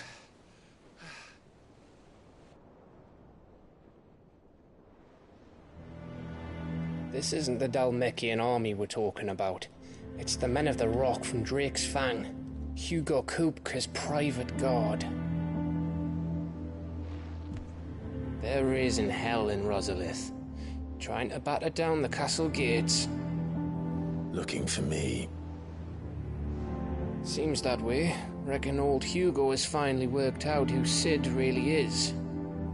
Then this is just another trap. Ah, it's a trap, all right. The daddy of all fucking traps. I'm going to Rosalith. You're not serious. That's exactly what he wants you to do, Clive. Look, I don't know why Kupka harbors such a grudge against Sid. But as long as it's left to fester, our world will never know peace. He has dragged the rest of Storm into this pointless war just to find me. Besides which, I am not about to stand and watch while my home gets ground into the dirt. Hugo Kupka must die. I've lost enough friends to that man already. I don't want to lose any more. So let's go and kill the bastard. I'm coming too. After all, we're in this together. All right.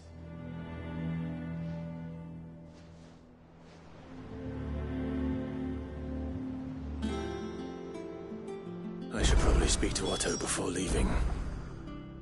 We need to know what we're getting ourselves into.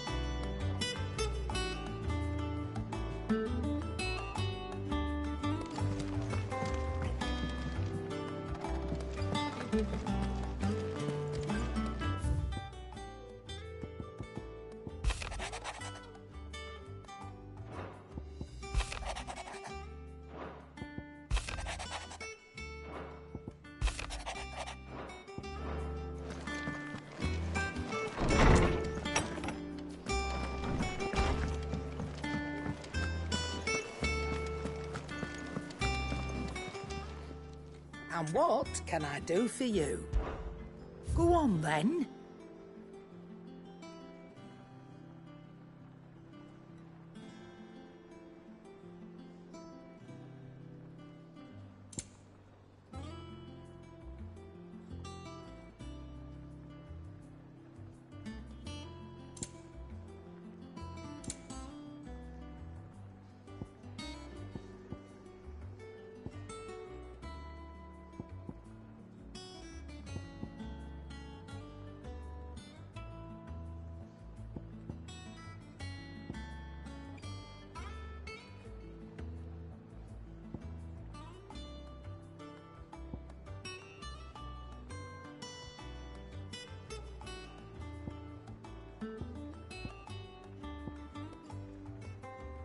Come again.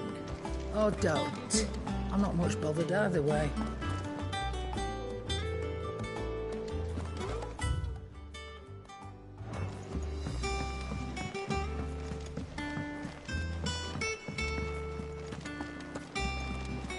Lady Hortense said she'd give us our dresses soon.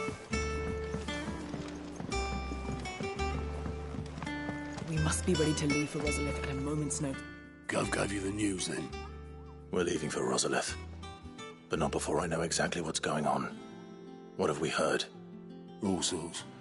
Nobody was expecting the Delmex to open up a new front against the Empire, least of all our friends in the provinces.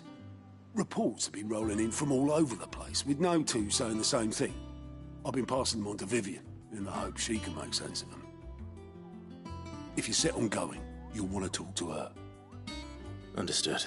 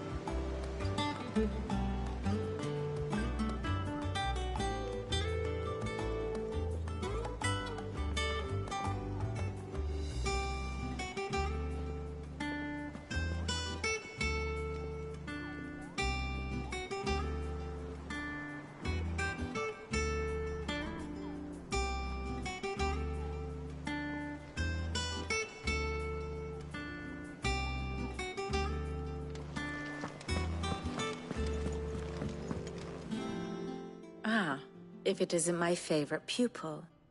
Let's see now, where did we leave? Well, This is a surprise. My lectures are rarely so well attended. You know what they say? A little knowledge, can't hurt? We're going to Rosalith to deal with Kupka. What's the situation there? Whoa there, Lord Rossfield. I'm sure you're champing at the bit to return to your roost. But to fully understand the present situation, one must first understand how it came to be.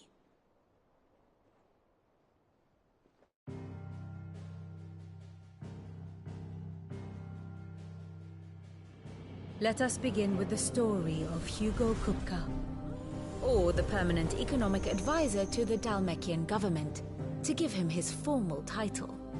In a republic founded on commerce, there could hardly be a more influential position. It has granted him both extraordinary wealth and extraordinary power. Not that he ever wanted for the latter. Being Titan's dominant, he is also Dalmekia's last line of defense, a fact he has used to his considerable advantage. Why, he was even able to pry Drake's Fang, one of the pillars of the Republic, from Parliament's grip. And he was quick to buy the loyalty of the Fang's protectors. Today they are his faithful creatures, a private army in all but name. The self-same army that marches upon Rosarian soil as we speak. By which I mean Imperial soil, not that you need reminding of the fact. Suffice it to say, the Empire's attentions are elsewhere at present, deadlocked as it is with Dalmekia over its occupation of the Crystalline Dominion, where its legions are now gathered. Scarcely a handful of garrisons remain to secure its western provinces, and half of them left after the fall of Drake's Breath. With the threat of the Ironblood thus diminished, they had little cause to fear a maritime invasion. And so today, only a token force guards the former duchy's shores, as Kupka was quick to descry. He landed his troops on the Rosarian coast without encountering so much as a single ship. All for you, Clive. He wants your head. And so he and his men advance upon Rosalith, not to capture the province, but to draw you out.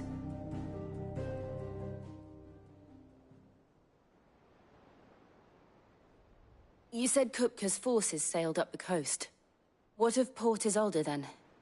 Is the city safe? Quite, according to the Guardians of the Flame. The Dalmekian fleet floated by without incident. But not without remark. When they learned Kupka's forces were making for Rosalith, our friends were quick to begin arranging the exodus of her citizens. And so the stage will soon be set for your heroic homecoming. Alas, it will be a more trying task to enter the capital than it was to leave it. Hugo's men hold Buett Bridge, despite the Imperials' repeated attempts to wrest it back from their grasp. And they were careful not to repeat the Empire's mistake in neglecting their coastal defenses. The seas around Rosalith are firmly under Dalmekian control. So tell me, pupil mine, what do you believe to be the best route to Rosalith?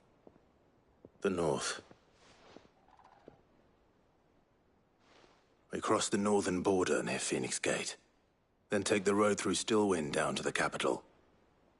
Hardly the quickest route, but at least we won't be spotted. A little local knowledge goes a long way, and so must you. We'd best get a move on then. Oh, will you be going too? Aye. I've been waiting a long time to give that fucker a taste of his own medicine. I would have missed this for the world. All right. We should be on our way. Lead on.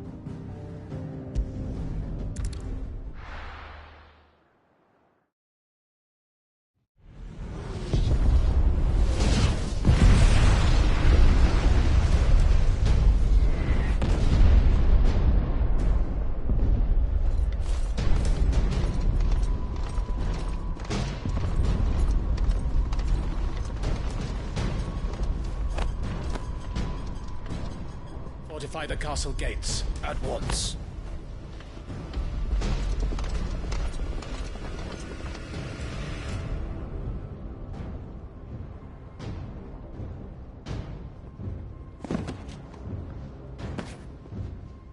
Hugo and his men have been busy.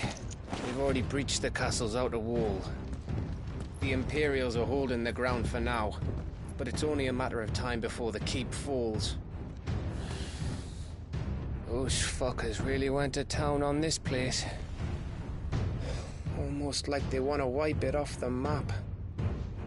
Just a means to an end.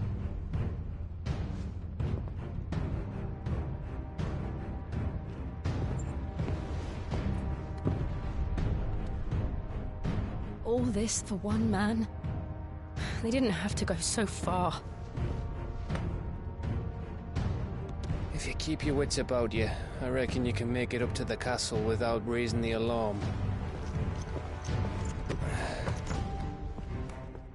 I'll sniff out any townsfolk who haven't escaped yet and send them on their way. Be careful. Likewise. Don't do anything I wouldn't do.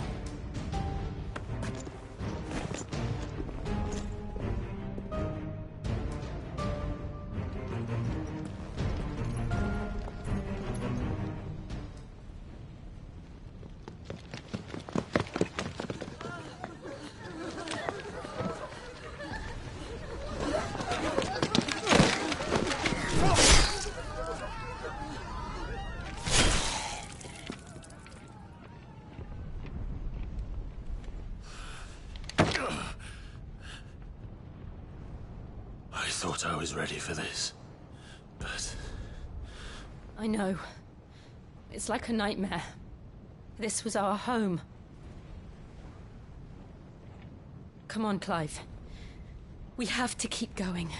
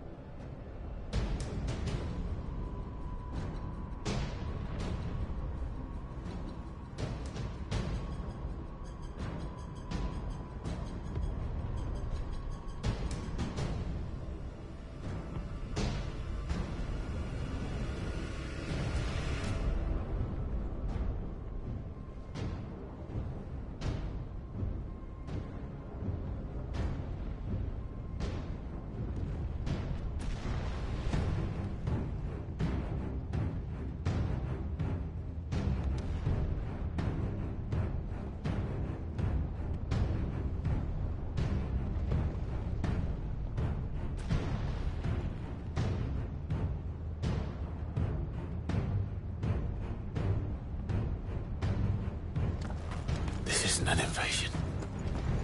It's a massacre. He'll stop at nothing, Clive. No.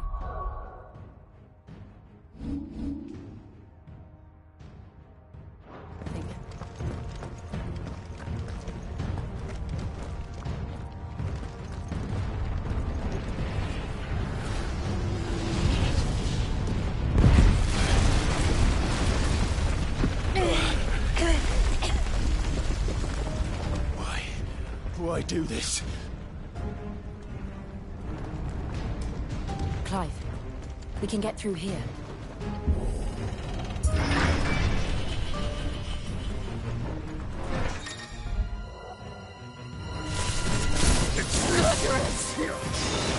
There's only one fitting punishment.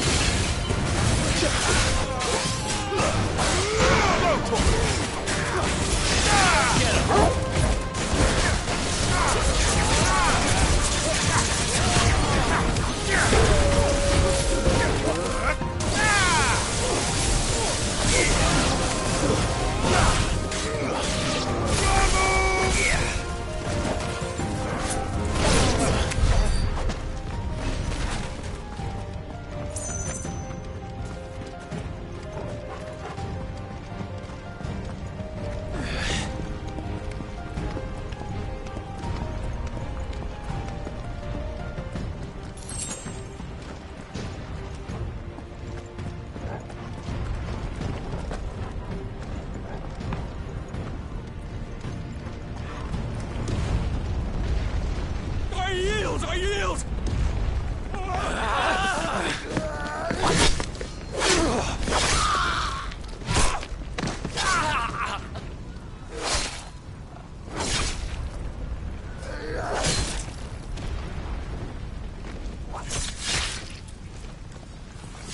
Look what we have here.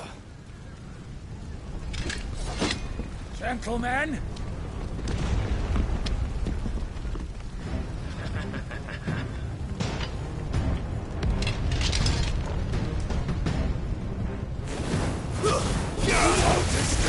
This one!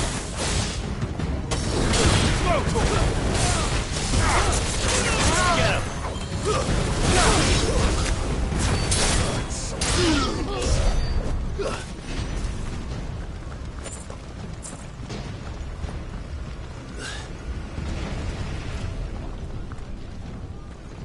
Cut them down! With me, men! For the Emperor!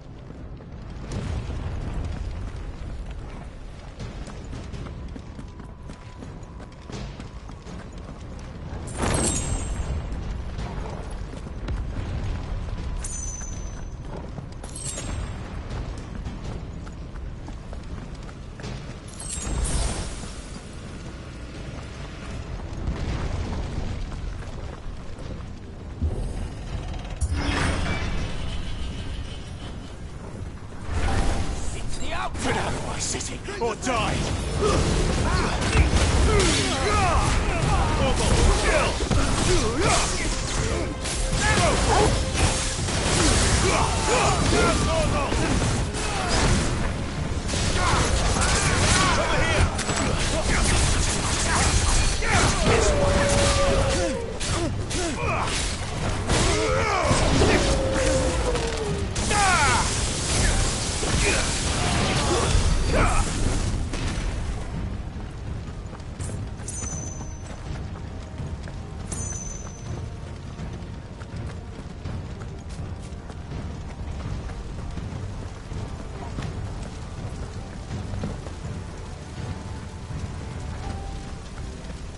We're nearly at the castle. It ends there.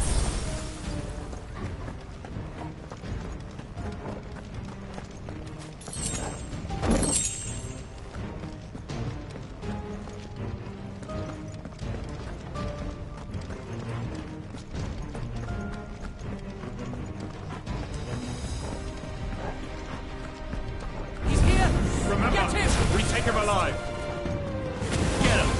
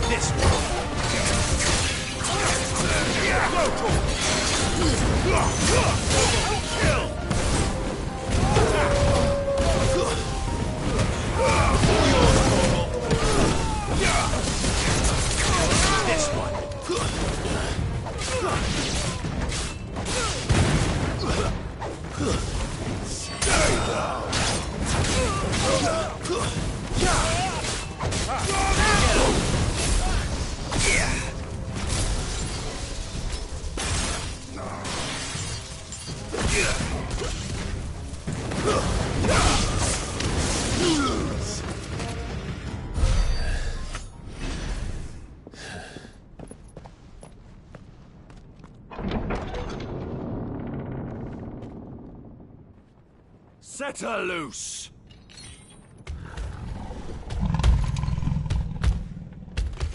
They have a curl.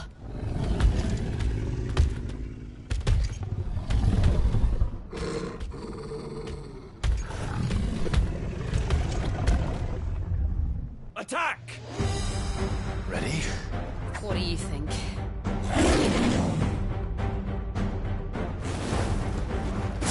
This one!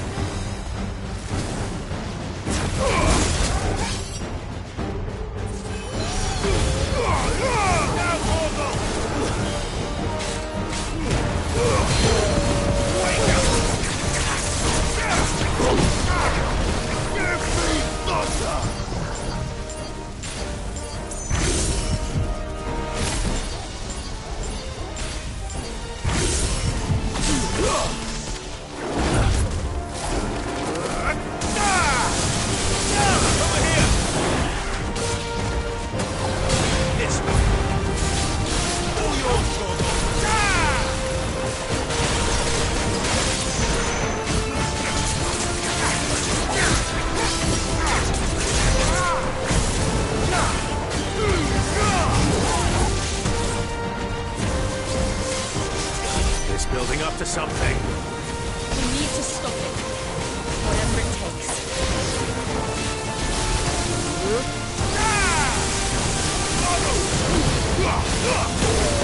It's down. Then let's make this count.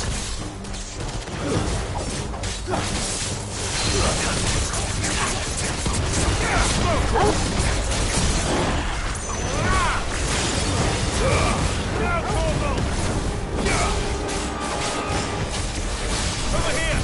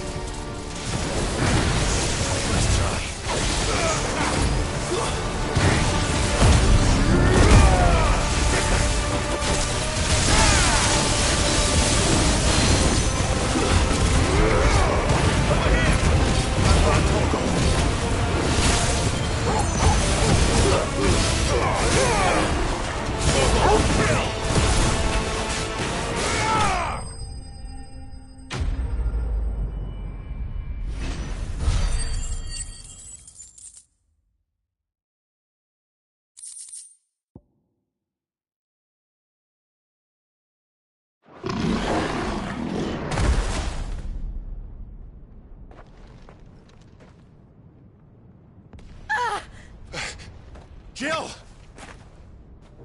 We meet at last, Sid. Or should I say, Lord Rosfield? I've been looking for you for a very long time. Let her go, Kupka. I'm so glad you accepted my invitation. I went to some trouble with the decorations. Do you like what I've done with the place? Bastard! Such a pity your predecessor couldn't join us. But I am sure you will prove compelling company.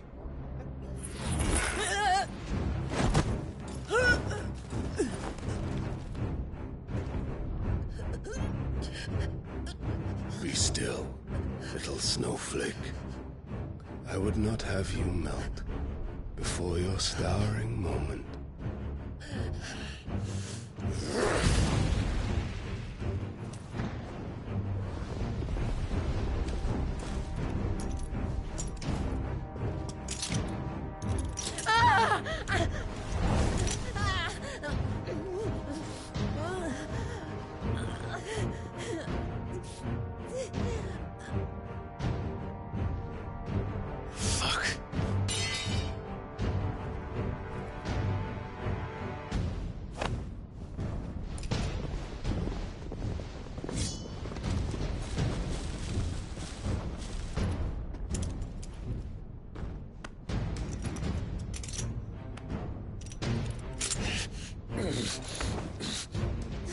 Now, on to the festivities.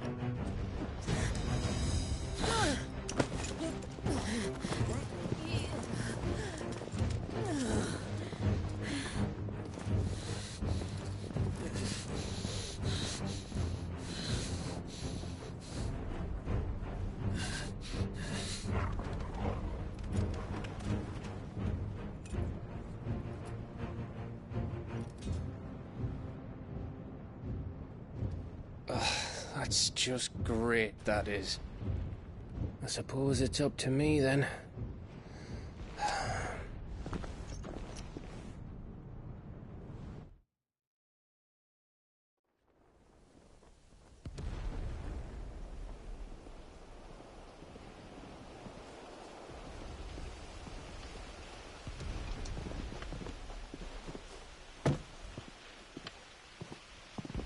Headsman!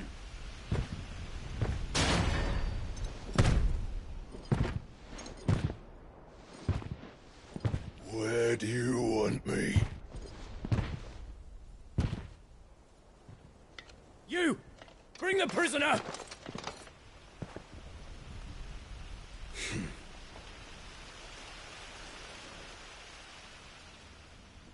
Yes, no more than she deserves for getting into bed with an outlaw. We should get into mine. Lord Kupka commands your presence. You're to bear witness to the girl's execution. Such a waste.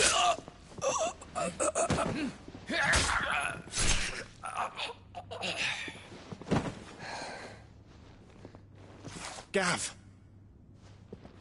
Shh.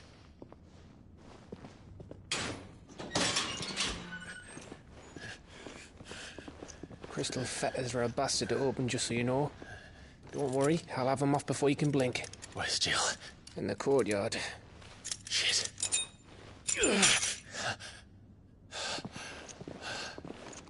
We have to hurry. The Imperials have sounded the retreat and cleared out of the castle, but the place is still swarming with Kupka's men. Leave them to me. I'll make my way up top and circle round the back. Quick as you like, eh?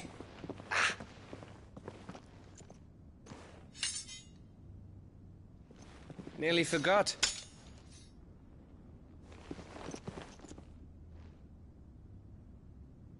Hold on, Jill. I'm coming.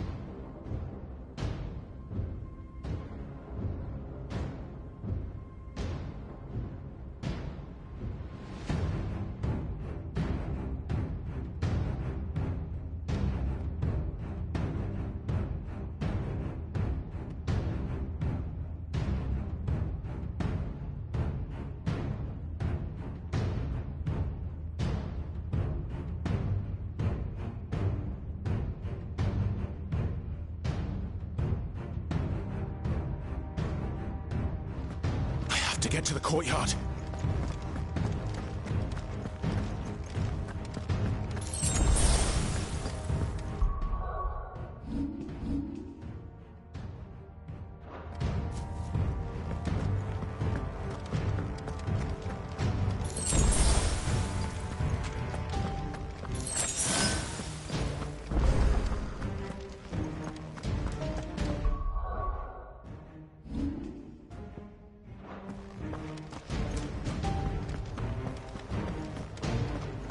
Don't you let her die.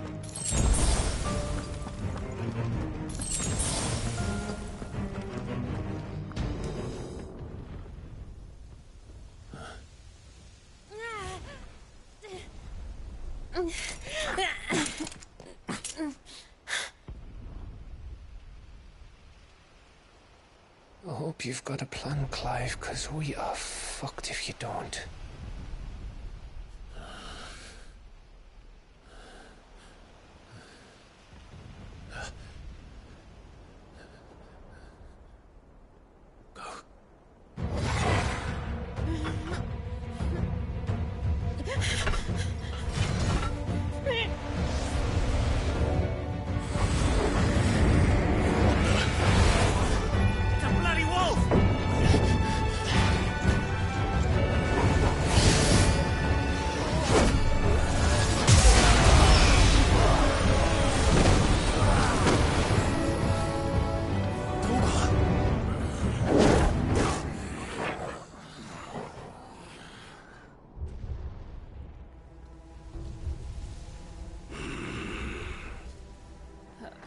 Jill, can you stand?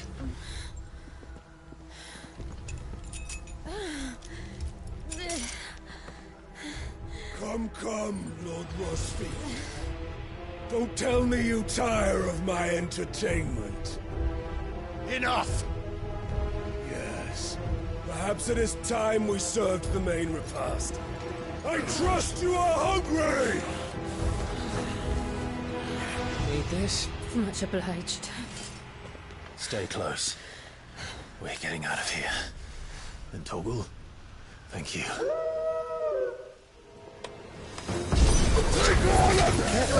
What the fuck your job just did? Anyone? With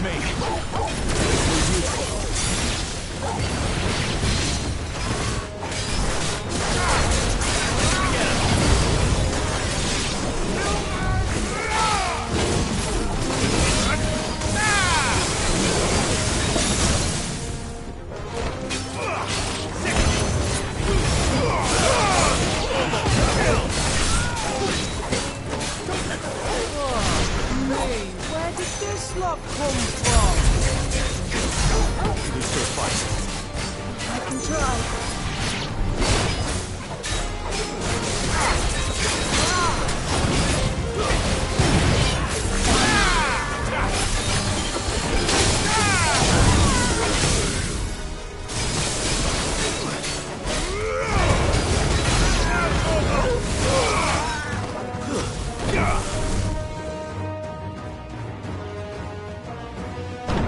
Still breathing, are you?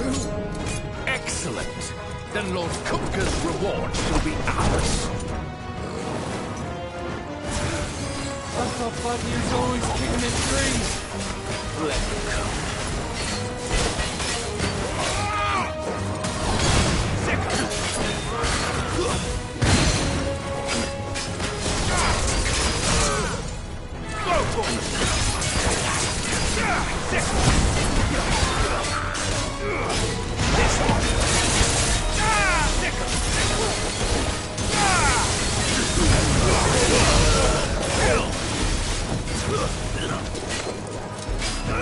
Go!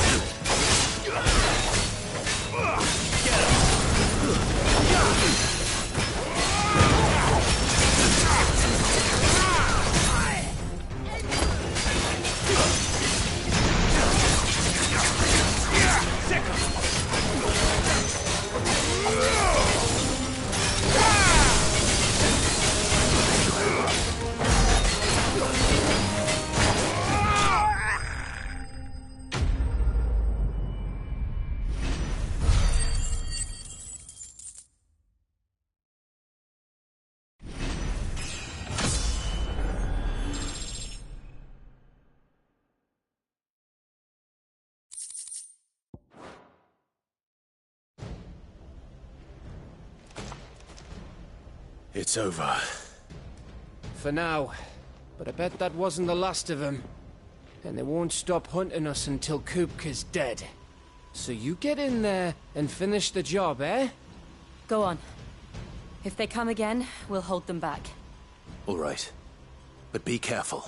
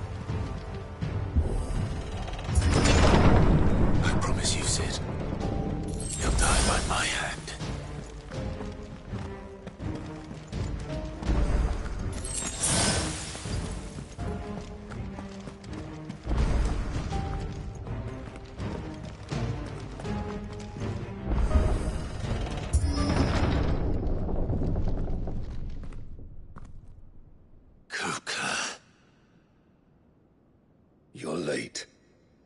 Trouble on the way? Just enjoying your entertainment. How gratifying.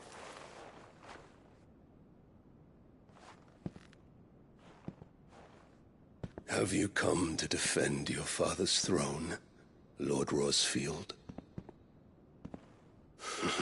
The Grand Duchy of Rosaria. A realm without a ruler, an army, even a people. A veritable kingdom of dust.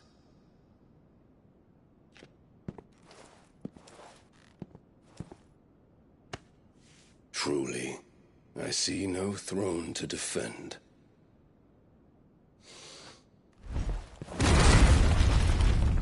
No!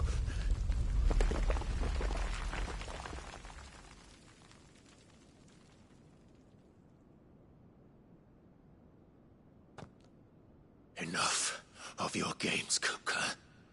Just tell me what you want. Sid's head in a box. Imagine my disappointment when I learned that he met his end at the hand of another. And my relief to learn that you had taken up his thrice-damned name.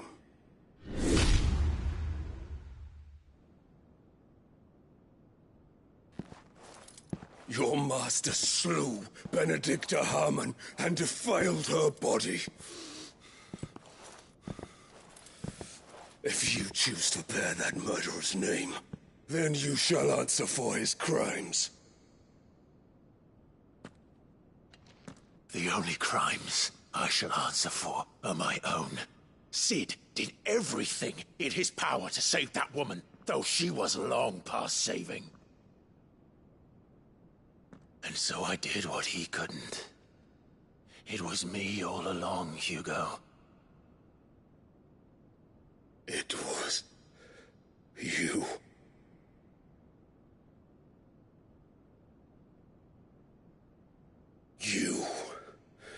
You killed her. I did.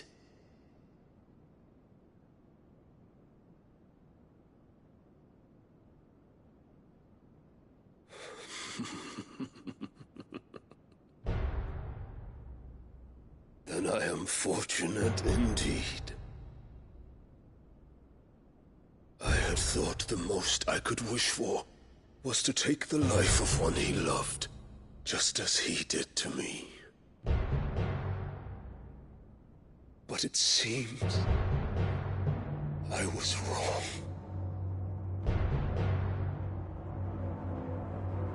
and I shall have my revenge. We shared a dream! I would be the king of the world!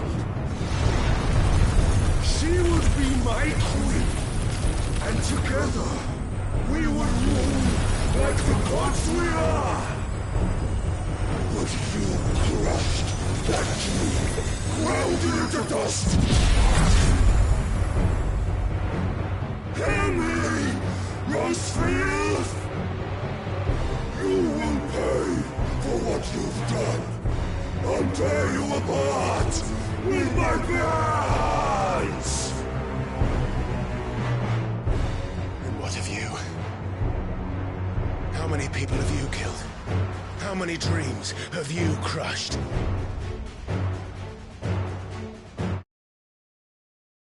You're not the only one who's seen their world fall apart around them. You'll get no pity from me, Kupka. No pity. And no mercy. Now die!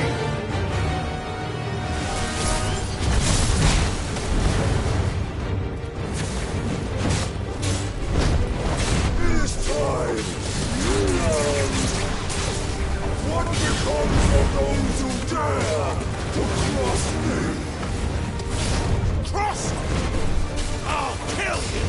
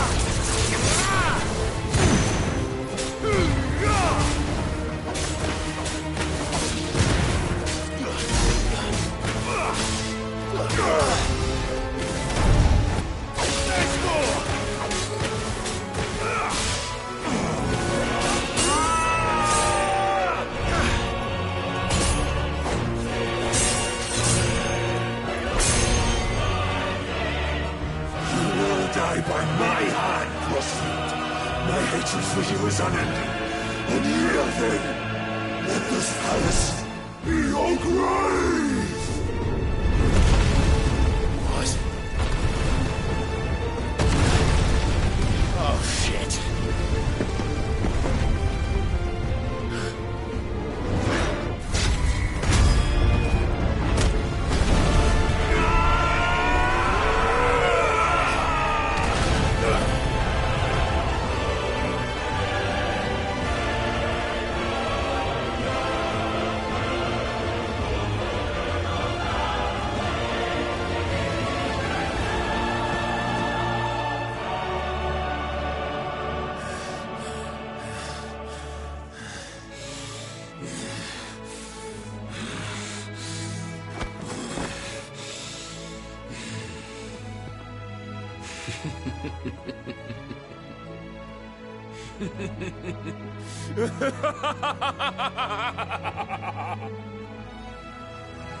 The world has chosen. I am in my element.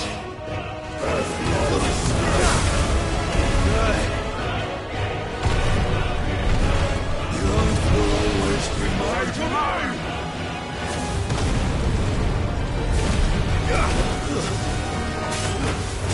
You got to death!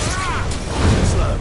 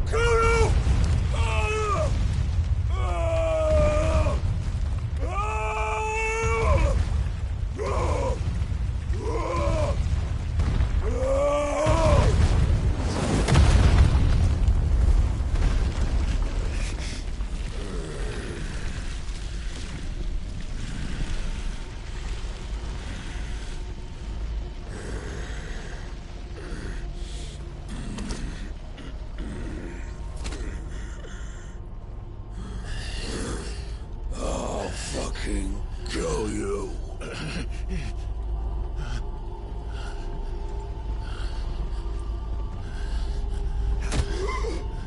There. You mustn't get yourself worked up. Wait! Another time, Mythos.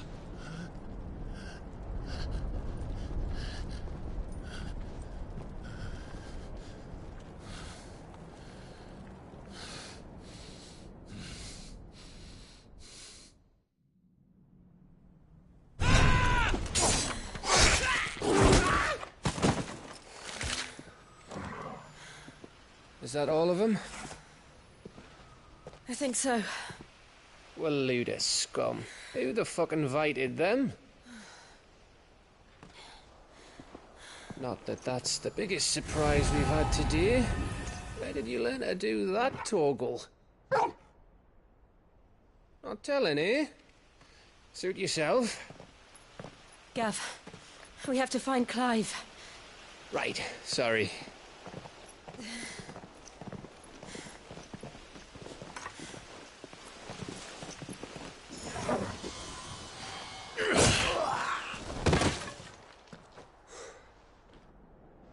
You missed one.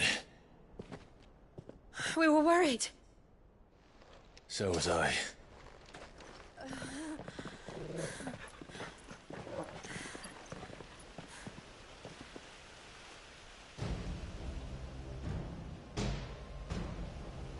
we're so close. If it hadn't been for my gift, I would have finished him. I'm just glad you got out of there alive. When did the Royalists arrive? Right after you went inside.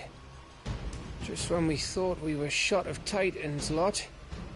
In pile Odins. Not enough of them to worry us, though.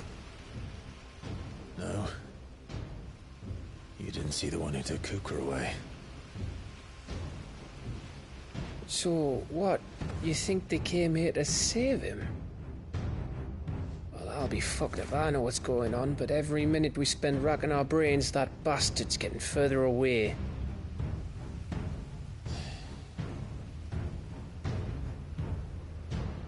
So what do we do?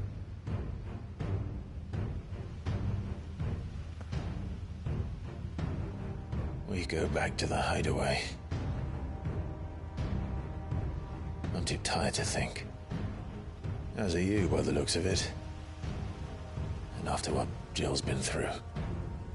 Let's worry about Kupka later, shall we? Aye. All right. It'll give us a chance to solve the riddle of your magic mud, too. Hey, how you feeling? Ready to go home?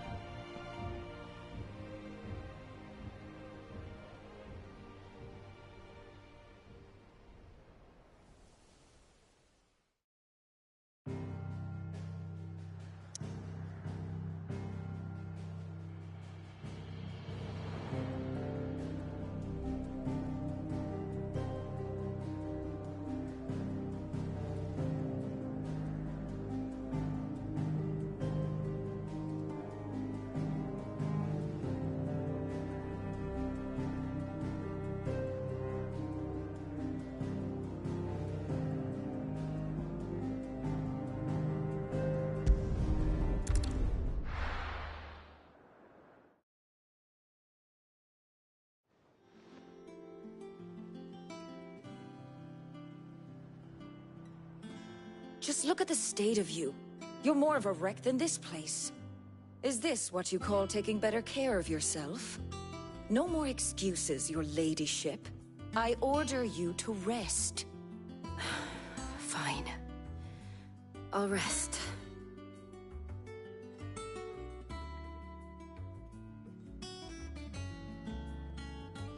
Don't worry, Gav. She's in good hands. But we should have never let her fall into Hugo's. Back when he had some like. The question is, where is he now? And what the hell were those royalists doing there? I was wondering about that all the way home. Otto may have heard something. I'll talk to him. And I'll talk to Tomes. The lawsman. About what? About your faithful hound for a start. If any four-legged friend's ever done that before, I'm betting Tomes will have read about it. But what I want to know is, what happens afterwards? It's all well and good Torgal saving our arses, but if it costs him what it cost Jill... Right. Let me know if you learn anything. Will do. And you do the same, eh?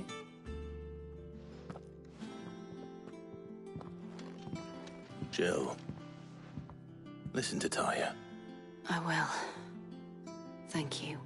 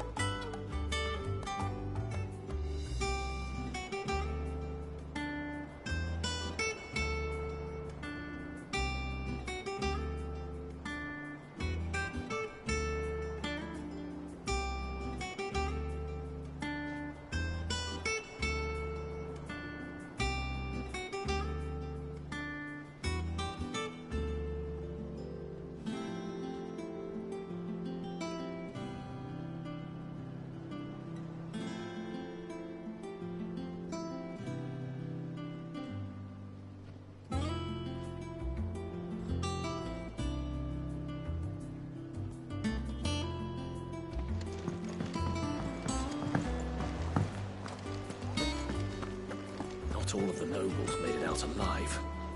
Kupka. Otto, is now a good time? It's not a bad one. How's Jill doing? Ah, she's been better. Ty is making sure she gets the rest she needs. Good. Any word on Kupka's movements? Vivian's doing what she can to try and track him, but she's feeding on scraps. We've sent ours out to the Curse Breakers and their other friends in the West, asking them to keep their eyes peeled for anything unusual. No leads yet, but it's only a matter of time. All right. Let me know when you find something. There he is. All right, Clive. Still busy saving the world. Mid. When did you get back? Just now. What about your studies? Adjourned. Since Hugo Kupka invaded Rosaria. All the canvass in uproar about it. He's gone mad. He's turned rogue. It'll be us next. You try concentrating with all of that. All right. You win. How long will you be staying this time? Dunno. A while, most likely. Any road, while I'm here, I was hoping you could do us a favour. Mid.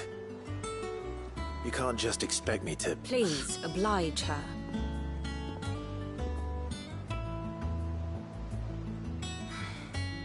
While we are busy tracking down Kupka, you should have a little time to spare. Professor! Now there's a face I haven't seen in a while. Shouldn't you have it buried in a dusty old tome? I did, till a familiar trill pricked my ears.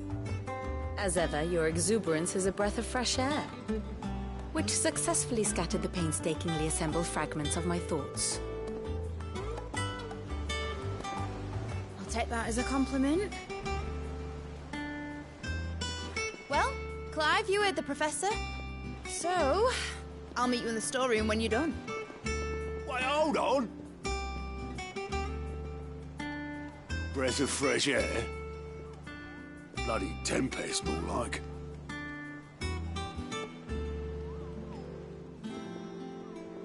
Oi, Otto, you got my gill?